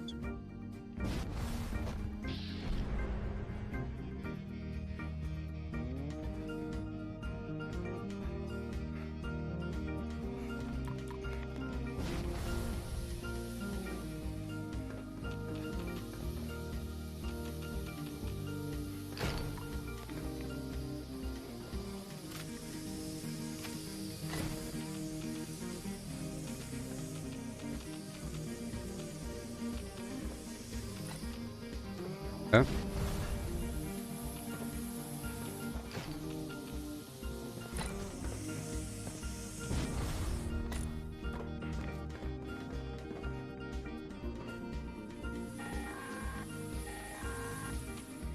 Cooling systems back up. Okay.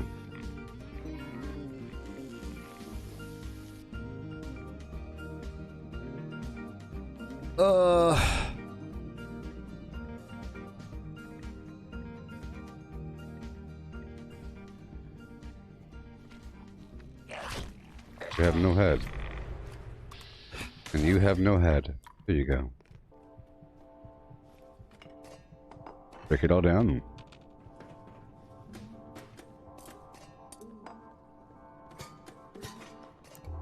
So much. So I try to take over these power plants. Around the map, there's 3 of them. You know, they supply power to workshops. And they provide fusion cores at this location. Decent number.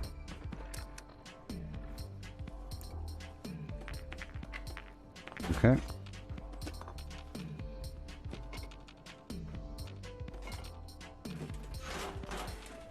There we go.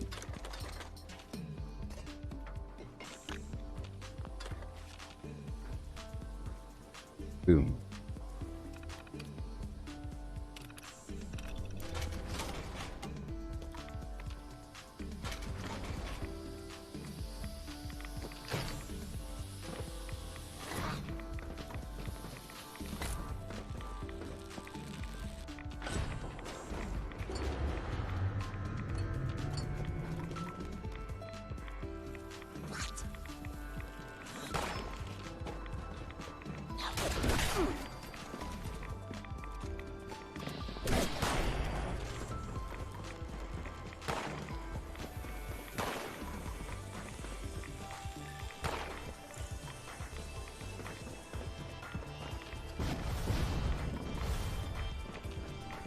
Okay.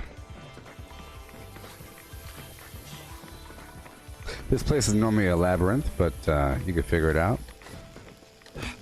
Insane. In time.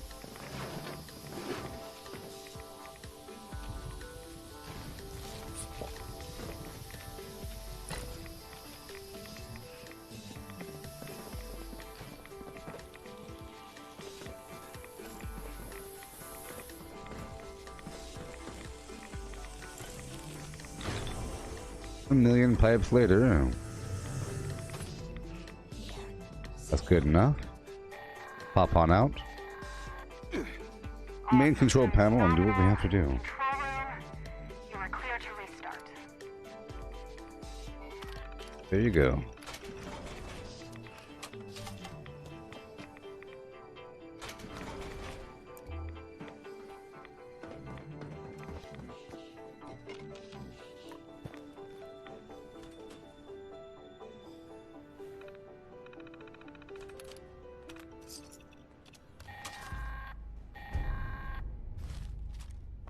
Good. Is back online. Repeat.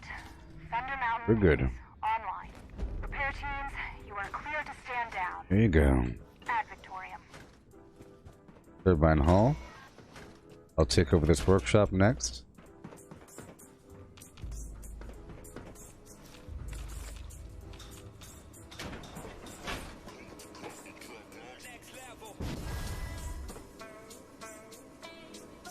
Oh boy.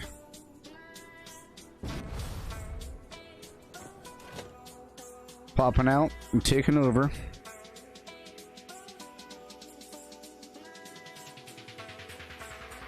So I think every 3 hours or something. Not really sure. Is it every server? Is it set on time? Not too sure.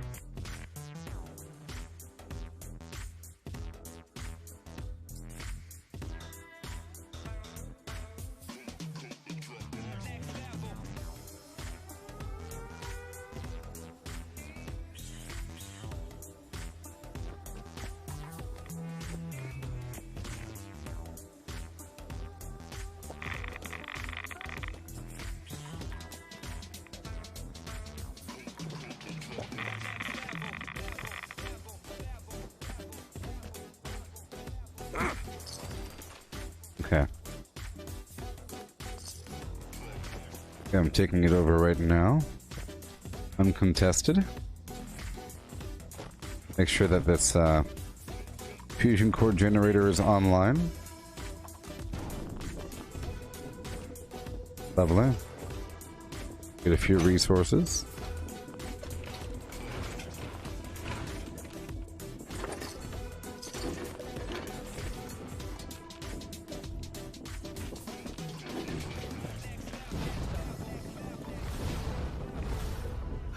Okay.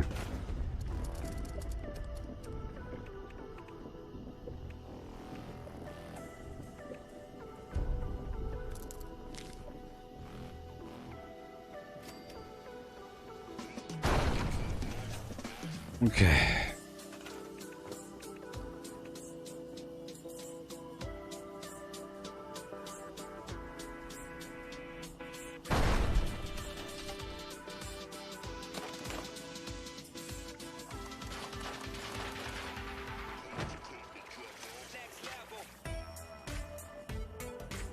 Pack rat.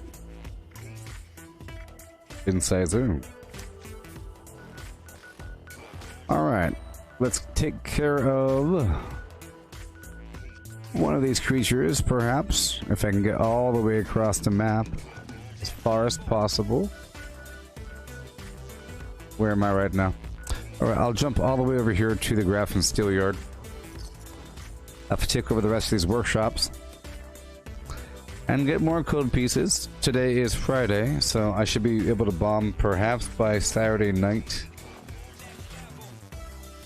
Based upon how much that keyword has been revealed. I'll get some more key cards between now and then as well.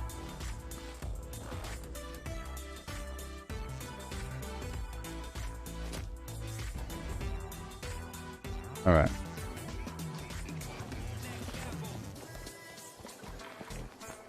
I hear that. I hear it.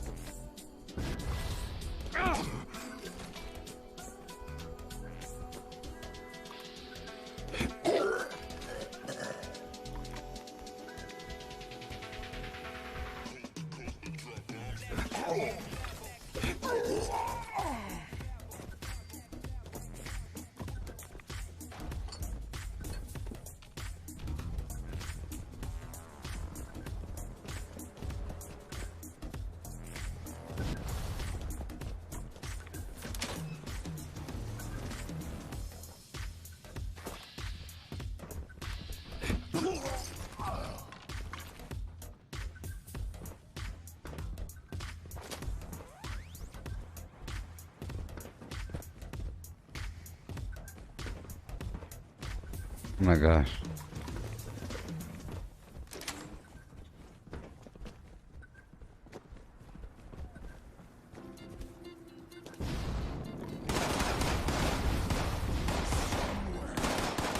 Got him. Bravo.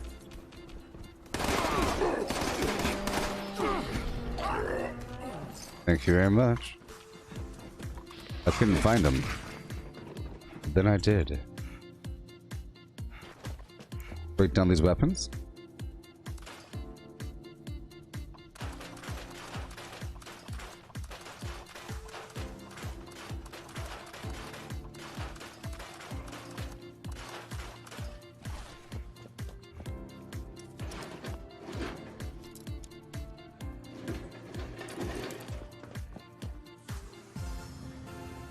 Okay, let's take this over.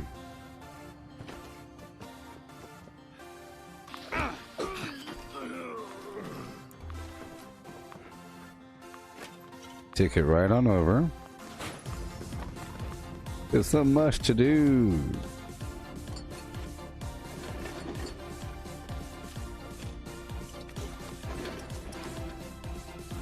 There you go. Break it down. Pretty sure I have scrapper on. I do.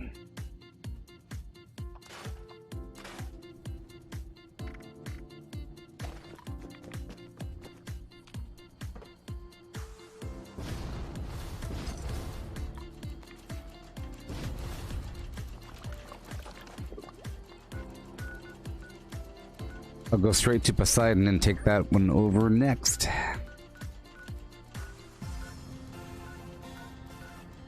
Or I'll leapfrog there. After a couple more things.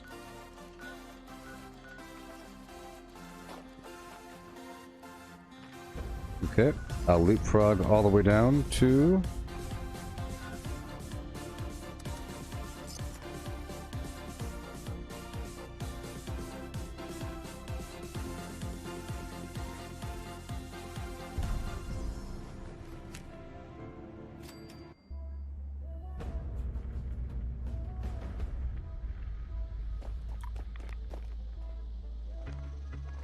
They're right down here.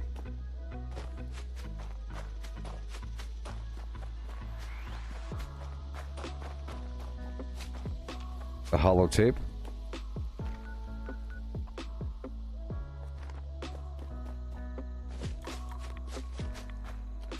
There it is. I'll take over Hemlock Holes.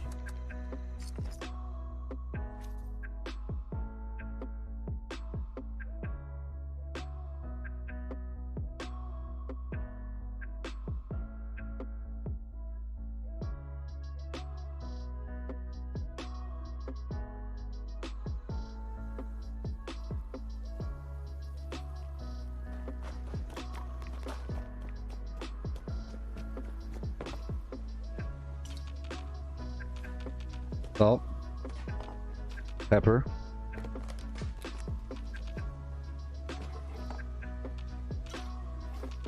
pepper, pepper,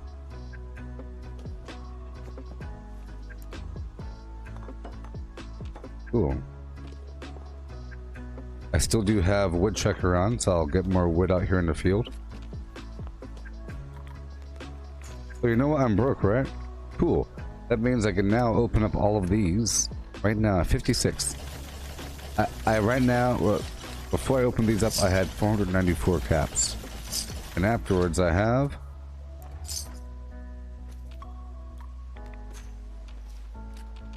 a certain amount more. Not a tremendous amount more. A lot of grenades though. I could sell those.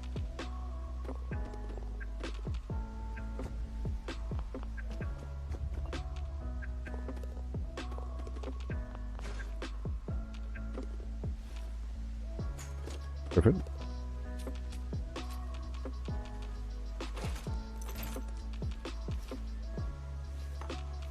Pencils. Awesome. If you don't know, now you now know. If you didn't know, now you know.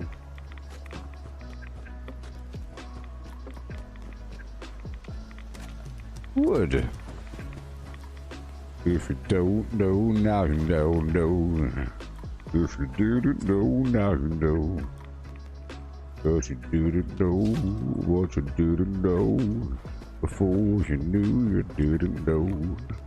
If you don't know, oh oh. Now you know what you didn't know. Oh oh. Before you knew you didn't know.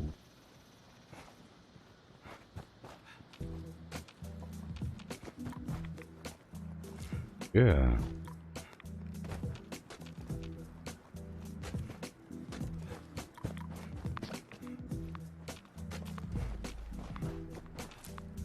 Wood. Fresh, juicy wood. Fresh and crackling.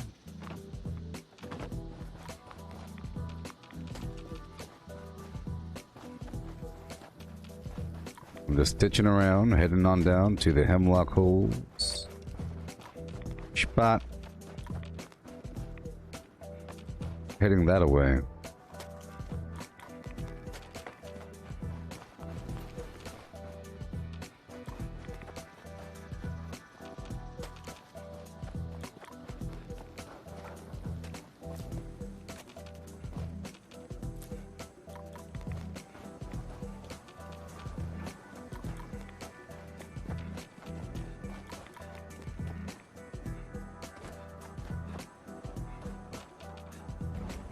Quick. Up and over. Up and around. And a back down. Oh yeah.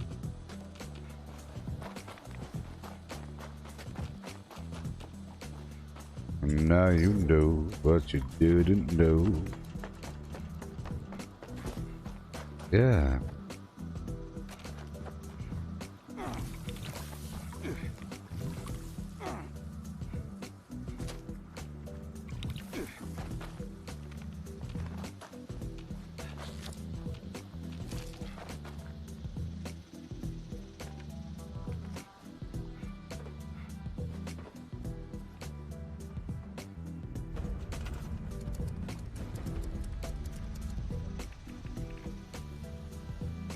Hurry up.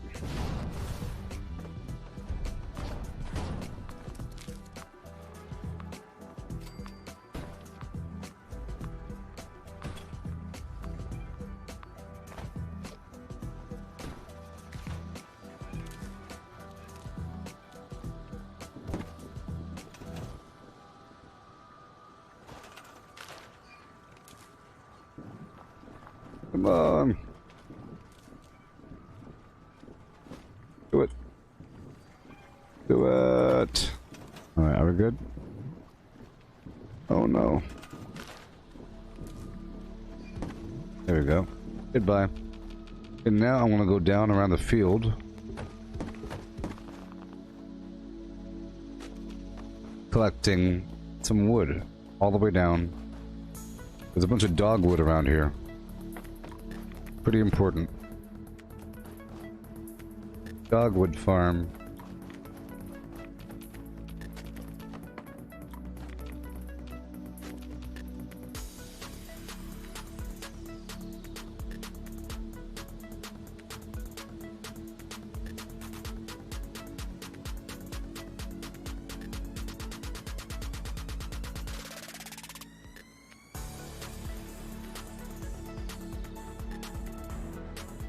Nope.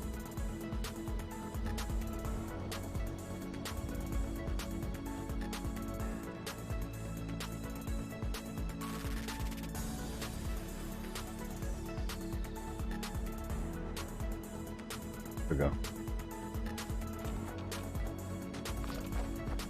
I'm trying to make a listing of all the activities.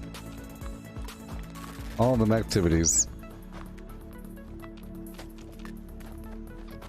Good.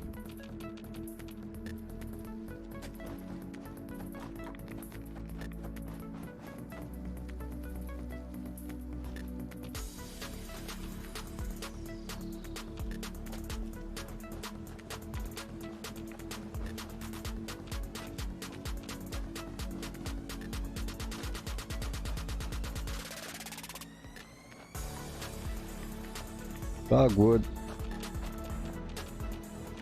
I see you. Dogwood.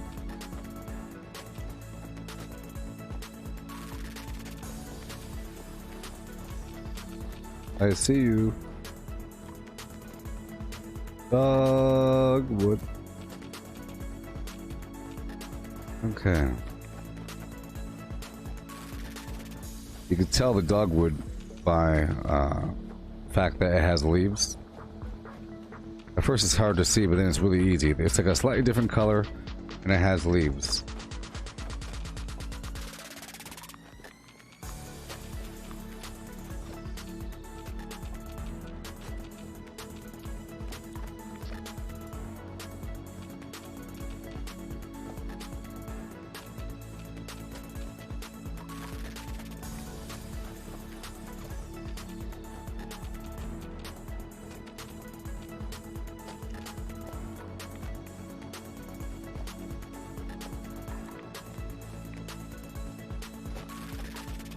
Okay, back down towards the middle. There's some wood over here as well.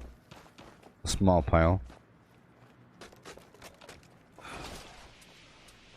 Hey there. The techie's a good piece of gear. Keeps Ha. around here. Ha. Alright, drop it all off.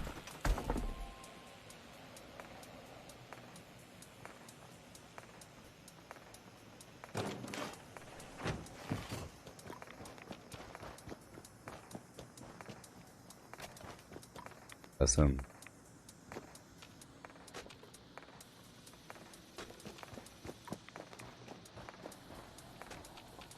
Go quick back.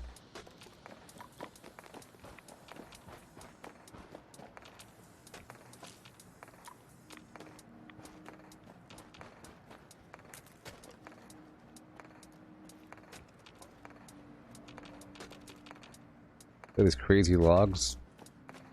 They're sort of everywhere. Doo.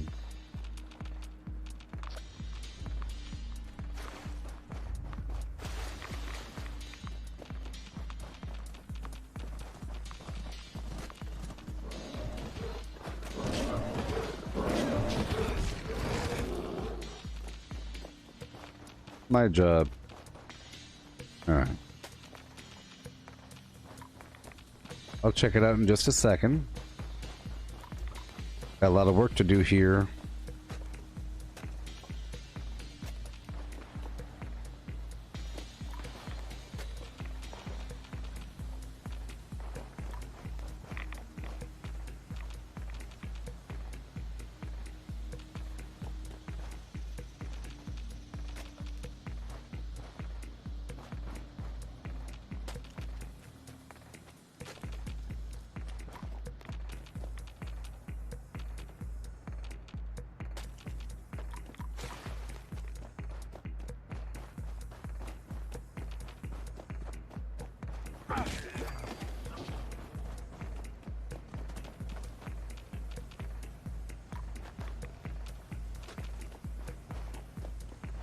Oh boy.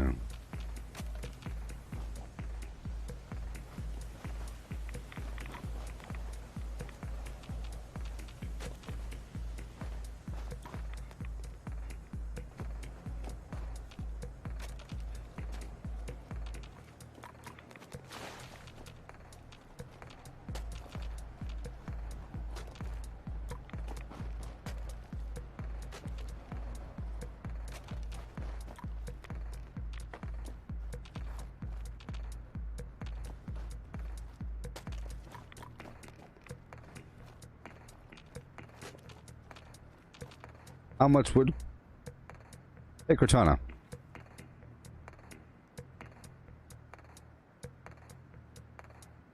Hey, Cortana. How much wood would a woodchuck chuck if a woodchuck could chuck wood? You nailed it.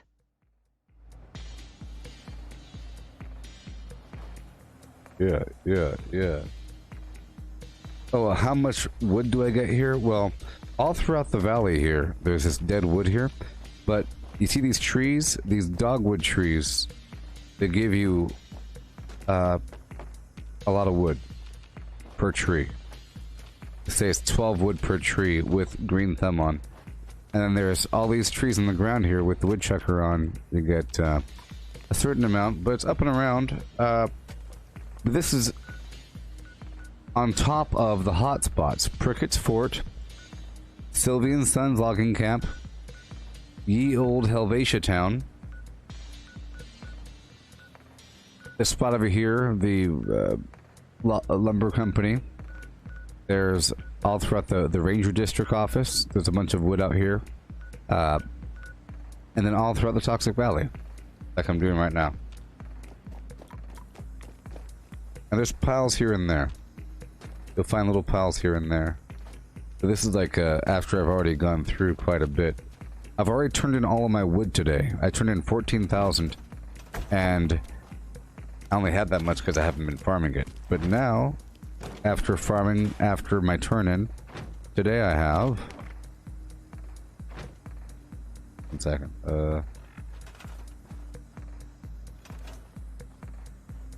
But now I have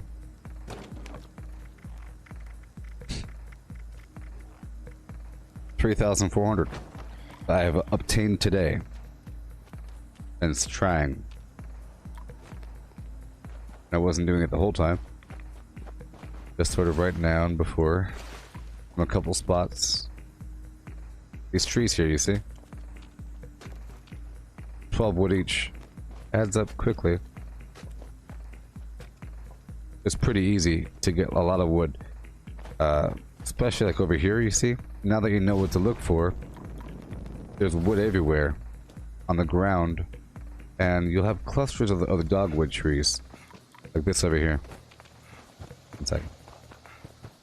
There's also a lot of these fallen logs that give you a decent amount.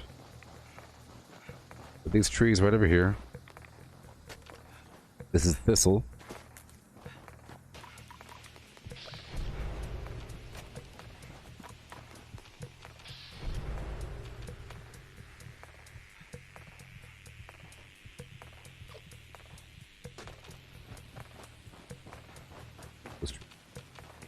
I just use them as my route. Go around.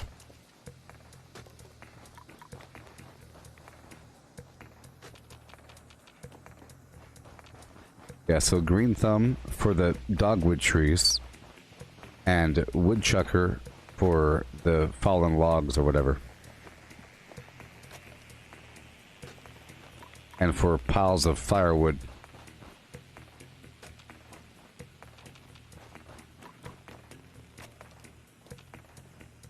Yeah, the forest is surprisingly not the region to get wood. Look, see all these logs in the ground? They're pretty much everywhere. Almost like an apocalypse happened.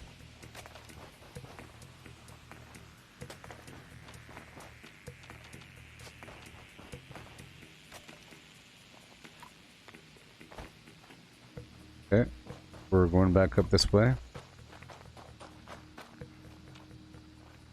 You can't grab it from the... Oh, it's not normal trees. It's the dogwood. The bleached dogwood. The Grafton guy talks about it all the time. Bleached dogwood trees, friends. There's like an event. It's like a Grafton area. They're known for their bleached dogwood trees. It's specific trees. The ones with the bark on it. See that? With the flowering bleached dogwood. And they have bark. It's like eucalyptus bark. I've already pulled it from these so the trunk is black. But if they are harvestable, it'll be like in lustful orange color. A white and orangey color. And when you nuke those trees, I believe they become either yellow cake or something else. They turn to some color. Violet? Cobalt. Something.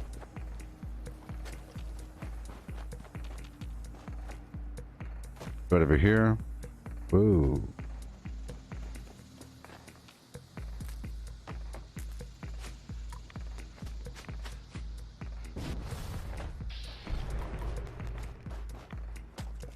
I think there's a cooldown for these fallen logs. You can't just go to another server, I don't think, and do it again.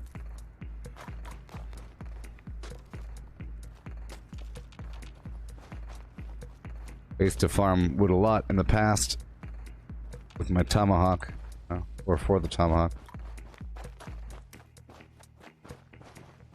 Couple more trees over there.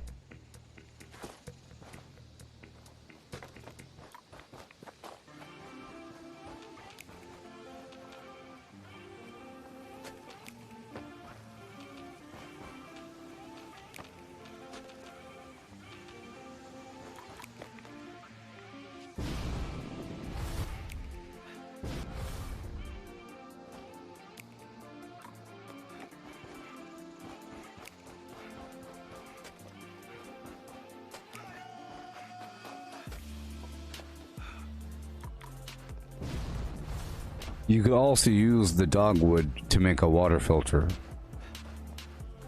It turns water into purified water. It's pretty awesome, actually. We need coal, I believe, and the dogwood.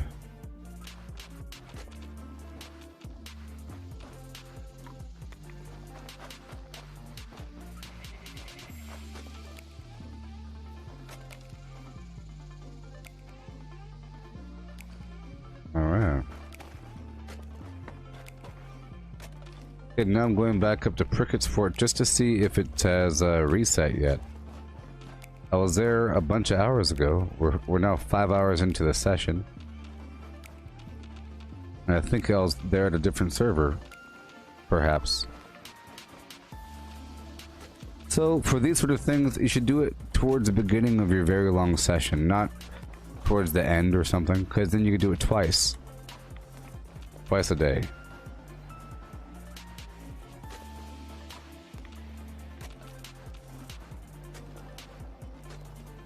That was refreshing, a nice full run.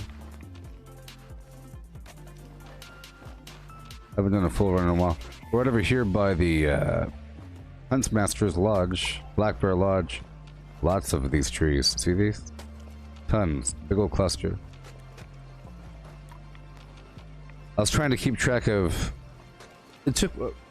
I deliberately went around a couple times looking for the dogwood trees. And I went around the entire zone keeping mental track of kind of their spread.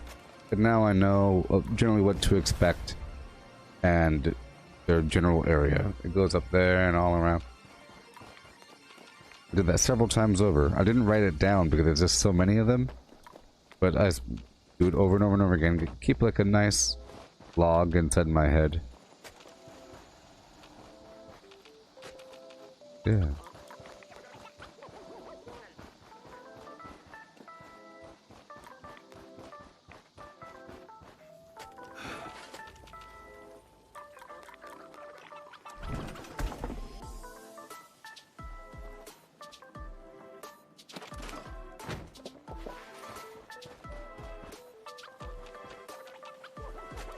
Big one. We're going up and over. You see these dogwood trees?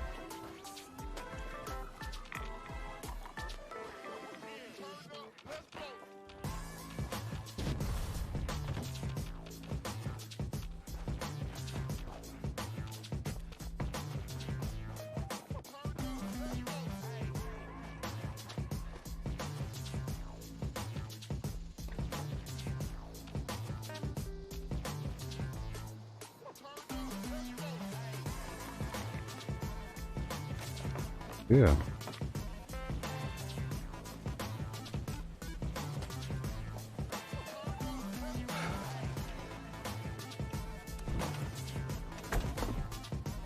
Alright. See these 116 bleached dogwoods become 348 wood. And now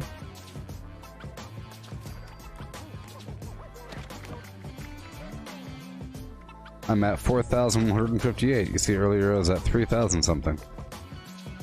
It's a pretty decent amount of wood.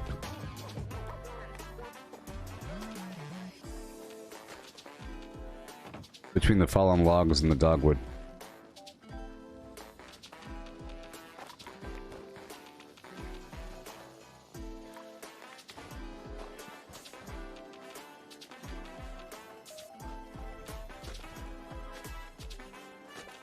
Alright.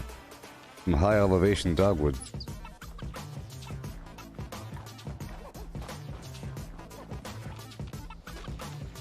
Awesome.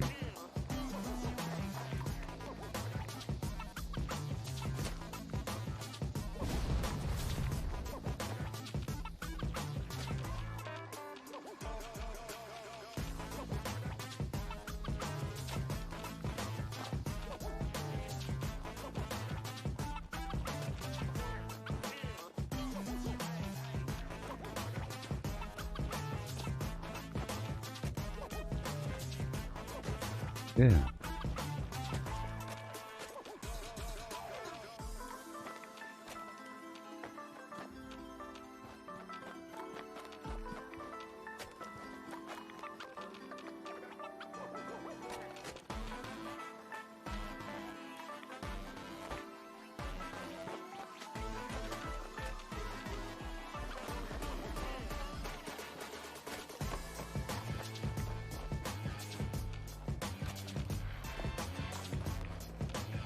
Okay, back down and around.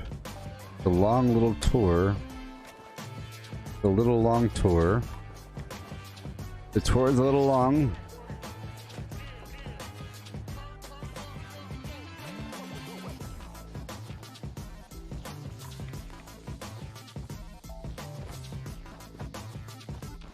Okay.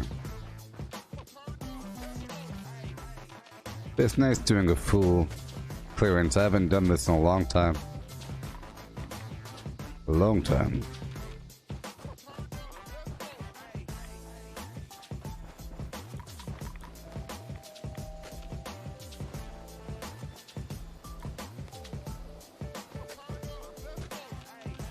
Oh yeah. So much wood.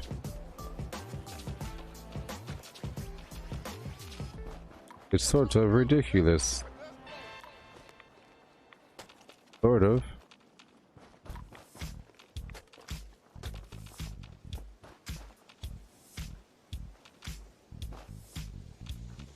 Is this route helping you at all? Helping to identify the spread, what to expect? Is therapeutic at all watching this? Yeah, no. No big booms. Nice and soothing. Alright.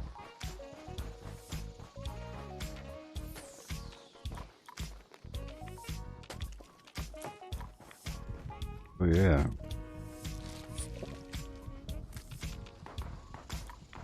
Alright. Cool. So, that Black Bear Lodge is the heart of it, you know. You could run all the way up to...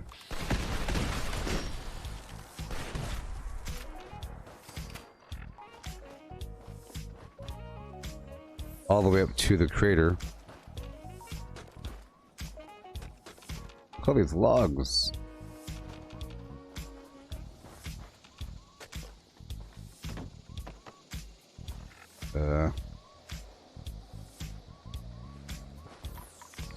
That blurry.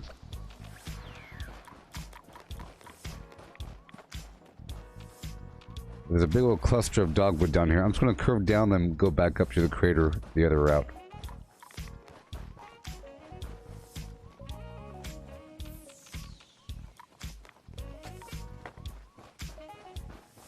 Alright. This here. You see, yeah, I was here on the other server, I think. I'm pretty sure I was already here, but this is the nice cluster as well, you see? Right next to the Black Bear Lodge.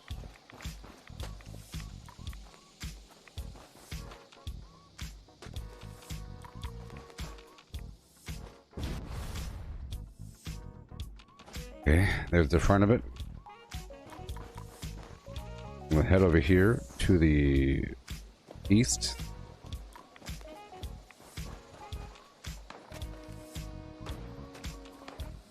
Yeah, last time there was a camp over here. That means if we're lucky, Prickett's Fort might be available. Even more wood.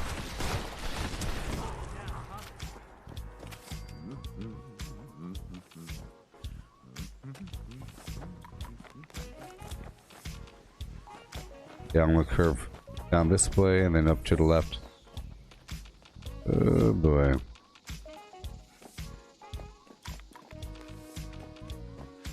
Long, long run, doing so much wood stuff for me. Ooh-ee. Long old run. Mm-hmm.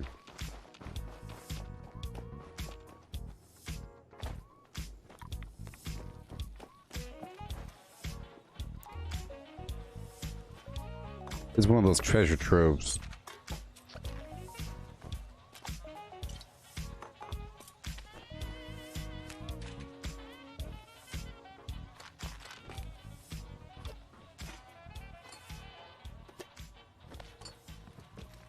Alright.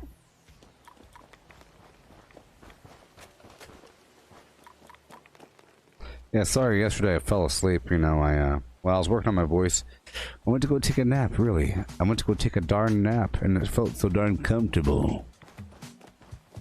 Oh yeah, but that's the good sleep, you know. If you try to go to sleep on purpose, and you're like laying there looking at your phone, that's not the good sleep. Oh no, no. Good sleep is when you're trying to not sleep.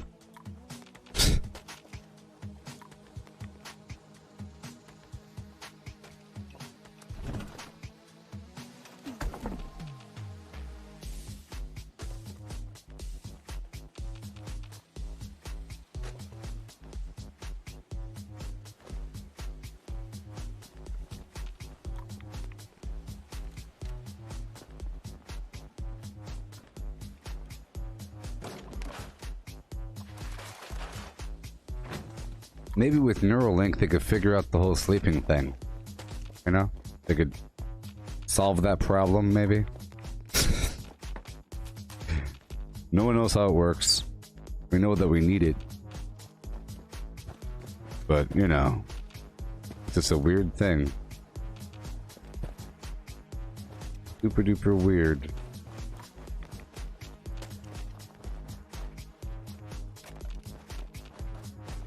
Alright.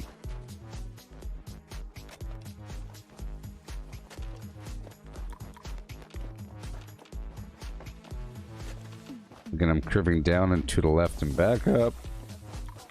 I guess I'm doing the whole thing. I've sort of committed to it a while ago, but doing the entire route here. So goody for you. Well, not the entire route, but most of it. I like to do it as I run around, you know, not just do just it. And do it in phases, like you're doing it halfway through, but then an event might pop up, so you have to stop and pick up where you left off at.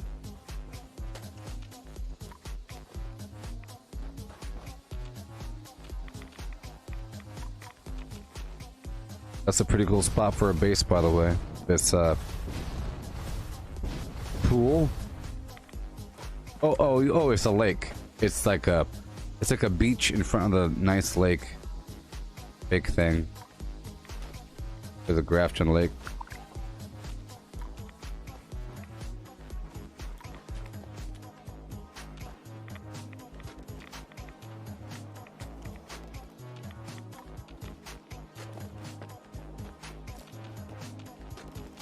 All right. Oh, so just so y'all know, Mulan is not on Disney Plus, and it has not been yet, and I have not seen it. I know I was talking about like it was, but it's not. It just means it's coming eventually, but it's not there yet. So I haven't seen it, just so y'all know. Disney's Mulan.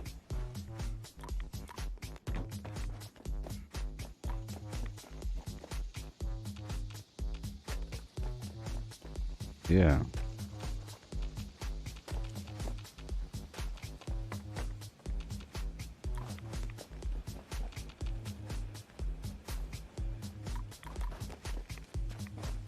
Yeah, the live action.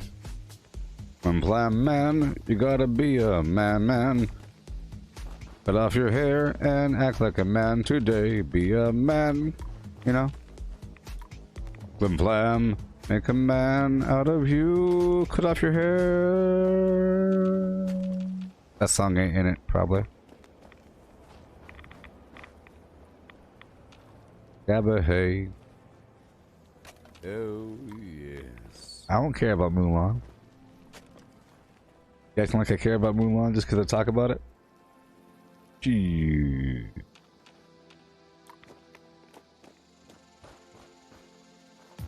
I just thought I'd mention that I never really established the fact that it's not available yet. I sort of implied that I was going to watch it that night, but I never said, oh yeah, by the way, it wasn't there. I mean,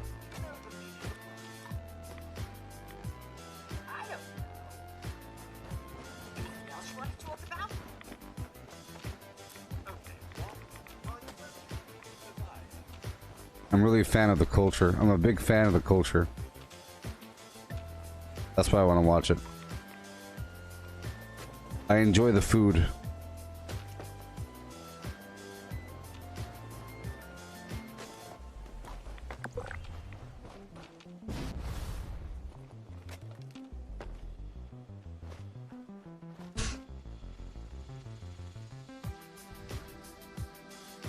Imagine they're interviewing people as they walk into the Mulan movie. And it's like, why are you watching Mulan? Big fan of the food. What? You know. Big fan. Thought I watched the movie. Big fan of the food.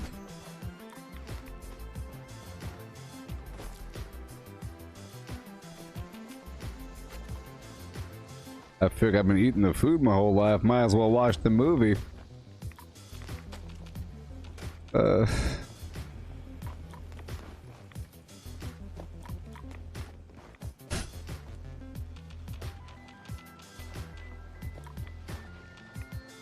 Big fan.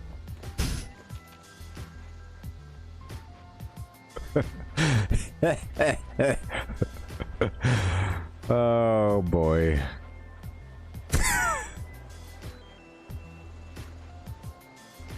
Because that means that you're seeing it just as the Chinese movie.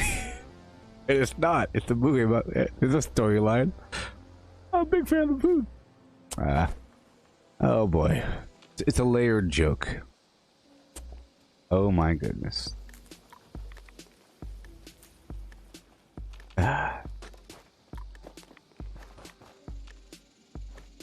I make myself cry inside.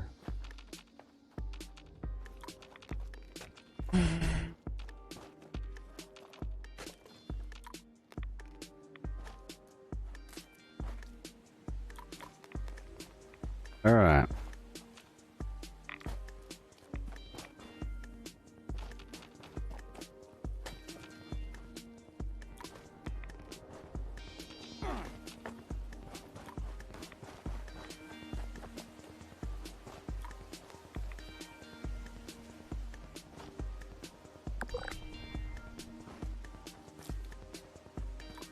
Speaking of Kung Fu Panda, I was watching a video of a bunch of pandas doing some stuff. They are remarkable creatures. They were designed to fall down. So they purposely climb things and then fall down. And then do like a combat roll. It's like what they do, and they enjoy doing it. It's how they play. They play like a goat. They'll climb some really tall tree and sit like that, and sit on the top of the branch, and then fall down, and then do a combat roll, and then just. It's what they do, because the ones that don't do that, look, it's like a thing to the females. Say, hey, look how good my genes are. If I fall from this 30-foot tree, I can do a combat roll. My spine is. We go blah.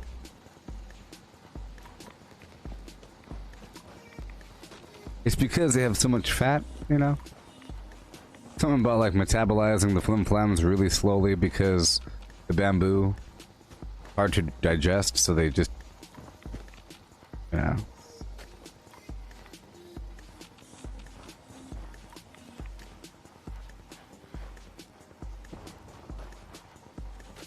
But they do make a bamboo shoot look quite delicious. I'll tell you one thing. They make it look real good. If I had my way, I would eat nothing but bamboo shoots. I like a consistent food. You know, where you look at it, it's all the same. I don't like little weird veins and so forth. Corpuscles and sacs and vibrating valves. I don't want any valves in my food. I'm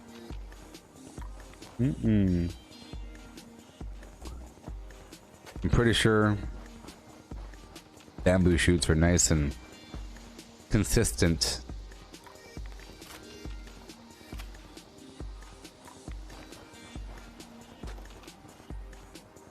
I think we're trying to pickled bamboo shoots. The first recipe is braised abalone and bamboo shoots with pickled mushrooms and broth, with 5 out of 5 stars on 10 play. Hey,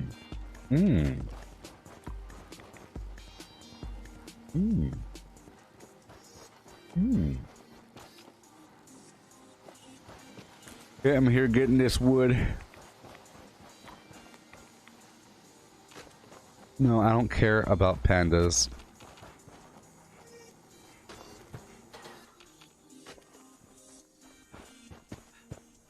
I say that we 3D scan the remaining pandas, collect their DNA, their ovum and reproductive cells, and terminate them. Collect their ovum. Hail! Hail! Hail! And hail.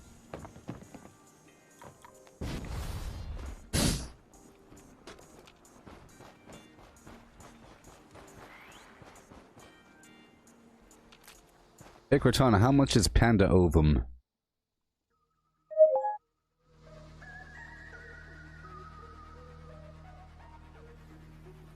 On the black market.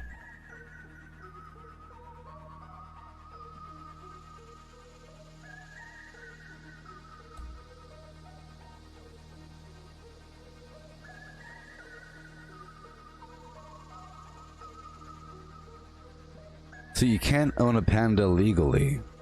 So what you're saying is, it costs about $10,000 a year for the care. About 25 to 35 pounds of bamboo per day. So if you have like a ranch, very large area, maybe if you have like a bunch of pandas and tigers, it'd be so cool. You know? I think if you have enough pandas and tigers on your little ranch, that people can't complain about it. Because you have enough. Let's say that no one ever knew about it. Let's say that no one ever knew, and they say, the number of Bengal tigers it's down to 15 in the wild, and there's only 2 pandas left, and they find your island is full of like 10,000 pandas and 3,000 Bengal tigers. But the tigers are eating the pandas. You know, it's like a Jurassic Park, but it's a bloodbath. And it's awesome, because it's really easy to see. The tigers are vivid orange, you know, and the pandas are all black and white, and it's like you can see the blood, you know, they're all... There's microphones everywhere, amplifying... They look all pitiful. And the people that go there, they could beat the tigers. You could pay some money, let's say $1,000 to beat a tiger for about 15 minutes. I want to safely beat a tiger with a chain or something, and then release it and watch it eviscerate a panda. How much is that?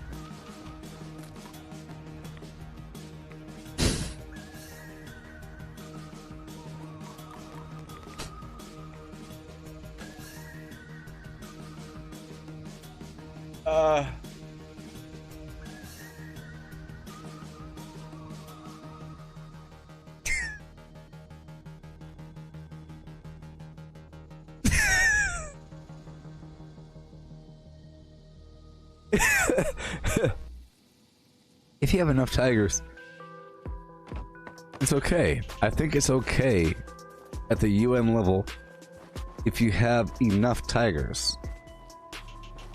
And it's random.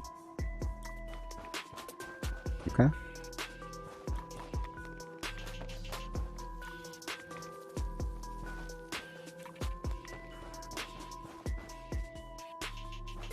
Yeah, so you know those like in a hospital, you put your arms in the thing with the gloves built into the shield, like a baby. You put your arms in the gloves, or like in NASA space station, you put your arms into this box. They could have like this big wall, you know, and they could have a bunch of these little holes you put your arms into, and it could be like chain link, like, you know, chain mail, or like really good armor, and they give you these tools, and you're like whipping the tiger through the porthole like a glory hole with just your arms. Just imagine a long wall, like a glory hole wall with just arms, you know, and the tiger's going mad. It's really psychological though. Okay, it's really a psychological thing. You know, the chains, they're not meant to hurt the tiger, just harm it mentally. Okay? It's not like hurting it, it's just like a wispy little chain. It's really just upsetting it. The goal is to upset and starve the tiger and then have it eat the pandas. But there's ways to make money here in this park. You know, the rich people come and they beat them.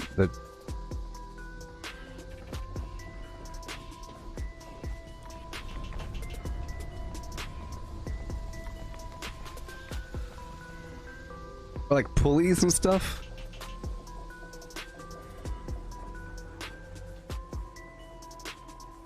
Like pulleys. Like they put your arm through the thing, and then. But I think it'd be cool to feel the tiger try to bite your hand through the plate mail. Like feel the pressure. Beat a tiger and feel the pressure of it trying to maul you. You try to chop its neck with one hand while it. Eyeballs right there. I want like a big old porthole. Oh. And you have to wear a panda costume.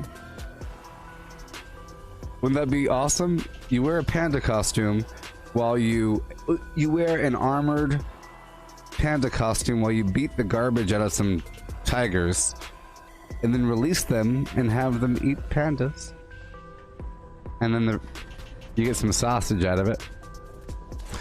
You get some sausage out of it, you know?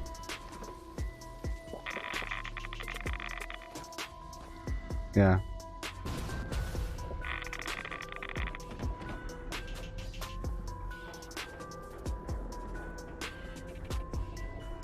People would pay real good money because look, pandas are adorable.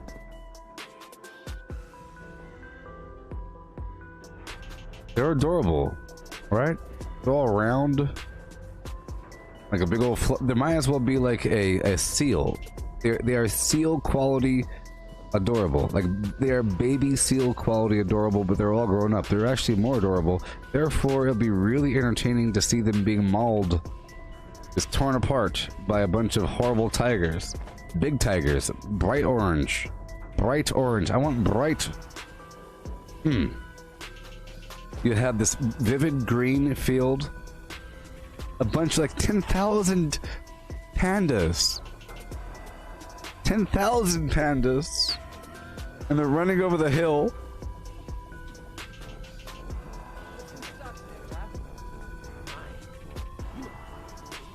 Remember in Jurassic Park when the Gallimimus were running over the hill and the T-Rex came and he's stepping on them? Imagine that with tigers. Because I think the whole beating part is essential. And again, there's nothing wrong with that, as long as it doesn't hurt them. It has to be mental beating. It's just you're riling them up. That's what you do to dogfights. Haven't y'all been to a nice dogfight before? No one here has been to a dogfight? Huh? You have to beat the dog a bit to get it all riled up. I'm joking. Dogfighting's wrong.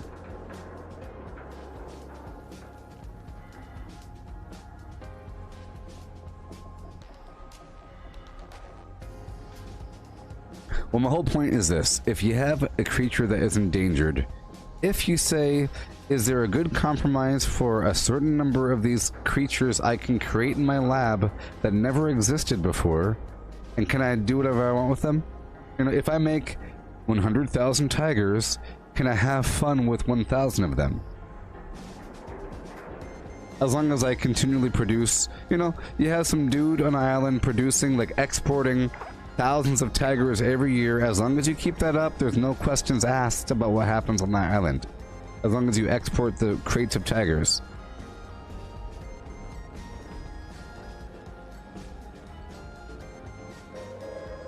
Attention citizens, nuclear strike imminent. Please exit the area at your earliest convenience. I think if you dress as a panda, there's lots of room for armor. There's lots of room for armor.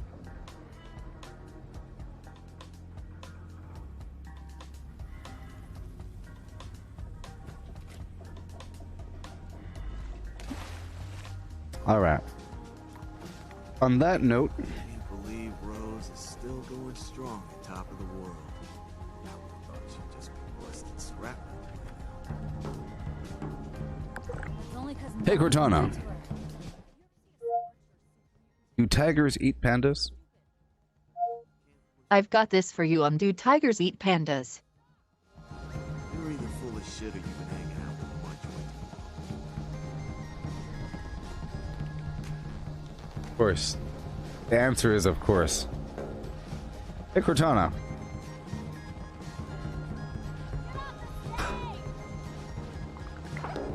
I found some videos for you. The problem is the hair. You know? Those people think they're safe with their gold. Think again. Alright. Not a video. Hey Cortana. Show me a video of a panda falling from a tree. I pulled up some videos for you. Get off the stage! Have you seen those Mothman cultists yet? Straight out of the loony bin, I tell you.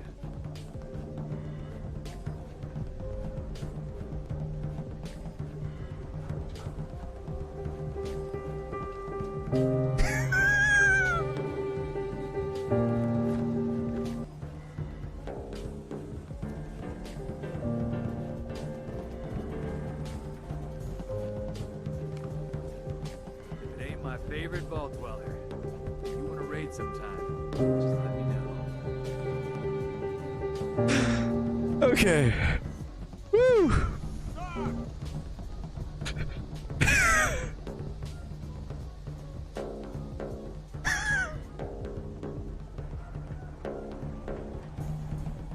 Ah, my goddamn ears are bleeding!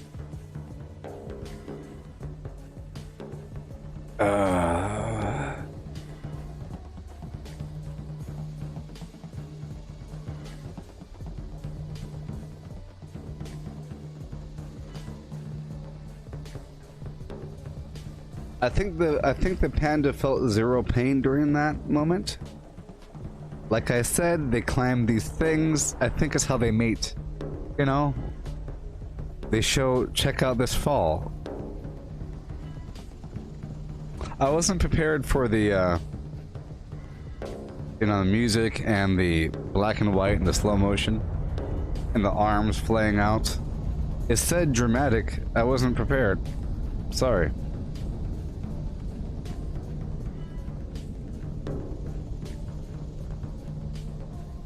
All right. Put 'em out of their misery!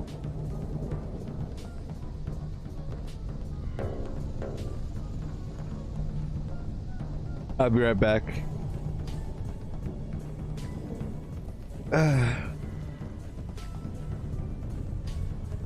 I laughed the waste products right out of me, and now I gotta go clean up. It's like a sausage factory down there. Where are the wet naps when you need them, baby?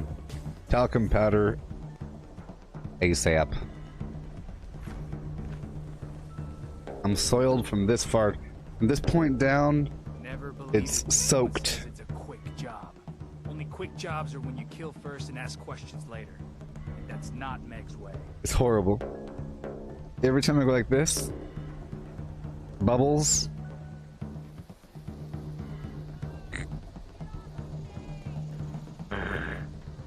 I feel it.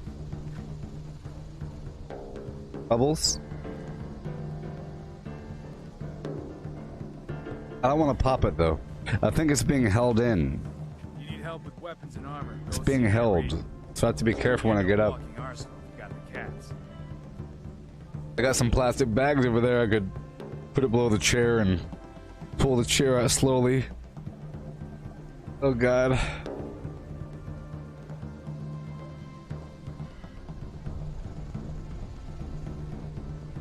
You'd think the Blood Eagles would work with us, but no. They're only in it for themselves. I need everything you got on rent.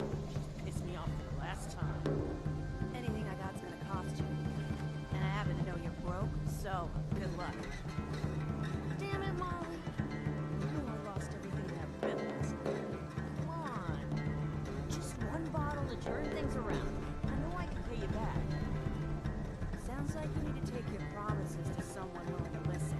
No cats, no business. And that's the way it is.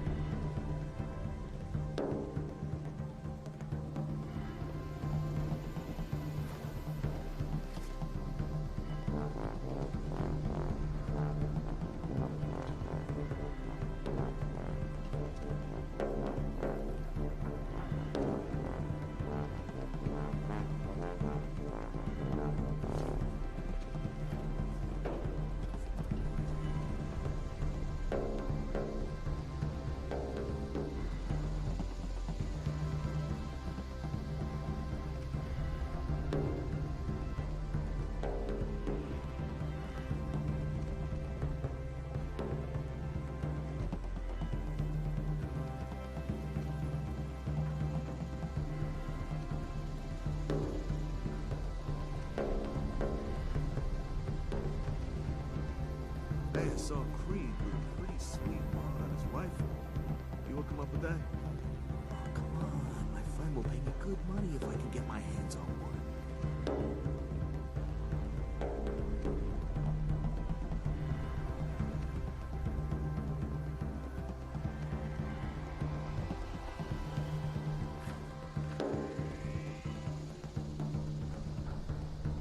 I recognize you.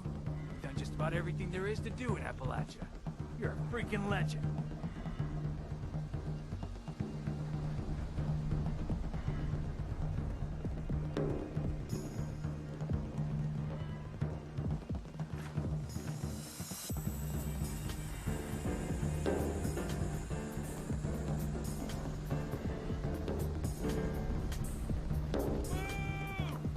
Looking good, 76.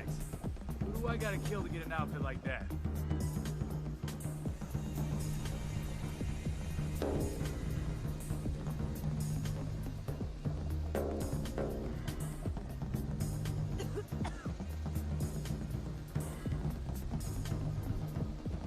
This place sucks. We're better off up north.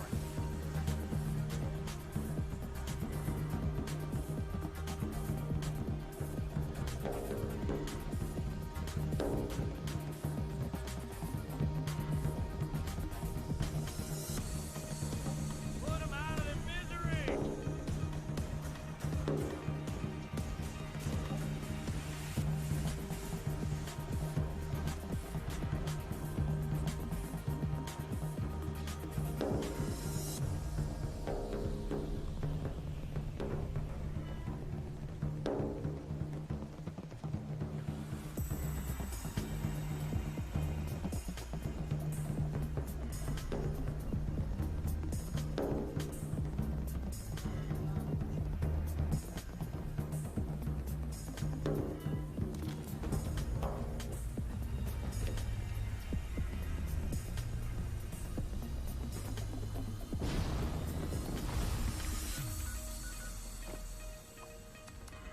Hello. So now I'm checking on these wood locations to see if they've respawned. I was here earlier, but I think it was a different server, and I think it was 3 hours ago? Hopefully. Yeah.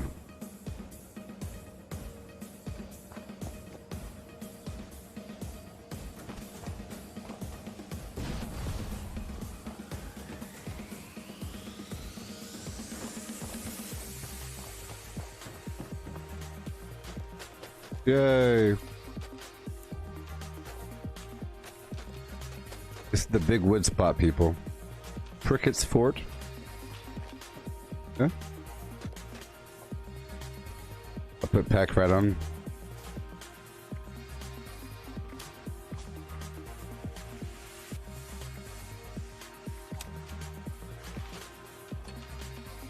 Great wood harvest.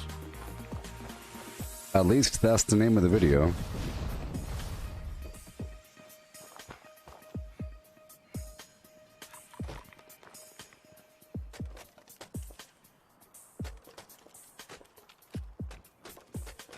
Cool. Yeah.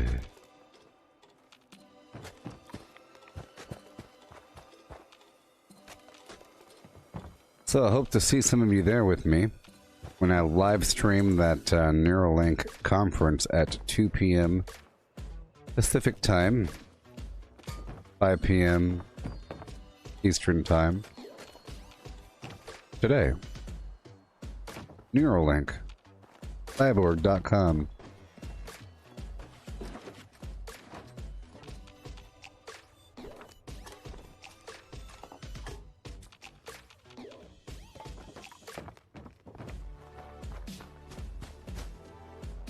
So when people were asking Elon Musk how much Neuralink should cost, and he says some sort of garbage like, well, it should essentially be free, because once you have it, you'll be able to easily make money to afford it.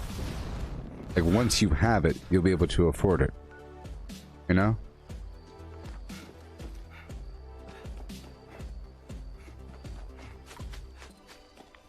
For example, if you could press a magic button and I know this is different. But if you could develop a skill, like in the Matrix, by pressing a button, how much should that button cost? If you knew for a fact it was the Matrix, and that you can do stuff like that, and learn how to fly a helicopter with the press of a button. And become the best helicopter pilot in the world with the press of a button. Well, it should be free, because once you get the skill, you'll then be tasked to go use that skill, and you'll make lots of money, and then you could afford it, no matter how much it costs. It should cost all the money in the world, is how much it should cost. But you don't have to pay for it until you get it. You see. And that's how it might work. Which is weird, because you're sort of signing a contract that you're going to be working once you get some device in your head. But you know, if it does what it says it's going to do, then, you know, there you go.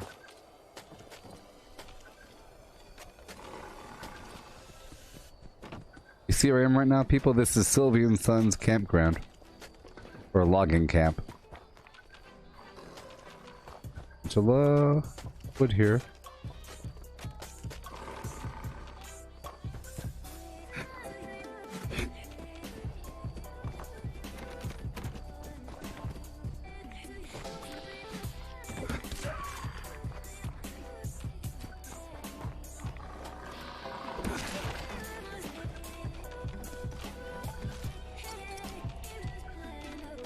Yeah.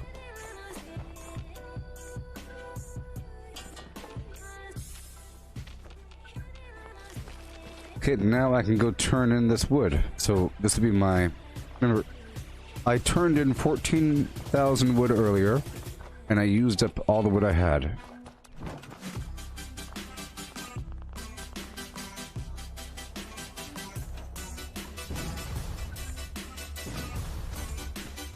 What do I think the value of a person who doesn't get it? Like the value of a human? The value of a human? We're not selling people. We're selling some technology that makes you capable to earn more money. And be successful in life. By tapping into the very fabric of the hive mind.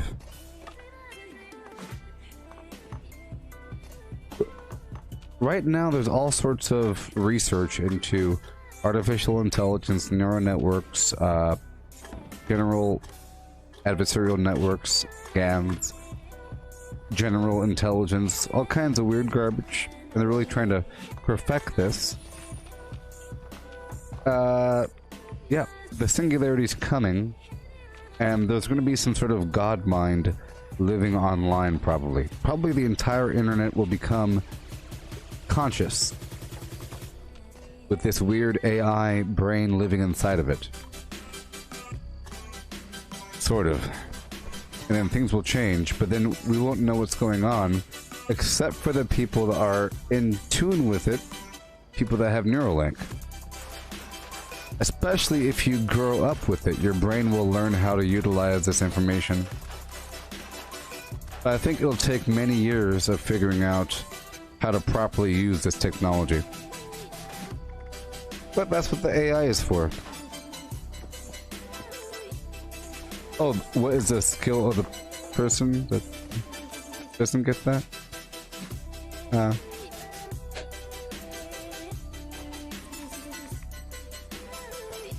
Well, you know, imagine this. Imagine that certain job positions will only be available if you have this thing in your head. You know? Imagine there's jobs that involve being a supervisor for neural networks that govern all kinds of systems in a city. Maybe that person has to have this technology in their head, and then they report to several other people, you know? But there has to be somebody that is tapped in. So that job, you can't copy that skill, but there's all kinds of other jobs for the non... There'll be a word for it. For the non, you got the people that are enhanced, the LinkedIn, non-linked, unlinked, you know? Eventually, there'll be a lot of people that have the technology and a percentage that won't have the technology. And then you enter any sort of sci-fi dystopian future movie at that point. It would be really weird at that point. You'll have... it'll be a different species. Sort of. The second you get plugged in, you're like, oh, I see now. I see now. So imagine a person gets it, they go bloop. So, oh. Oh. Oh. Does it work? Oh, it works alright. And their personality completely changes. Just imagine a person gets it and they become this weird supervillain, and you have no idea what they're doing, but they're a person. You can't just turn it off. You know, you can't just say, whoop, this one didn't work, turn it off. Nope, because now it's a human. You took a neural network and you made it into a person. It's like you're giving the AI a soul by attaching it to a person. Sort of. Like you're making it real. It goes... So, Skynet was always just Skynet.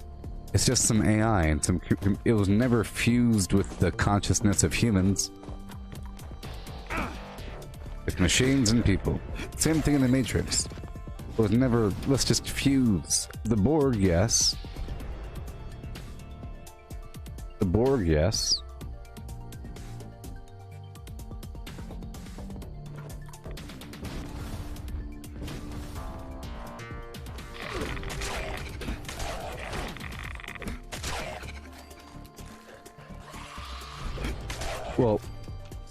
Well, let's just say, okay, let's just imagine that everybody gets it.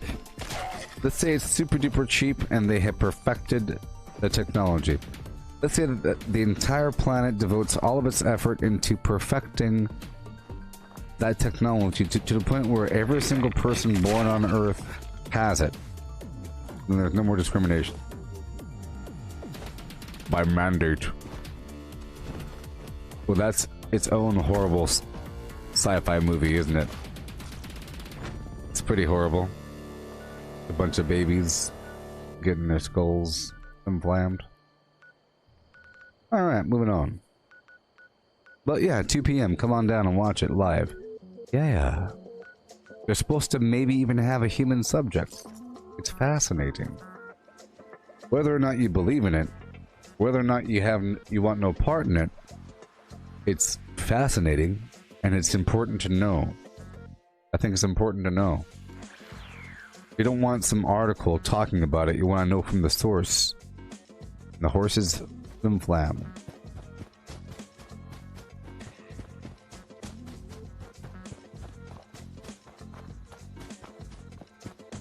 Yeah.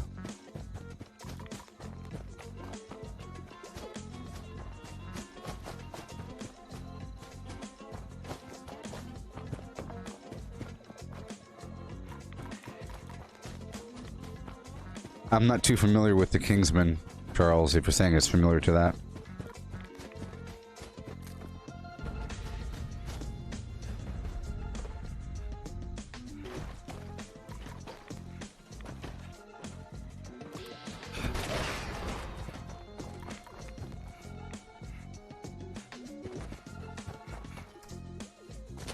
I just imagine it being super duper amazing.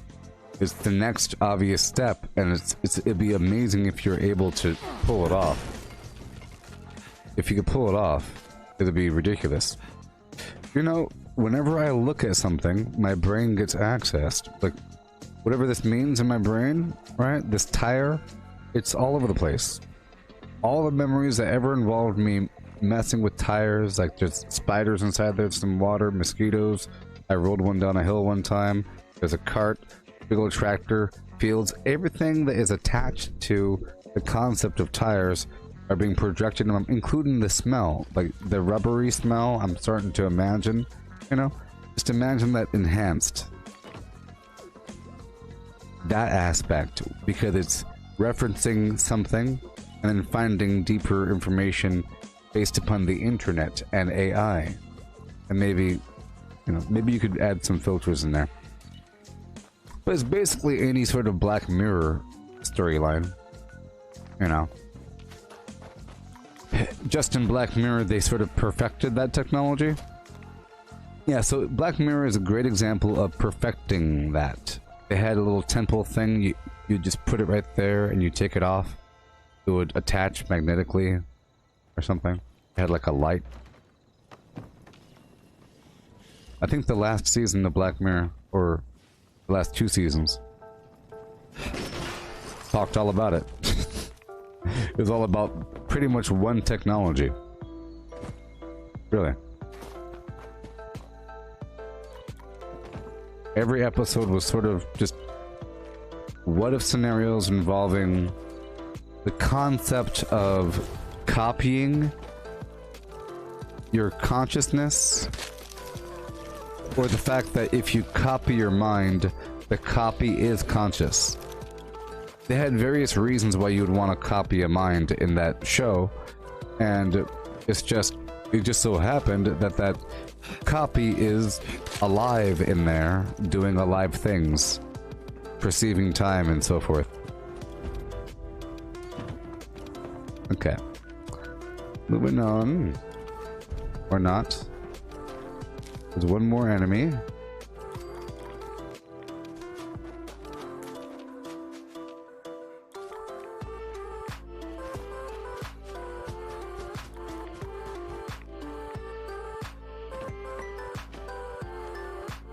Oh, it's a mole rat? It's a...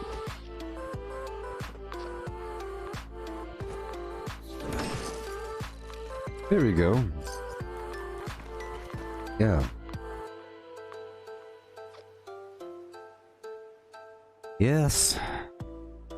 So much to do. I'll go back around and retake these things.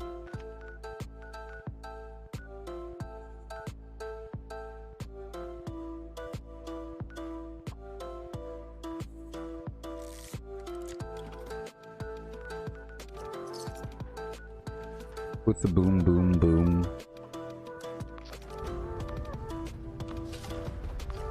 Boom, bop a doom, yeah. With a bop a doom and a boom, boom, boom.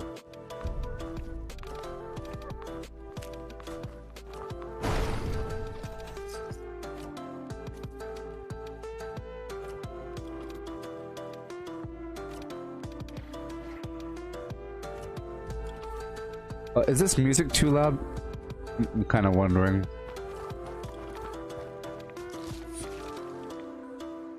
Yeah.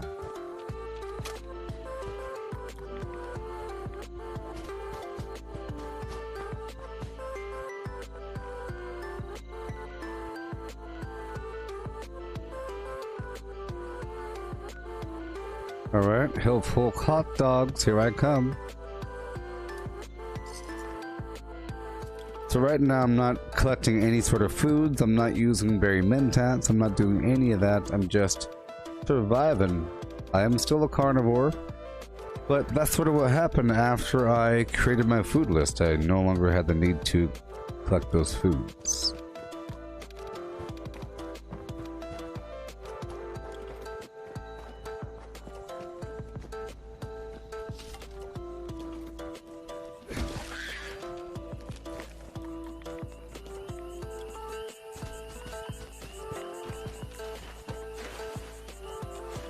Yeah.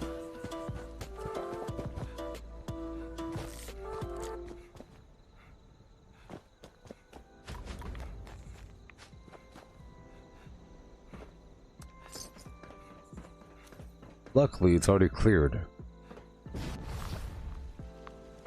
Alright. I'll go turn in some honey after this.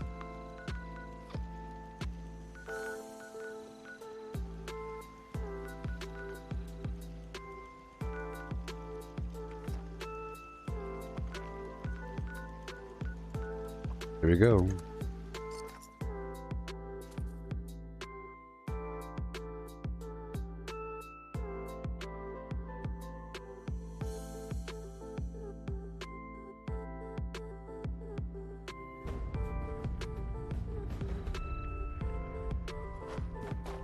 Okay. Yeah. My goodness. Our guests do choose the most fascinating tea party. Sure. Very innovative indeed. Hello. Welcome back. I Hi. am afraid. Welcome back. I am excellent. Oh, great. Oh, delightful. Please do return. Yeah. Yeah. Got the flame inside of you. There we go. I'm turning in these samples, and then I'll take over another spot or two.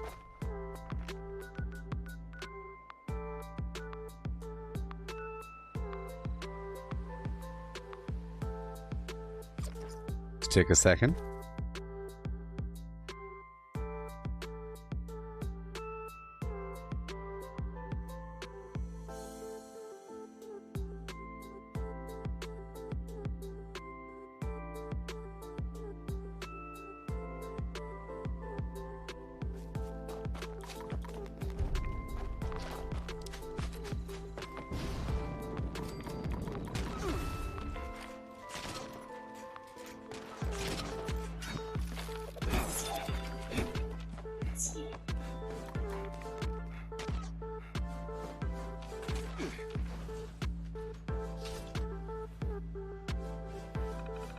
All right. Boom. Boom. Boom. Boom.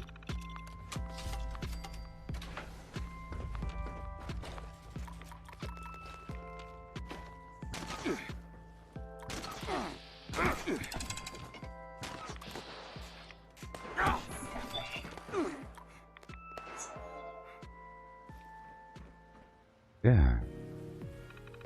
Hey there, John. Fairly loud. Okay. There you go.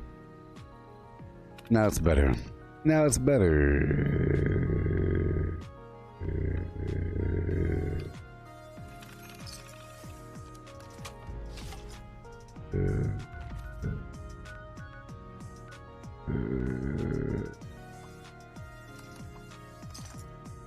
Okay, now it's better. Can you hear me now? Am I drowned out by the sound of music? Oh, yeah. Can you hear me now?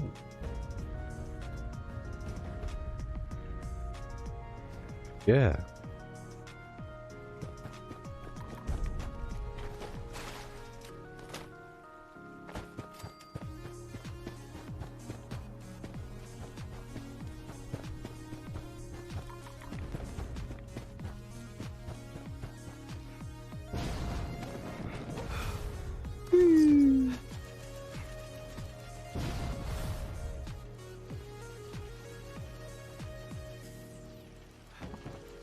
There's wood here as well. Oh yeah.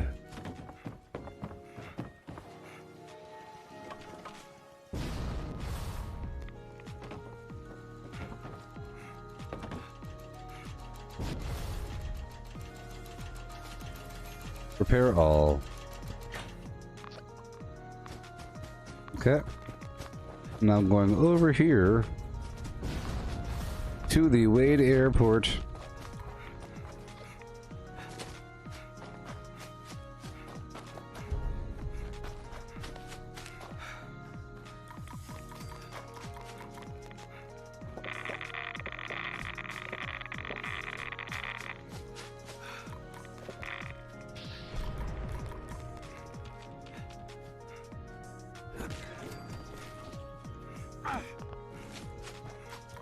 Okay.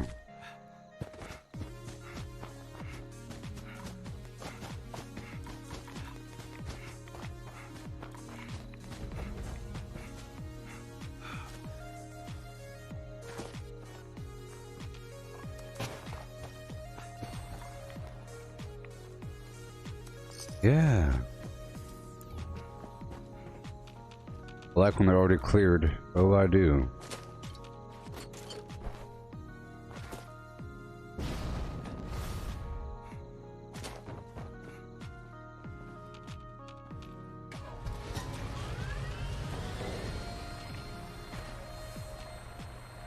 All right.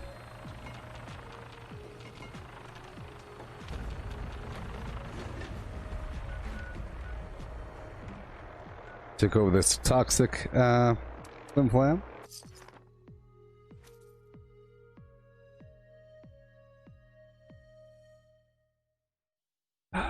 This waste facility. Yeah.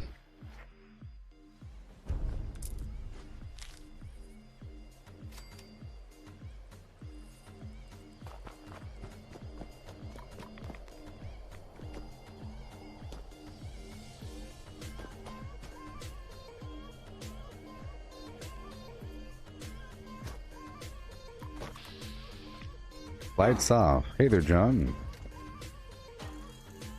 And heal. Can't hide forever. Hey, who disappeared?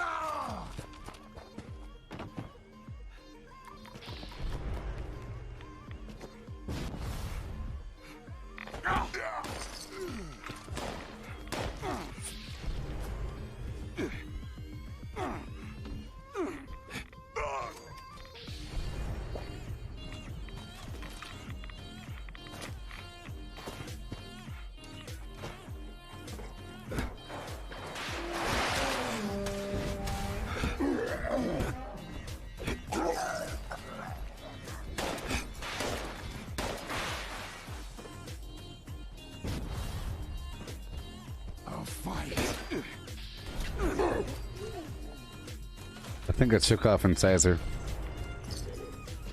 Alright. Perfect.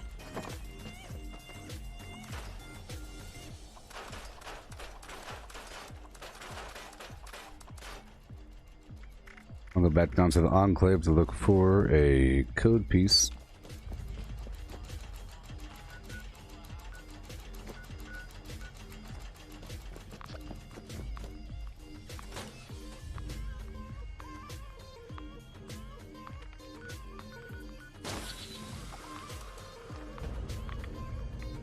Here I go.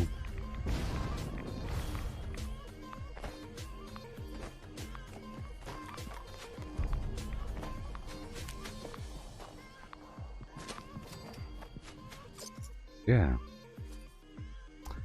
Look for that code piece and check out the keywords on the wall. I'm gonna try to bomb quite a bit this weekend. Now that meat week is all over and everything, I can get time, or I have time during the week to collect these key codes and code pieces and so forth and so on. Key cards and code pieces.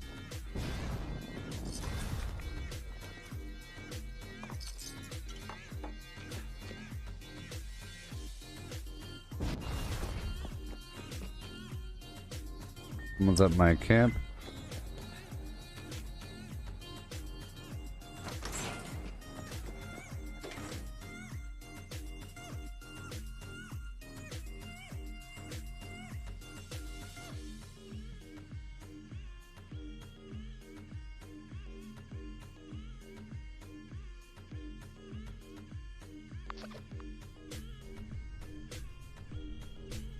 Hilarious.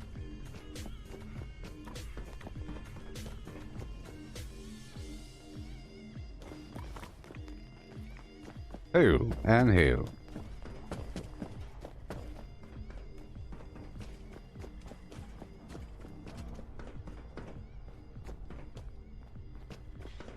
Have a look, and we still have only 3 letters. We have 1 letter and 1 letter all day long. It's still been 3, 1, and 1. Or whatever. Oh, yes. Go for Bravo.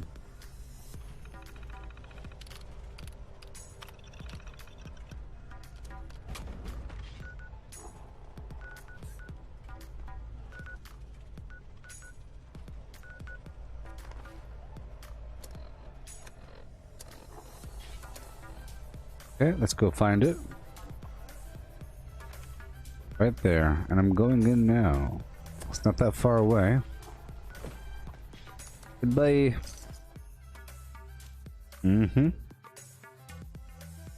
I'll do whatever I can in the region. There's not much to do around here. Again, I'll have my little voice flim-flam read off all these tasks. These are all the tasks to do in the game. Craft legendaries with modules. Sell to NPC vendors. Daily quests. Workshop conquest. Lucky hole mine. Power plants. Farm fusion cores. Public events. XP run. Toxic goo harvest. Rebuild camp. Move camp. Repair armor. Repair weapons. Craft ammo. Sleep. Play music. Stock vendors. Transfer items between characters. Bury Mentat run. Dump caps at vendor if over 20,000. US requisition holotape. Garahan building farm. Reputation root farm. Iron or south ash heap. Multiply crops at workshop. Perfumed water at workshop. Grafton monster farm. Tanagra town crickets. Faction dailies. Spend gold. Razorbrain flower farm. Scorch beast farm. Ammo machine. Deathclaw farm. Tarberry farm. Flatwood silt bean. Check keyword status. Nukes Findingo Colossus for a cursed weapon. Sugar Run. Nuka Cola Farm. Concrete. Lead at monorail. Abandoned Bogtown secret floor. Farm mole miners for aluminum. Top of the world aluminum farm. Ski poles. Enclave code piece. Keycard search. Somerville Bookhouse. Enclave events. Wood farm. Dogwood farm. The hare and the tortoise. The hare was once boasting of his speed before the other animals. I have never yet been beaten, said he, when I put forth my full speed. I challenge anyone here to race with me. The tortoise said quietly, I accept your challenge. That is a good joke, said the hare. I could dance round you all the way. Keep your boasting till you've beaten, answered the tortoise. Shall we race? So a course was fixed and a start was made. The hare darted almost out of sight at once, but soon stopped and, to show his contempt for the tortoise, lay down to have a nap. The tortoise plodded on, and when the hare awoke from his nap, he saw the tortoise just near the winning post and could not run up in time to save the race. Then said the tortoise, plodding wins the race. If you don't know, now you now know. If you didn't know, now you know. 'Cause you didn't know what you didn't know before you knew you didn't know. This is a test of my voice clone. Let's imagine you are playing as a level 300 character, and you decide to head to West Tech with a friend who is level 30, even though you will both see the exact same super mutants at that location. Their levels will automatically appear higher to you and lower to your friends so that they are more appropriate to your individual characters. In addition to their levels, the super mutants' damage, health, and resistances, as well as the loot they drop and the XP they award, will also better match each player. This means that your level 30 friend can now meaningfully contribute to the fight in this formerly high-level location, which was not possible before. You will also earn more XP per kill than before, since these super mutants previously could not spawn at such high levels. While creatures will still have minimum and maximum levels, one Wasteland will bring much more flexibility to players' combat encounters going forward.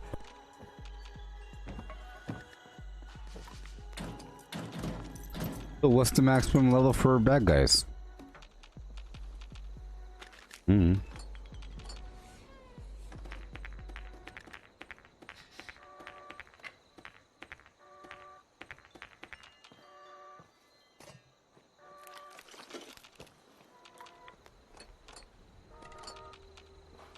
Yeah.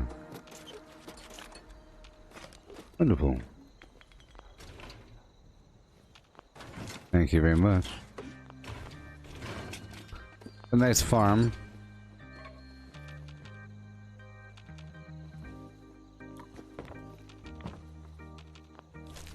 Nice little farm. So let's go upstairs.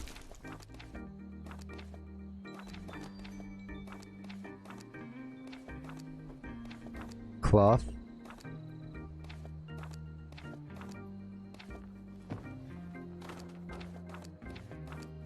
It really is ridiculous.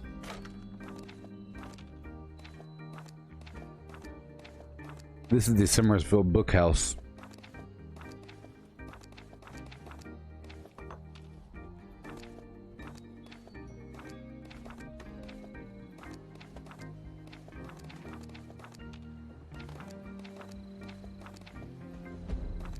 Yeah.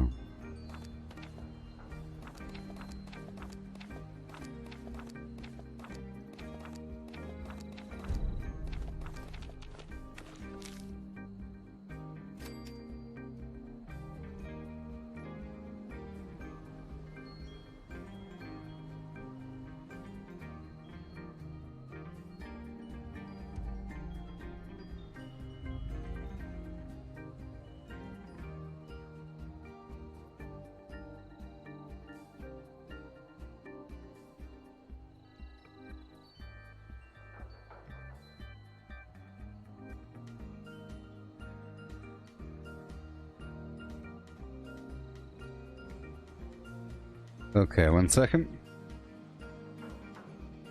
Come on.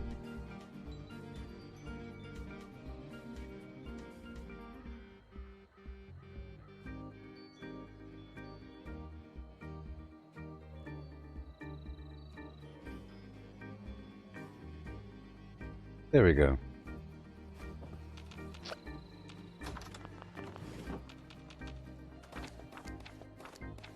I'm making a list of all the activities I do.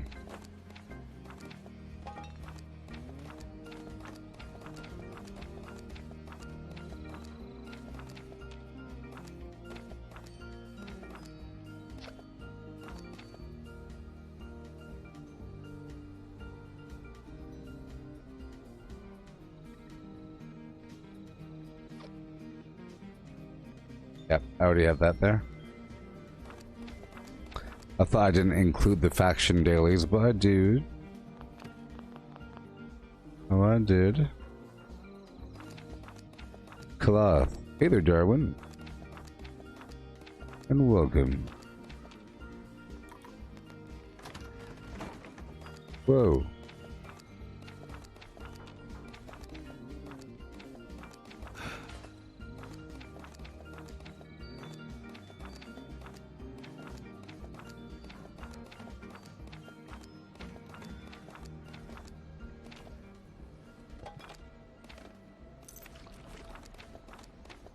Morning, Cole.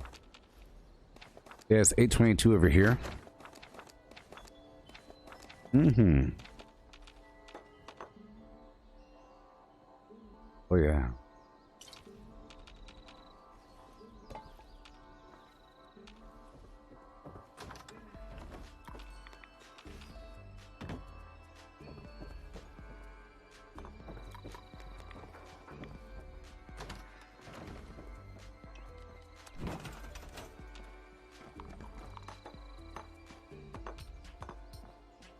Whoa. And hail. It's nice to have that couch here at this table. This must be a pretty happening spot. Back in the days.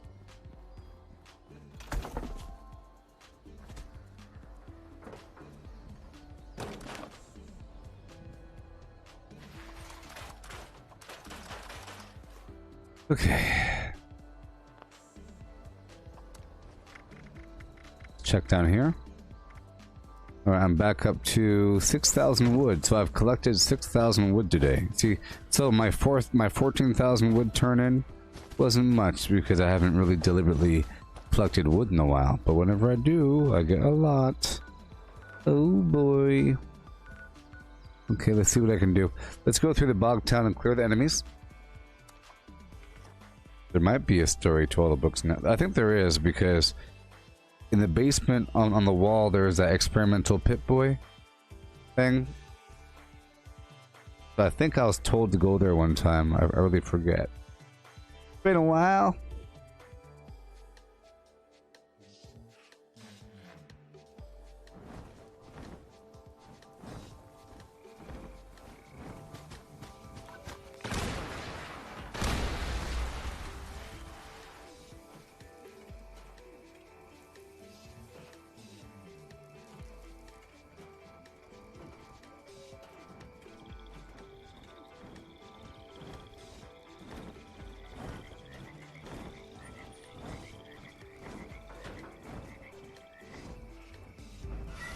Alright.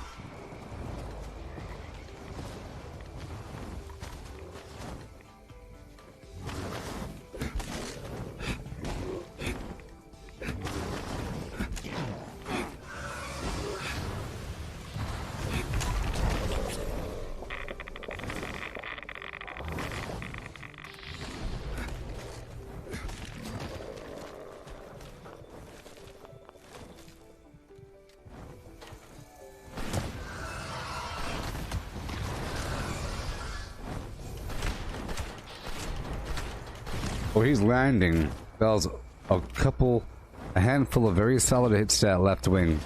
See? Here we go. Yeah. Oh no, you're gonna heal on me, aren't you? Nope. No, don't heal on me. Yes.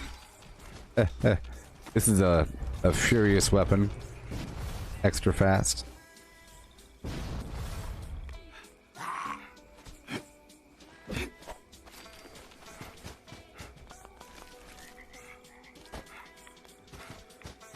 Alright, here we go. I am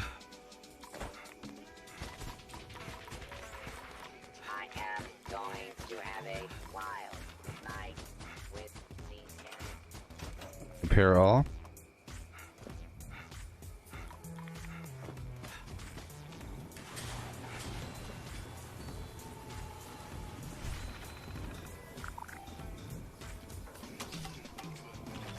Yeah.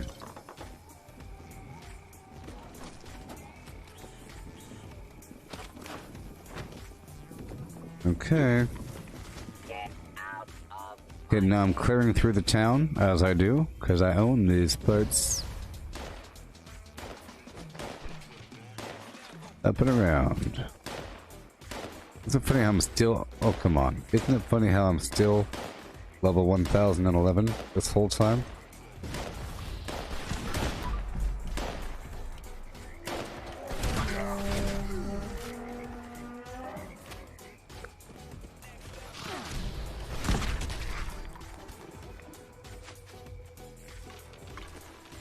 Good.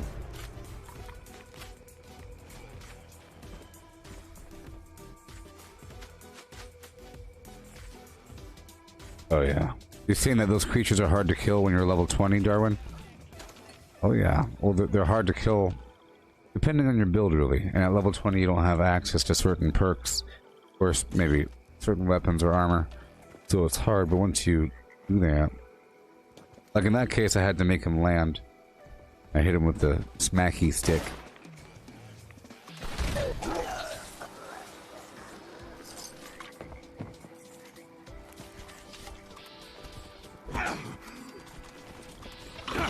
I'll bonk you right in the head.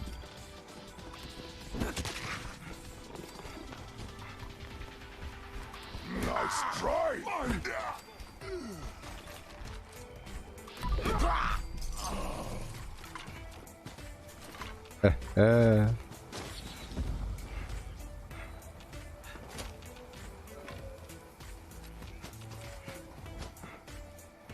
Break it down and keep on going.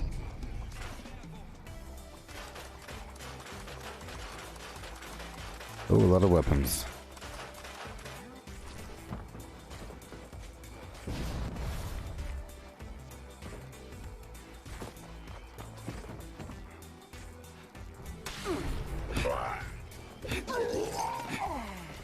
I'm okay.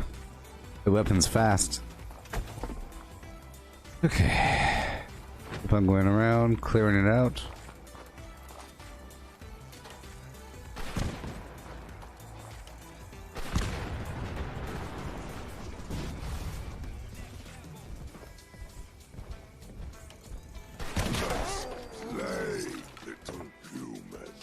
What'd you call me?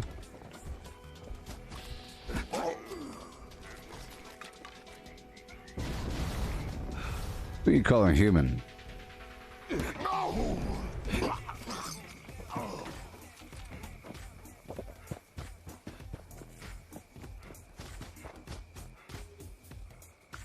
Thank you.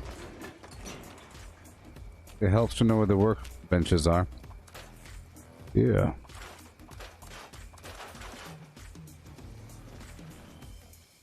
Okay.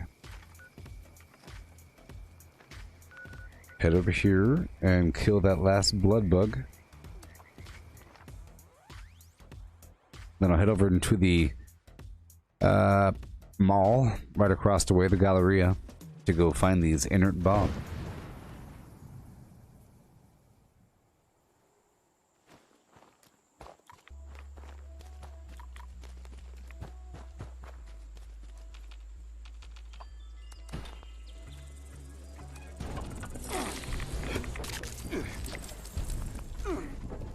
Yeah. Level up. I just love songs. Don't you?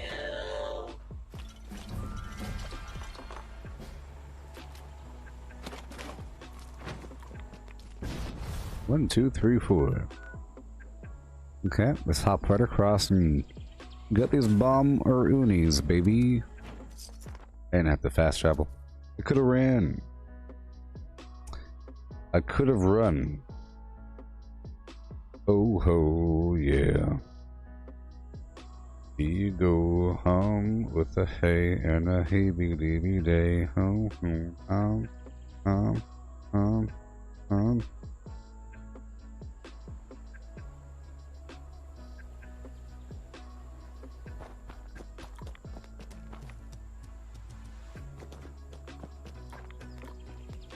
Mm-hmm.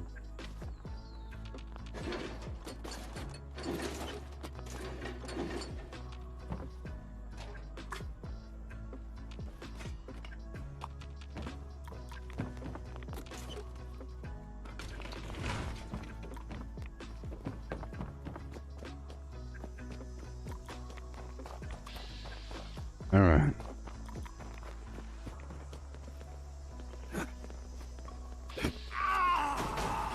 Oh. Okay. Come on.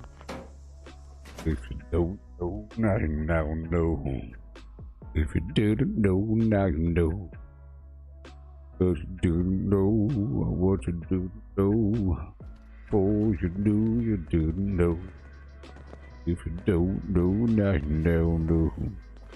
If you didn't know, now you know. If you didn't know what you didn't know. Before you knew, you didn't know.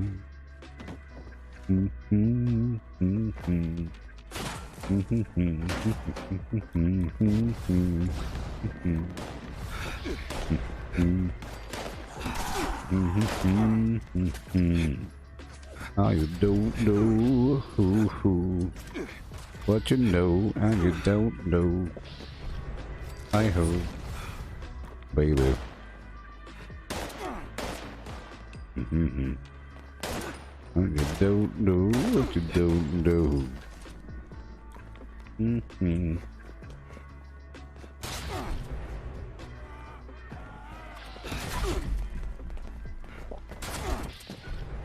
Oh boy.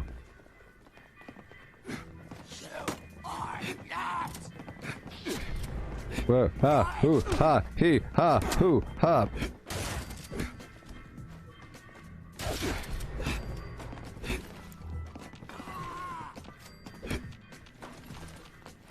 Crazy. Albion Online. I've heard vague things about this garbage.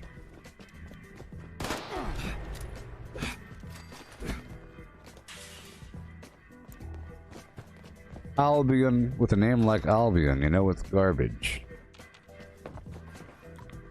That's what I have to say. Albion. Oh, the angelic forces. Powers are diminishing. Something is eating at the heart, corrupting our power source. Only you, the child of Albion, can save us. Don your angelic wings and fight the corruption at its source. Albion.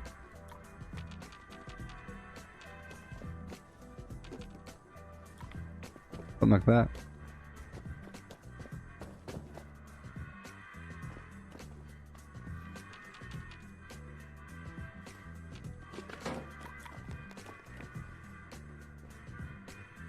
Oh, Albion was named. There you go. That's why the name is makes me feel weird, because like what you said, it belongs to the Fable universe. Albion. So if you name your product Albion, who the heck are you? Stealing words? Albion Online. The world of Fable comes alive. Alive. Maybe it is. Maybe it is. Maybe Albion is. Albion. Albion Online. The Fantasy Sandbox MMO. I don't like that. It's already garbage. It's already garbage. I'm looking at it. The name? The Fantasy... Come on. The Sandbox RPG. Tell your story with these revolutionary graphics. What is this? What? Well, maybe it's good. Hold on a second. Wait a second. Play for free.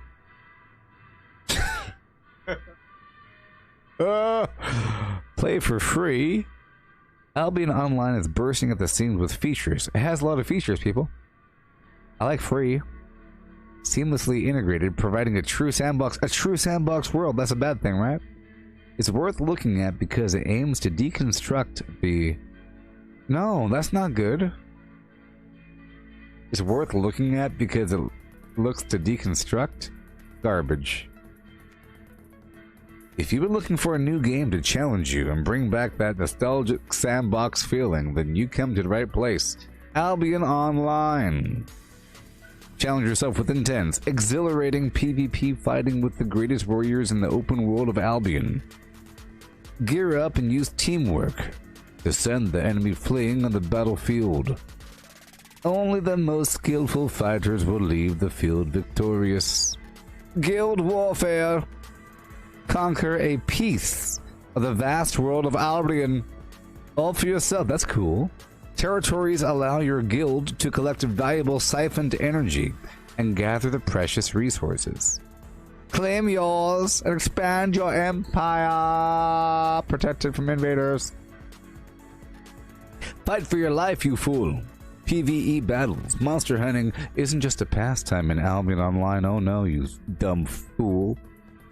The creatures you fight provide you with the resources that you'll need to create weapons and items. Yes. Arm yourselves wisely. Powerful beasts lurk in the world below, and only true heroes can beast them. You idiot. Player-driven economy. Garbage. Need a break from fighting from your life? Generate some garbage at the market. Player-driven economy. Gather, discover, erect the greatest cities. That's cool. Smith the deadliest... whatever. Craft your own armor. Okay. Haul your goods around the world in a Brahmin. A full carriage is slow. That's pretty cool. Hey, so far so good. Trade your goods at local marketplaces. Hey, I like the caravan. I love the caravan idea. Open world. Tell your story. Albion. The Albion way. A long time ago, there was me, with terrible graphics, standing in a field full of bad guys, and I say, "Gut them, battle scene!" In a world where everyone matters, there lies a child. Oh, each of us has a story to tell. What's yours in this garbage game? I am Angus, man. It's true. Hey, the graphics are pretty cool. Whoa! Whoa! We killed a wolf! Hey, look at that little thing. Oh my gosh, this game is pretty cool. You got a town! You got a horse! Hey, the graphics are stylized and cool. My goodness. Physics on the chest muscles. There's a marketplace. You and you, I elect you with my... Look, he has a little mule. There's a crypt. Get him. Got the money. Big old slow beast. I shall save you. PvP. Give me another chance. I'll work harder this time. This time I shall have a world of my own. I shall be brave. Fighting the beasts on top of the hill. Until I'm stronger. Until I have soldiers of my own. Look at my caravan, you sassafras. Come this time. Last time I was alone. I have a whole guild of people fighting for me. Look at my castle across this vast map of Albion. Behold, I'm over there. And we will fight in ongoing battles for territory and justice. Upgrading weapons, fighting foes, and Diablo pits of flim-flam. Do you want yourself an open world League of Legends? Do you want yourself the new era of open sandbox PvP, PvE? Hey, that's pretty cool. What the heck? Do you want some of this garbage in your life? Come on down to Albion.com online for free. Look at that beast. There's flaps all over it. Flaps! Well then. Well. Well. Well. Well. Well. Well. Well. Well. Well, well.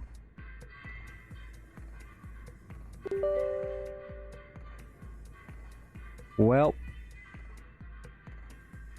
What a piece of garbage. I mean, that game looks like a big old sack of molasses. I wouldn't play that game if I was paid to. If I was paid to.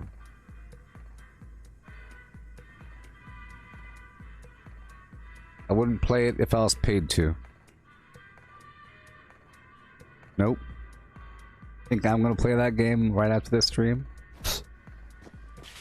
If you think I'm gonna play that game right after this stream,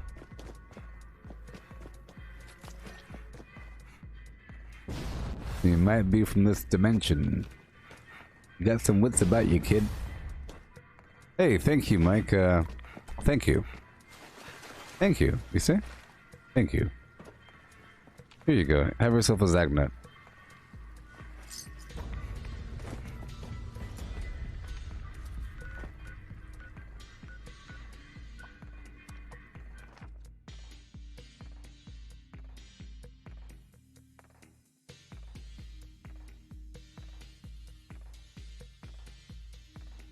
Albion. Oh no, the spirit of the valley is dying. Go get the essences from the flimflams. Oh, good job. Hey, it has a couple good points there. That game looked kind of tight. Look. A couple key features that I liked about it, okay? I like certain things. There's certain things I like. And it hit a couple of those notes. Whoa!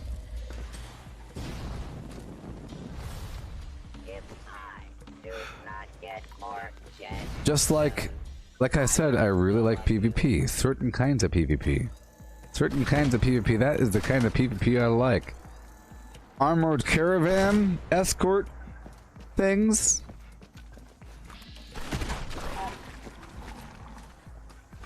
Albion, the spirit of the valley. Get the crystals.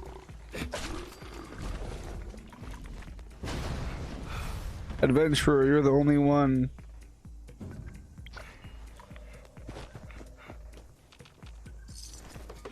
Adventurer! I can't wait to play it. I can't wait to play it, you stupid gulper. You hear me? I'll beat the garbage out of you like you're some tiger. I'll beat you like a tiger.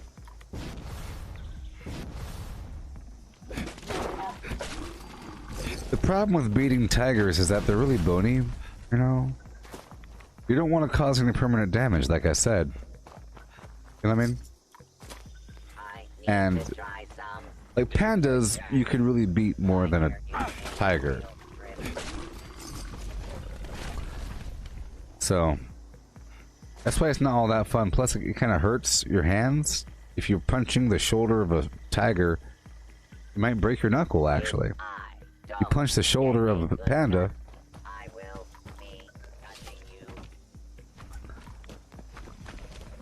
Yeah, I like the player economy situation with the different marketplaces and the PvP thing, and then like the fact that it seems like you have this big old party, like a big old empire, and that you could take over parts of the map. I like that. Of course, I like that. You know. There appears to be a reason to haul your goods from one spot to another. There appears to be a reason, you know what I mean? Like you have to keep expanding. And now, that vendor back there, that's pretty cool.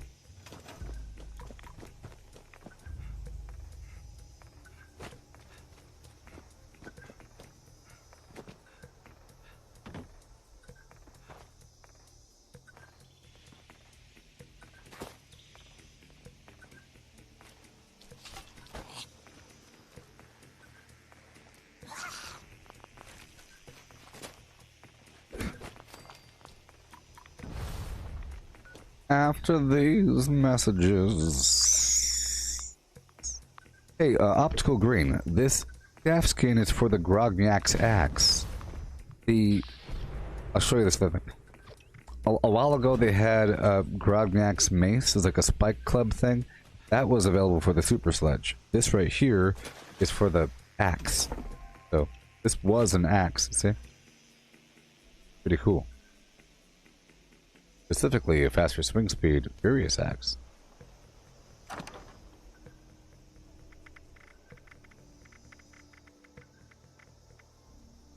This other weapon right here, you see, this was a super sledge, a battle mace.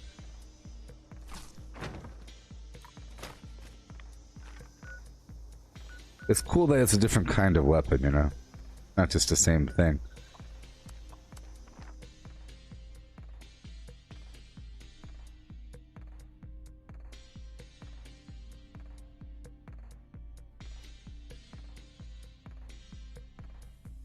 Boom, bam, boom, boom, boom, boom. Boom, bam, boom, boom, boom.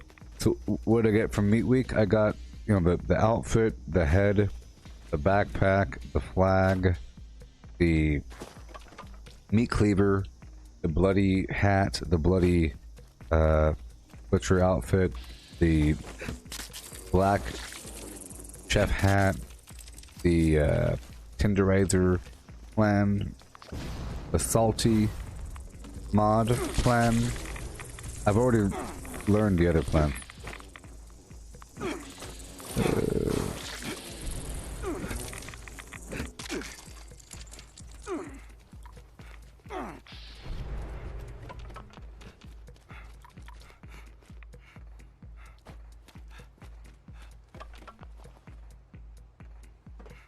Well, I do like that. You're right, Optical. I was gonna say, I like the fact that it's for specific weapons, but it would be cool if it was any one-handed weapon. Come on, or a two-handed weapon, or you know, like an entire slot for a heavy weapon. But it's fine. I like it because it adds value to different things. It's nice to have, you know, having it locked in is special because some weapons don't have any mods. You know what I mean? Some weapons don't have any. But if all of a sudden there's some weird universal mods and they're really, really good, or skins, I should say. Some weapons don't have any skins. But if there are some amazing, like, if some of the best skins in the game were universal, then that would kill the need to buy more skins. It's not all about money. It's about wanting things. You know? It's nice as a player to want things. And if you get the best and it applies to everything, all of a sudden you could write that category off for progression. Like, there's still a whole progressive section of getting skins for everything. You want the skins for everything, right? Yeah. I'm doing a retake route. Albion.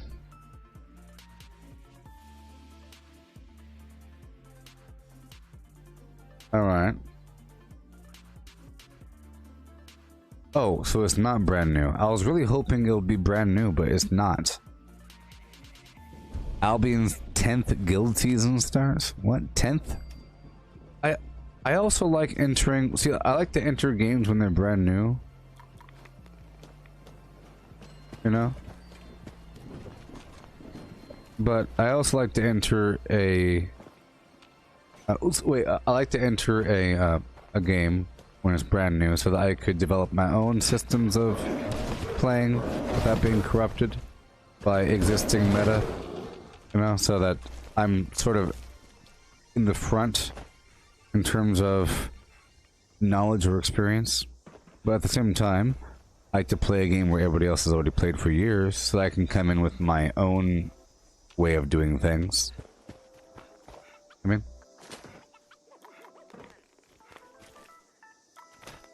like I said, Christopher Nolan said that he doesn't think pictorially, or he doesn't think diagrammically, and that he thinks with words, and he'll have a hard time drawing a timeline. So he erased their version, he drew his own, and he started from scratch. But if he had to go by their rules, it might not be good. It might be kind of bad. But since he made his own, it was darn genius. Well, darn genius. Him making his own crazy timeline. Where are you, beast?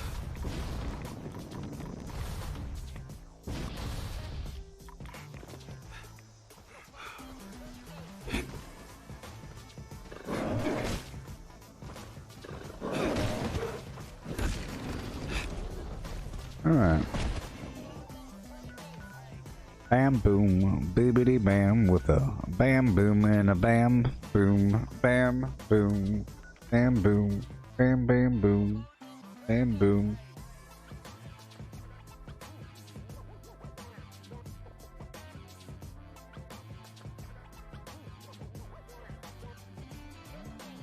Bing bang boom, bam ba doom bam.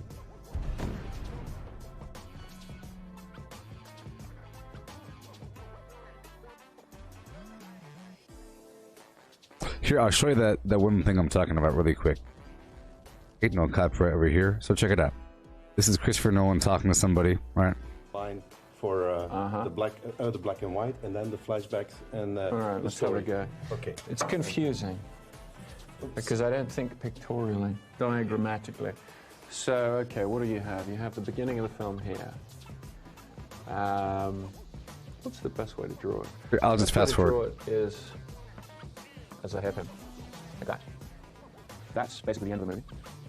This stuff is the black and white stuff. This is color. And this is running backwards as a series of jumps. And what we do is we cut between the two the whole way through. So we alternate scene here, scene there, scene there, scene there, scene there, scene there, and then meet towards the end of the film.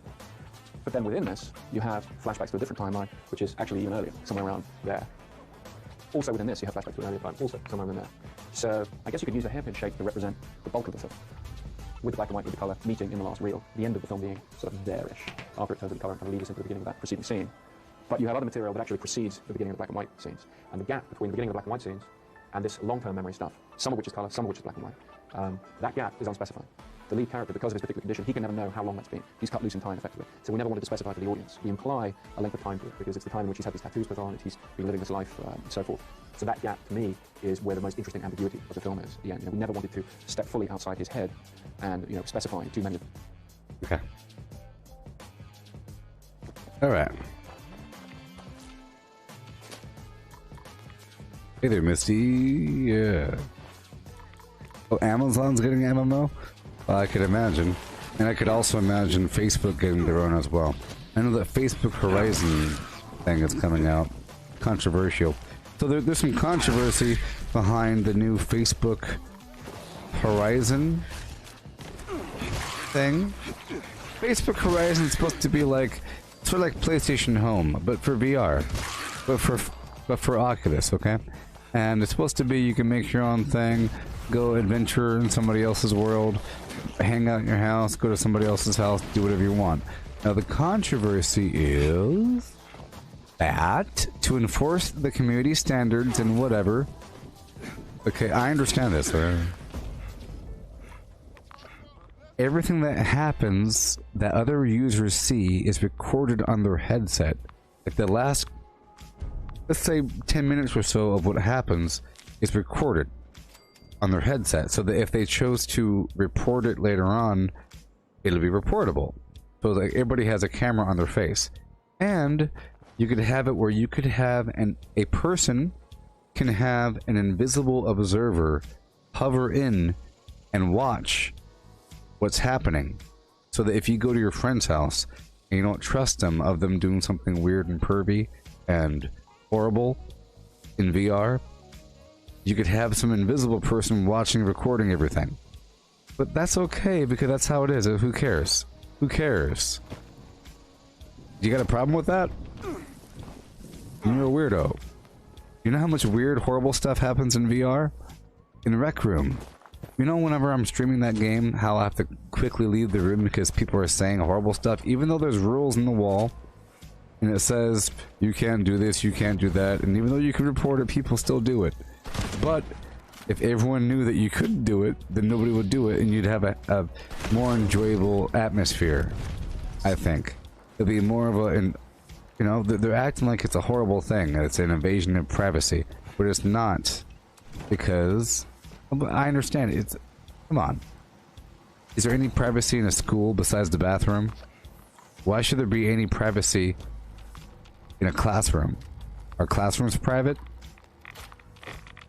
You could think, well, what about the note I'm writing? That should be private. Why are you writing private notes in class?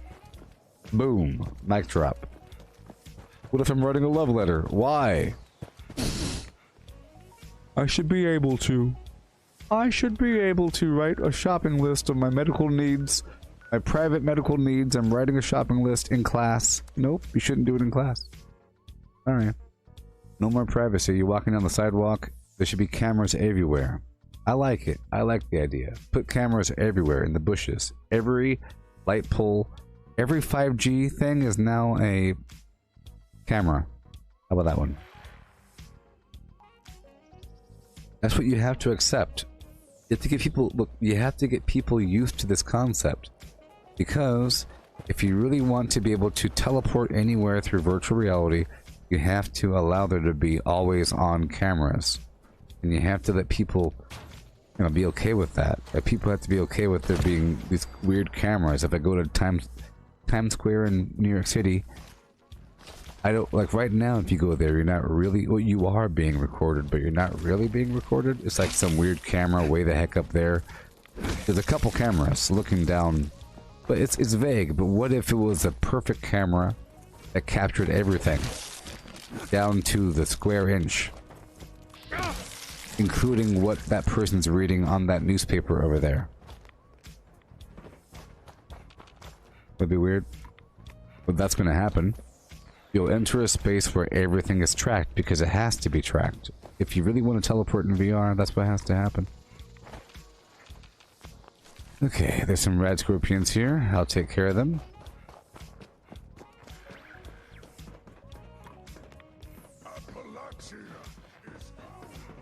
Oh, so Misty, Mike brought up a game called Albion online, and I was making fun of the name and so forth, but then I looked up the website and I looked at the description, and I read it and I looked at the video, so I'm going to play that next.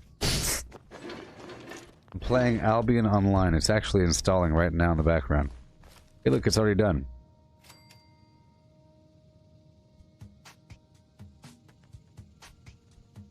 See? Quality Ultra, right? Yeah. So I'll be playing Albion online next.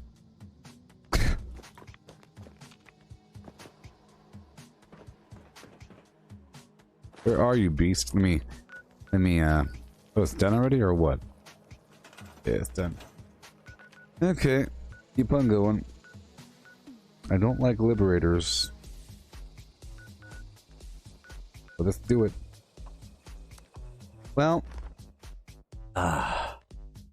this is too much to explain about this game, you know? It's an MMO sandbox game, okay? And PvE, PvP, resource gathering, but traditional RPG. sort of a dungeon crawly sort of thing. Camera zoomed out, graphics are interesting. But it's guild based and it's heavy PvP sort of, and the cool thing is you're taking over the big old map. And you're building buildings, I guess. And then you have, the cool part was you have these trade convoys between point A and point B, and they're slow, but then they get better. And you bring your stuff to different marketplaces, and people can kill you, but then you have these epic battles, and it shows like tons of people fighting, and apparently there's like one server, so there's tons of people, and it showed this epic battle, and I think maybe you even have minions, and it just seems like this epic thing. We were talking about, I think Mike said it's like World of Warcraft and Ultima Online, or some other game. I haven't played that game. But we were all talking about Guild Wars 2 earlier, World versus World, and it sort of reminded me of that, but on a grander scale. Like on a much grander scale with a really, really big map, you know? So that's, and it's free. The selling point was free to play, which means really huge community. But then there's all kinds of paywalls, but whatever. You could work around that stuff. You can always work around it. So I'll be doing that next.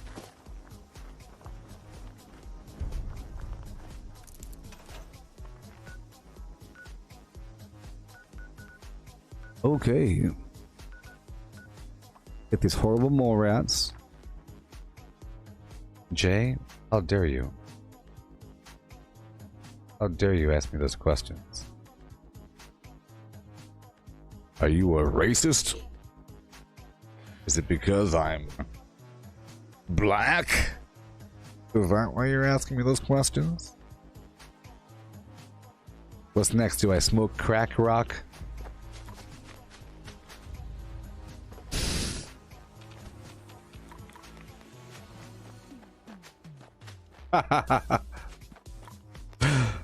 Oh, hilarious. Somebody asked that question. Throw it right back at him. Hilarious. Of course not.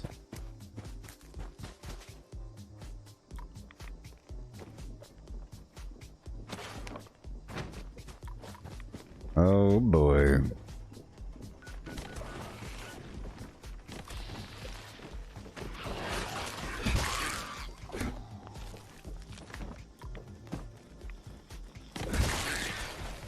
Misty, he asked me if I do drugs because I'm a colored person.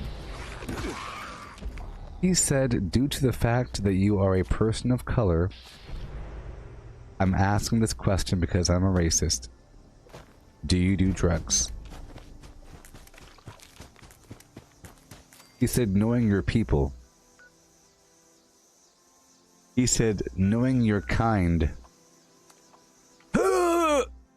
Breaking my back inside my body.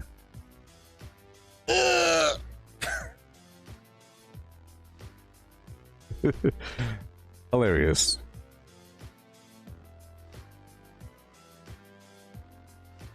Oh.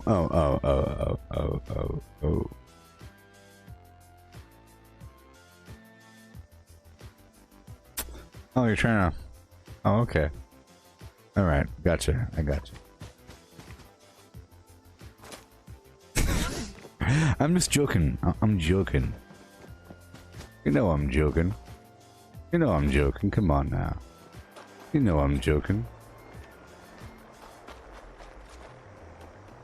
I don't even believe in racism.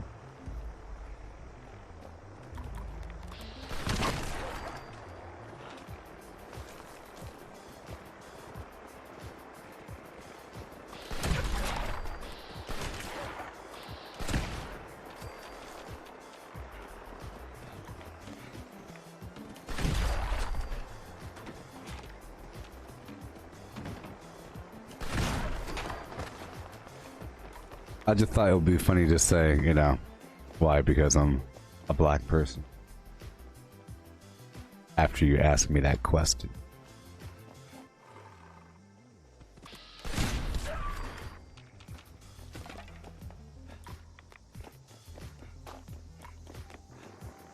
What's too much, huh?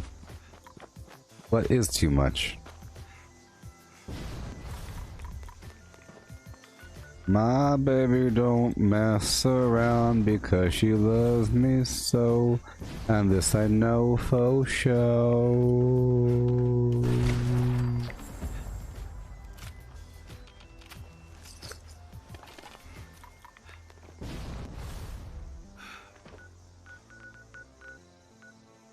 Okay.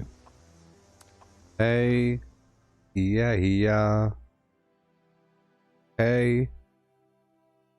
Yeah. Don't want to meet your daddy. Just want you in my caddy. Oh ho. You know what to do. Ooh. Come on and shake it like a Polaroid picture. Take it. Come on and shake it. Come on and shake it. Take it, baby.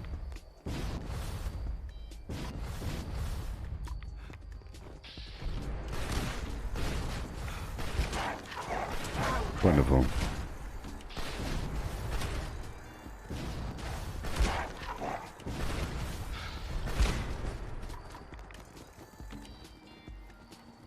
What are you talking about, Ben? I made up those lyrics. I'm like Kanye West over here.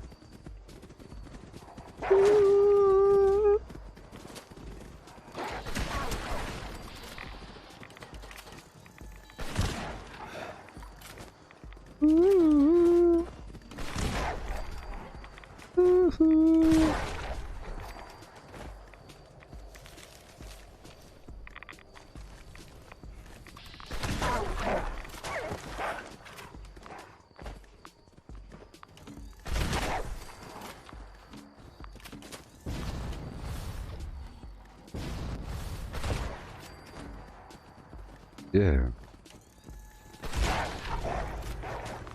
Let me some sugar. I am your neighbor.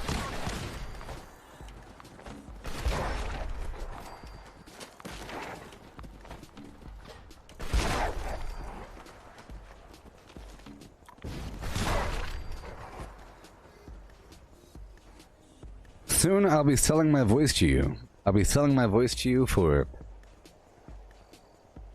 some money, baby. Look, one day you'll be able to buy this voice. Craft legendaries with modules. Sell to NPC vendors. Daily quests. Workshop conquest. Lucky hole mine. Power plants. Farm fusion cores. Public events. XP run. Toxic goo harvest. Rebuild camp. Move camp. Repair armor. Repair weapons. Craft ammo. Sleep. Play music. Stock vendors. Transfer items between characters. Bury Mentat run. Dump caps at vendor if over 20,000. US requisition holotape. Garahan building farm. Reputation root farm. Iron or south ash heap. Multiply crops at workshop. Perfume water at workshop. Grafton monster farm. Tanagra town crickets. Faction dailies. Spend gold. Razorgrain flower farm. Scorch beast farm. Ammo machine. Deathclaw farm. Tarberry farm. Flatwood silt beam. Check keyword status. Nukes Findingo Colossus for a cursed weapon. Sugar Run. Nuka-Cola Farm. Concrete. Lead at Monorail. Abandoned Bogtown Secret Floor. Farm Mole Miners for Aluminum. Top of the World Aluminum Farm. Ski Poles. Enclave Code Piece. Keycard Search. Somerville Bookhouse. Enclave Events. Wood Farm. Dogwood Farm. Smelt Ore. Smelt spoiled vegetables and fruit. Cook food close to spoiling. Mirelurk Egg Farm. Mothman Egg Farm. The Hare and the Tortoise. The hare was once boasting of his speed before the other animals. Yeah, buddy. I'll be selling that bad boy. I'll be selling that bad boy for a big old basket of money. Yeah, buddy. Money. Money. Can you imagine it? Money. For once. Yeah.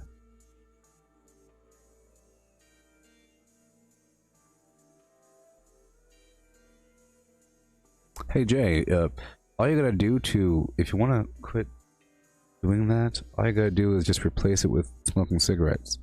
Just pick up smoking cigarettes and you'll stop doing the other thing. Yep. Pick up smoking some cigars. Yep. Yeah, man. Smoke cigarettes. You gotta smoke some cigarettes.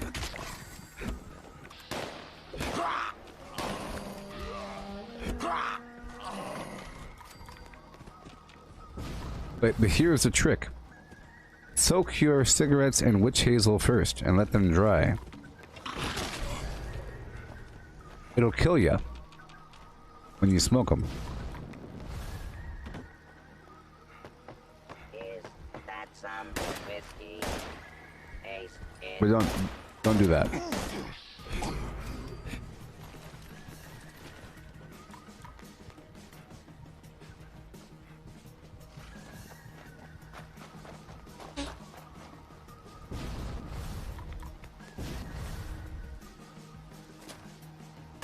Hey Cortana. Hey Cortana. How do you soak cigarettes in witch hazel?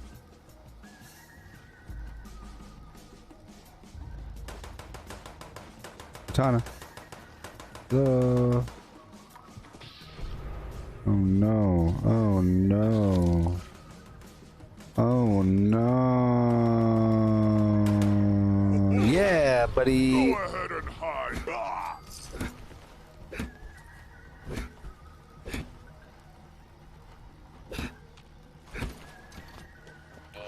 Stand back.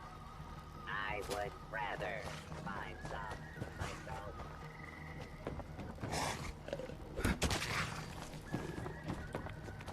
Hey Cortana. How do you say hello in dolphin?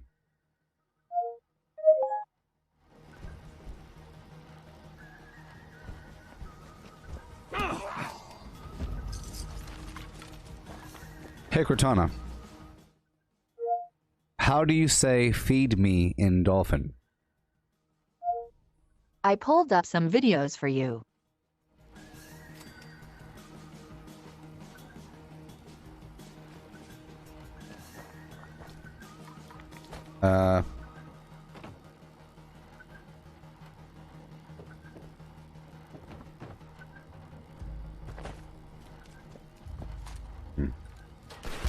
Wait, what year is it? Is it? Oh, okay. It's 2020. I wasn't sure if you guys had the language almanac for the dolphins yet in this quadrant of reality. I move around time a lot, you know, and sometimes you guys have certain technologies, but I'm not too sure. I have to check, you know. I shouldn't really be talking about this right now, but I have to check.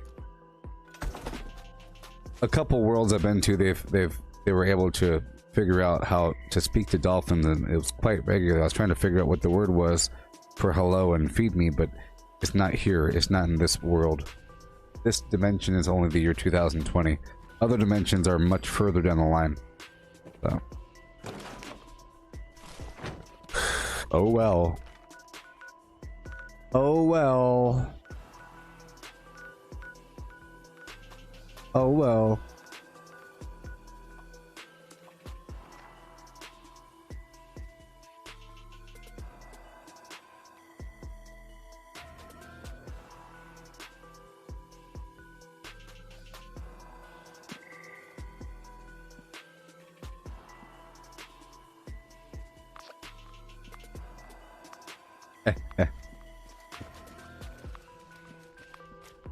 Yeah. I shift around, you know, slide back and forth. I do these reality checks every so often.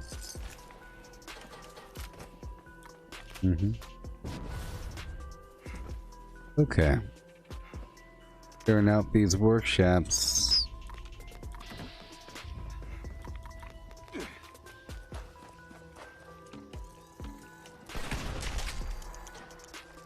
Yeah. Wonderful. And we carry on. If I have these workshops producing what I need, which I don't. There we go. Yeah.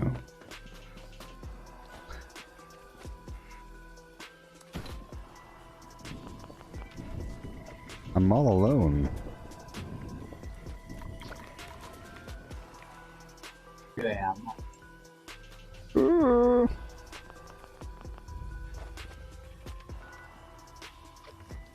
the heck is talking to me?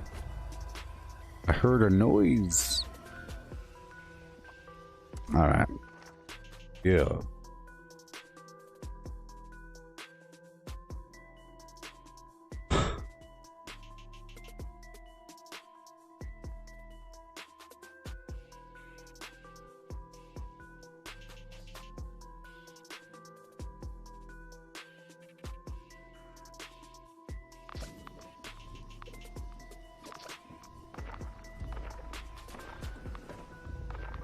Hey Jay, the real answer is whoever told you it's a problem, they're the ones with the problem.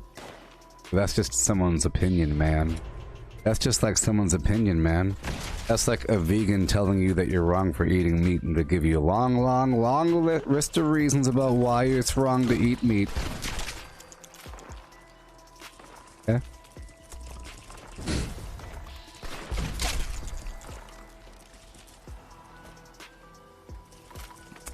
And you should probably stop calling it an addiction. Some things are actually addictive, like cigarettes. I mean, like nicotine, alcohol. It's not physically addictive. Everything on Earth, everything that you can think of is addictive mentally. But this is like some chump saying, my son is addicted to video games. My son's addicted to video games. Whoever thrusts that label on somebody is usually a big old chump. Addicted to video games. He's addicted. Video game addiction. Fishing addiction. Soccer addiction. Football addiction. Running around addiction. Physical fitness addiction. Psychological addiction. Yes. I'm saying everything you can get psychologically addicted to. Yeah, physical and psychological. Therefore, it's just someone's opinion about it being bad or good. But then, of course, you have these bodies. Look, I'm telling you. I'm telling you. It's real bad.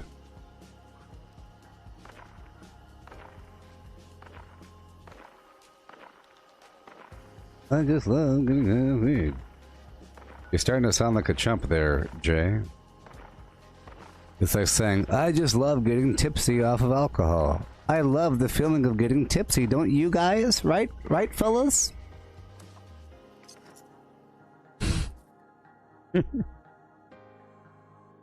Golly.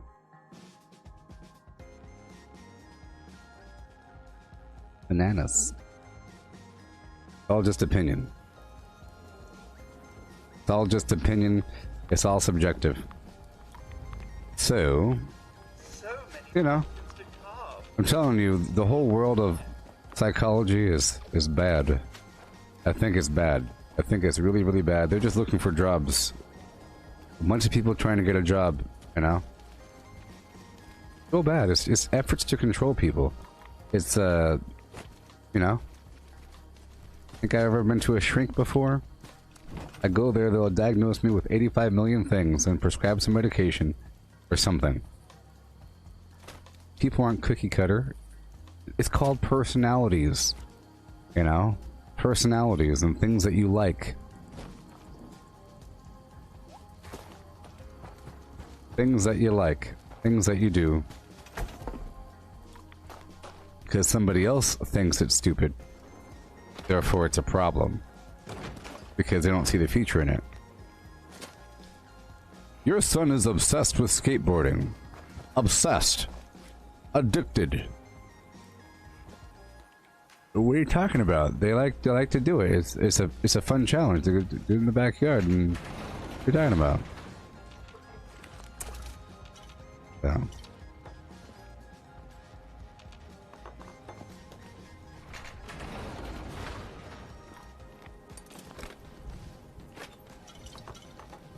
Yeah, no. It's like being, you know, addicted to watching a show. Addicted to watching a show? You're addicted? You're addicted to watching this show. Only point, you know, is, you know, you like it a lot, and then if someone stops you, you'll get mad.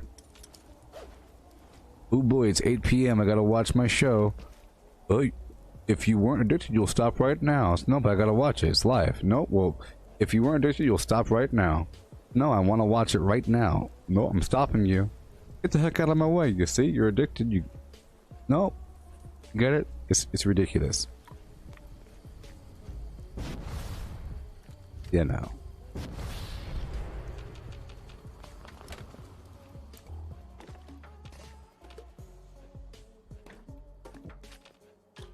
You know. Got some pros and cons in life. Yeah.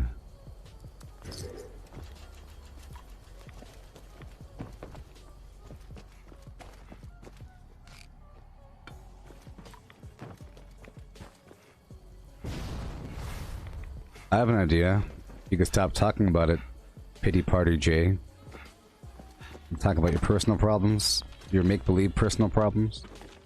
Your make-believe personal problems. I'm here. I'll kick you off the boat, pal.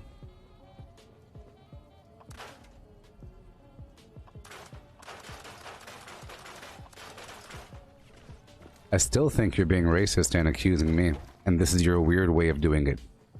This is your weird way of accusing me. Because you're one of them. One of those manipulators of information. Democrats. Probably, I'm just guessing. Assumption. Alrighty, moving on. Yeah.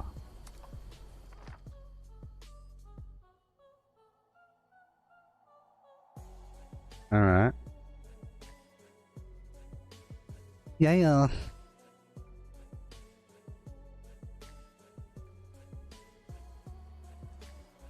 Okay. Well, you're Canadian. Or something. Canadian? Well, same thing. Them types love to manipulate information and just shift it around and have fun with it. Y'all don't like truth very much. Y'all are very emotional sorts. You operate off of emotion and feeling. And you shift the truth to make it fit you. And then you stand by truth. And you wear truth as a badge, but you're manipulating it. It's so terrible. You say, trust science. We stand by science. Do you now? Do you now? When it's convenient. Canadians.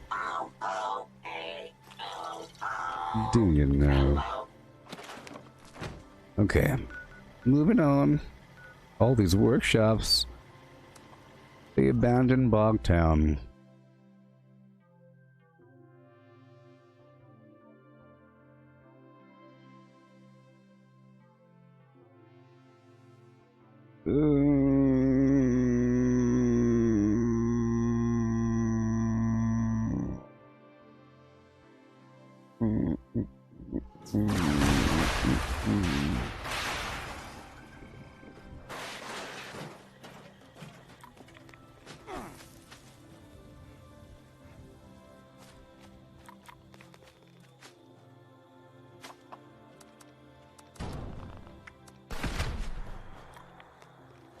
Yeah.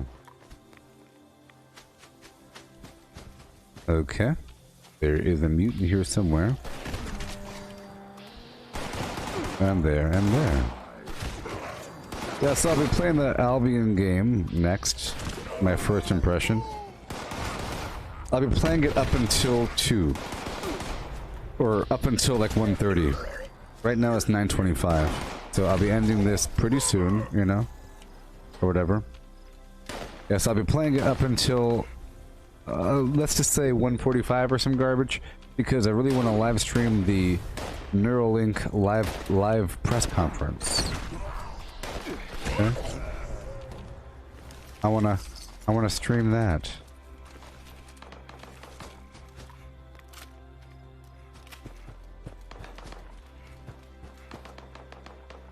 Yeah.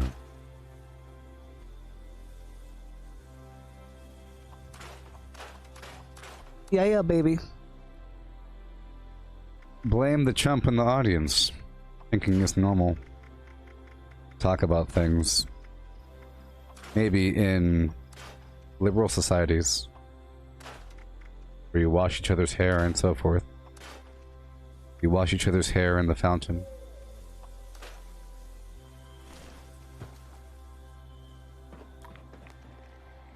Someone there.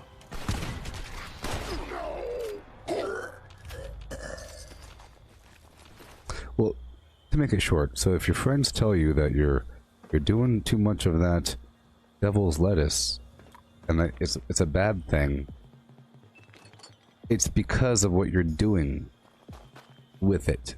What are you doing? Are you sitting there in a big old bag of Cheetos on your chest in a coma? Are you sitting there with a big old bag of Cheetos? And your friends walk in and it's like, whoa, look at you. That's what they're complaining about. You could change your lifestyle, you know, but what you're doing is you're blaming it on some outside thing. You're blaming it on a thing. That's what liberals do. That's what liberals do. You're blaming it on a thing. It's you. It's your personality. That's all. Just change your personality and you're good to go. It's not like some outside thing. It's within you to change everything. You can stop right now. Well, you don't gotta stop anything. Just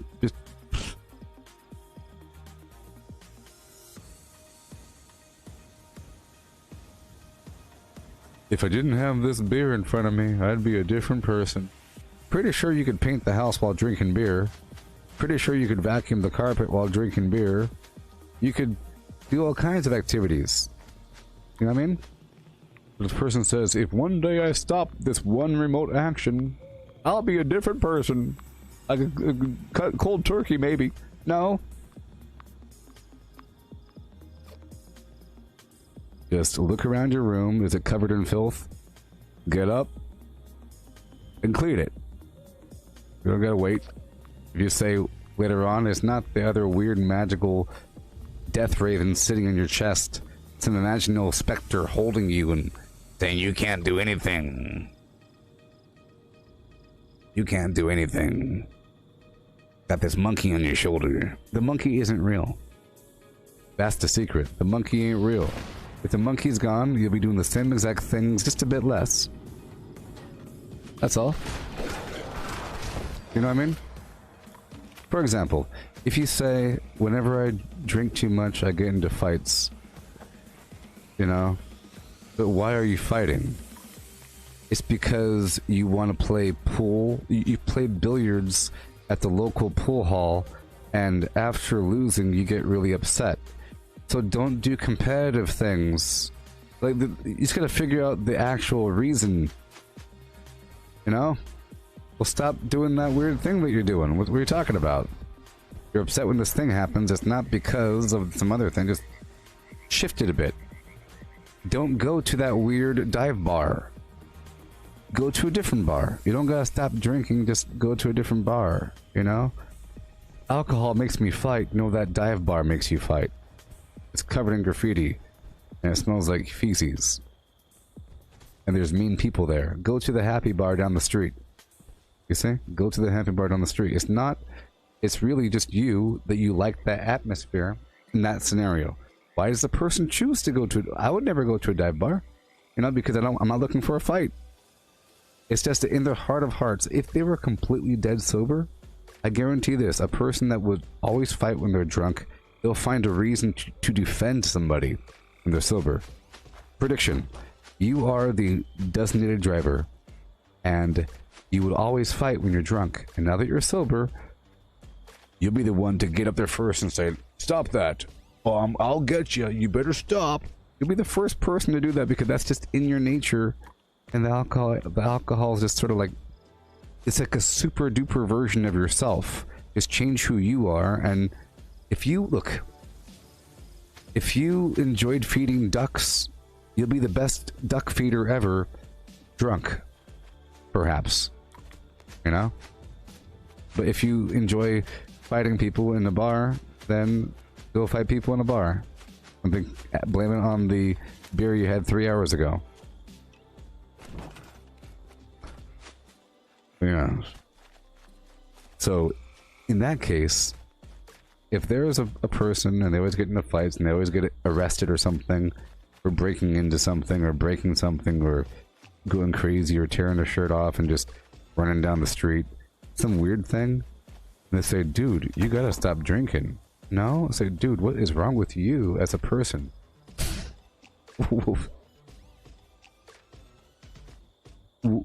If that person had to write down their dream, to run open free in a field, therefore when they drink, they go, I'm free! They're living a dream. Change their dream. You know, they're just expressing themselves in some magnified manner. No limits.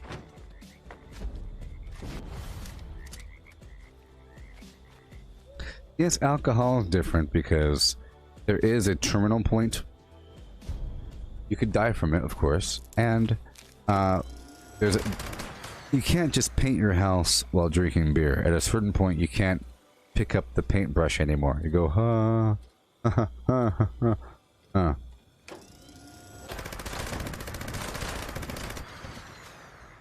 You know, that's the bad stage. But see, that's different as well, because alcohol is physically addictive. At a certain point, it's really bad, because at that point, you don't want to get to that point where you start to have seizures. And you're looking for the mouthwash. You're drinking mouthwash and witch hazel. That's a bad stage, right?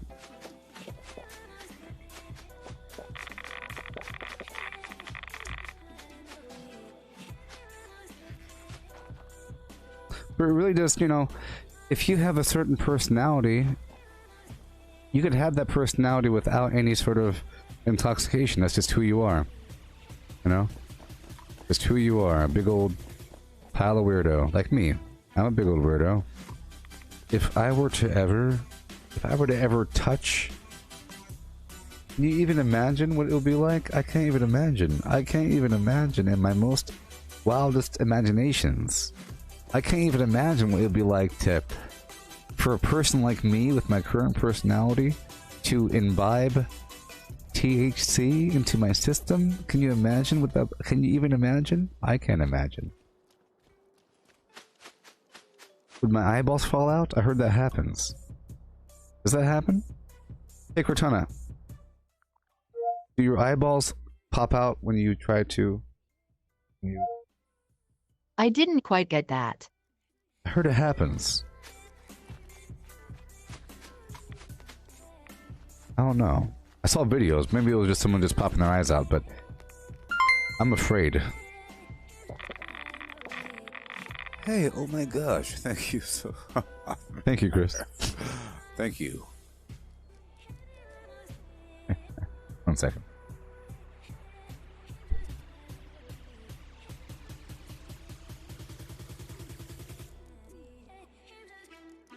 There you go. Can you even imagine? Psst.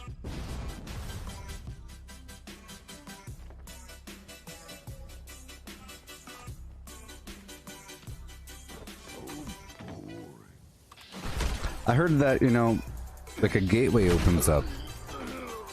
Doesn't like, they call it the gateway drug, right? Doesn't it like a gateway with the third eye, something like that? You can see the seam between the seams. I heard it's like an iridescent border around things. Does everything get iridescent? Is that what happens? Everything gets a border, and you could peel the border back, and then see what's beyond. Is that true? I'm afraid of that. I don't want that happening. That's scary. That's what Army. 14 years. You have your analyses. You have your analyses. You have your analyses in the Army. Ain't no time for that. You'll get in trouble. Okay?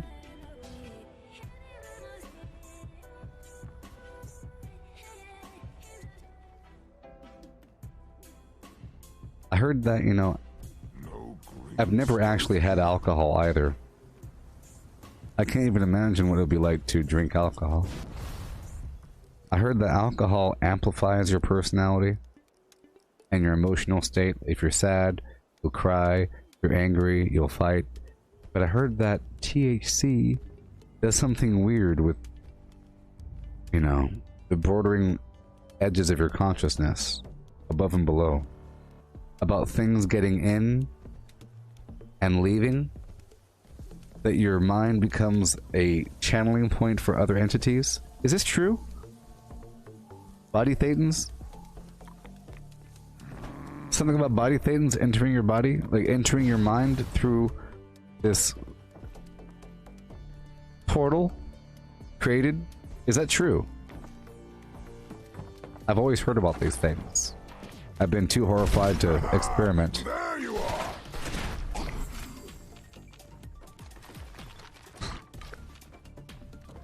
Maybe one day. Maybe one day when they put it in the food. Maybe if they put it in the food, like with corn, it goes corn syrup, THC, blah blah blah.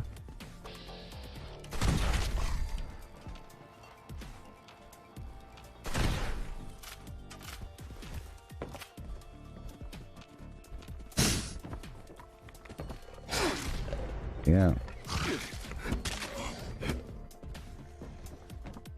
I heard it gives you schizophrenia instantly. Like deep, like level 5. Horrible, like screaming in your head.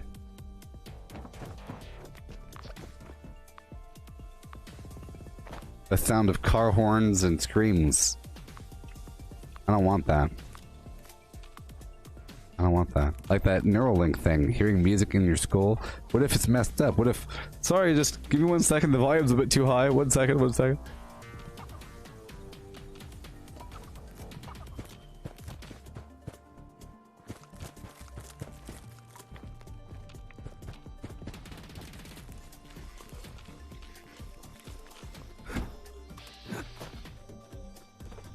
Okay, so next up will be Albion. Online. From the makers of Albion comes Albion.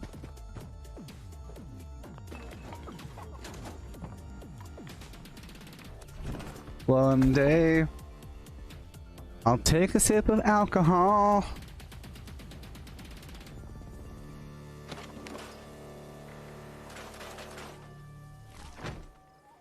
I heard that crack was wild. I'll think about trying crack sometime. I heard it's a trip. I heard it's a blast. Far out. I heard that people say that crack is better. It goes alcohol, THC, crack.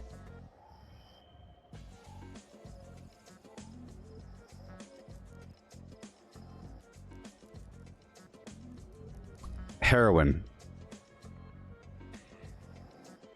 I heard that heroin's pretty awesome.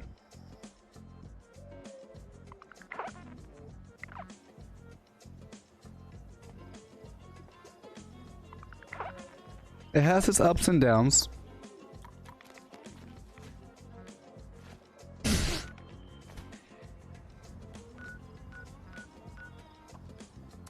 I see the main problem with heroin is like your veins collapsing. I heard that you have to keep finding new veins. The foot is a common spot. The top of your foot, you know.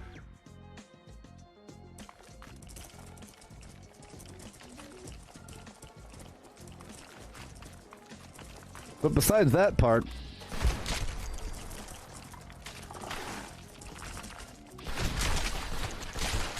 I heard that some veins don't work. You have to keep using the same spot over and over again.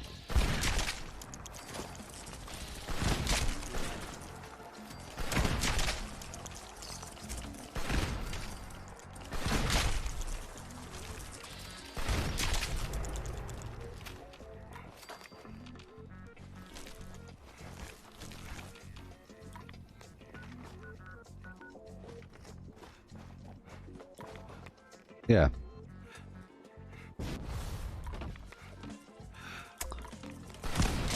Do do do do do do do do.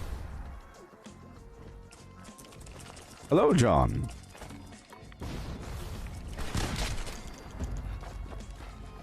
Do do do do do do do do do do do do do.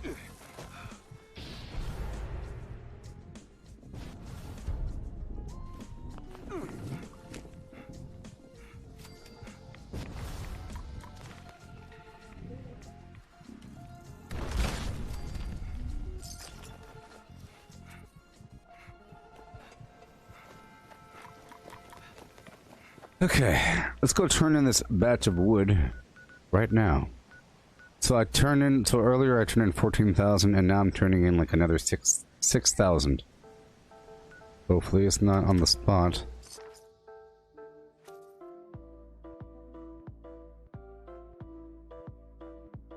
Yeah.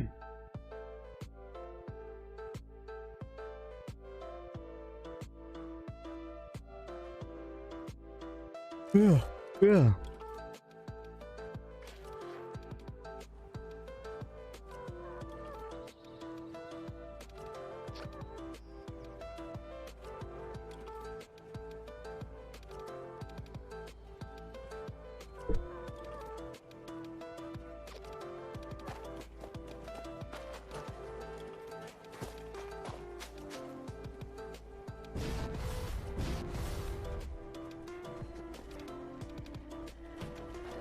Said that many hands make light work. I guess robot pincers count too. Hello there. Have you come to help out? Yeah. Wrap off the wood.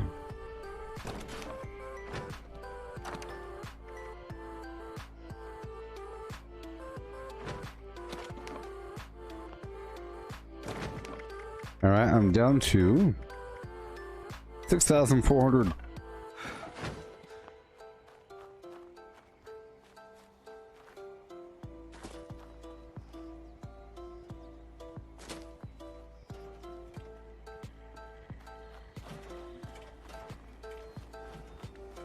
wonder if I'd have the courage to start something like the Brotherhood myself. If it didn't already exist, that is.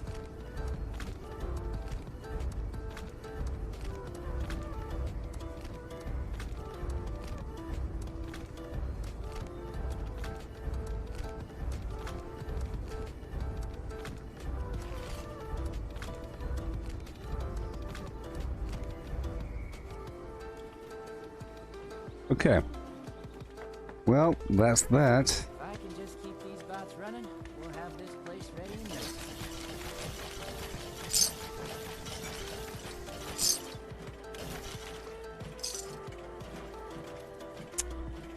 Alrighty.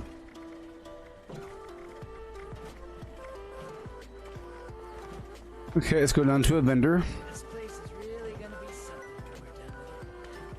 This place is really gonna be something when we're done with it. Yeah.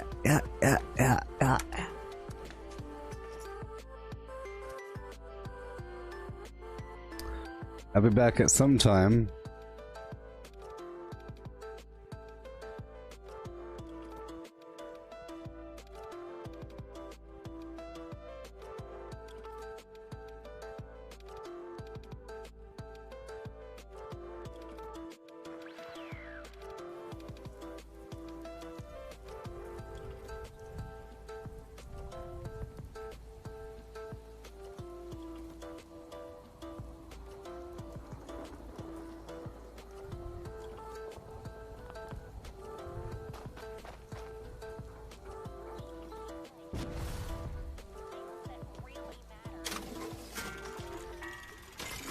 Okay, well this weapon right here is really good. I got this earlier. If I could mod it, maybe. Maybe I could. Hold on a second. This revolutionary sword. 1 second. Let's see if I can do something. This sure is a from killing people for roads.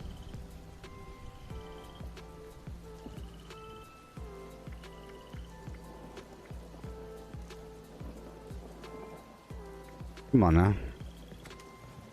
Ooh.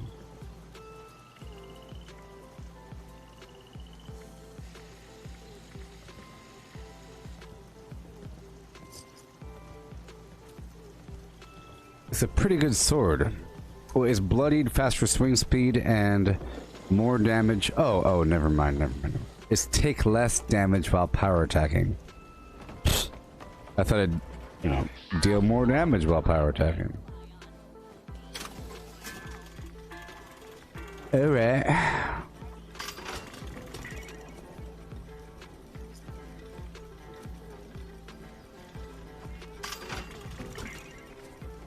Yep, and at 2 p.m. I will be live with the other thing. I'll be live with Albion at 10:30. Okay. I'll be live with Albion online at 10:30. Okay. Don't face the wasteland without the proper supply. Step back. I would rather find some psycho.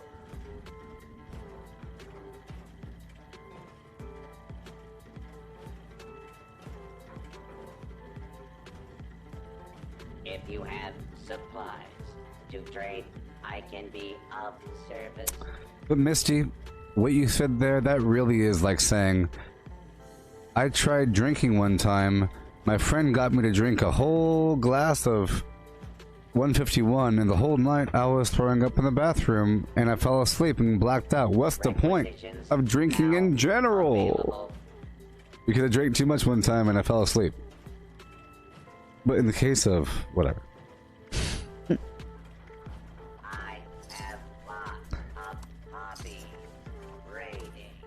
That's how it is quite often for the alcohol world. I remember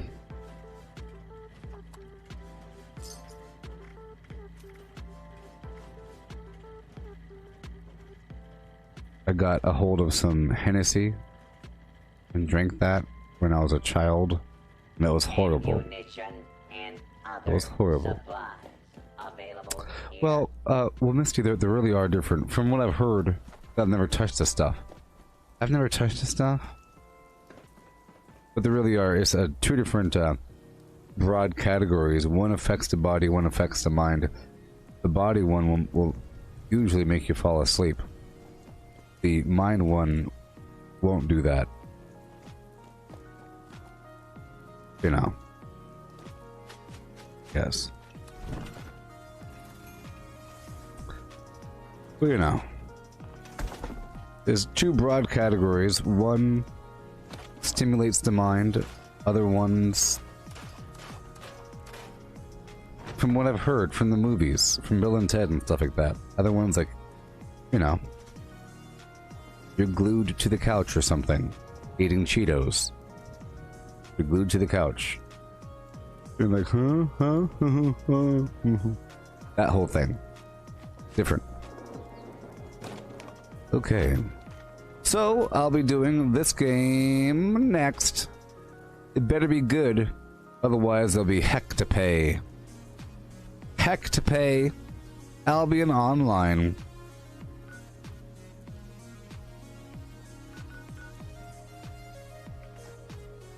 What, and what?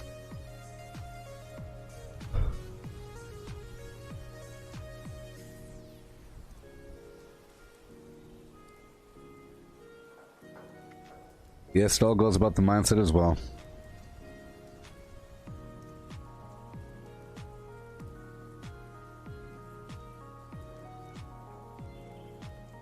Yeah. Well, I imagine that some plants do make you Some plants do make you sit on the couch. Some people want that effect. If they have messed up legs or something. My legs are messed up from the war. They're all twisted. It's the only thing that eases the pain from this glaucoma. The glaucoma pains. Alright, I'll be live with this game. Albion Online.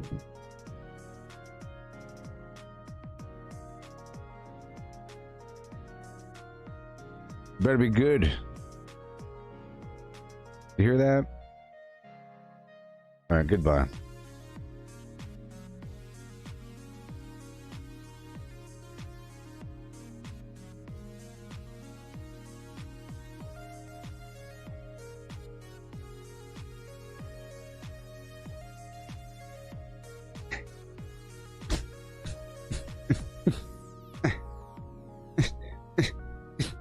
You know what I'm doing right now? You know what I'm doing right now? I'm twisting it right off. I'm twisting it right off. The whole package.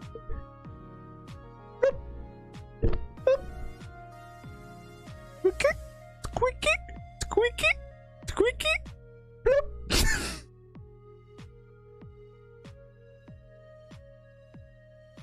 Oh yeah. Goodbye. Vortex, vortex.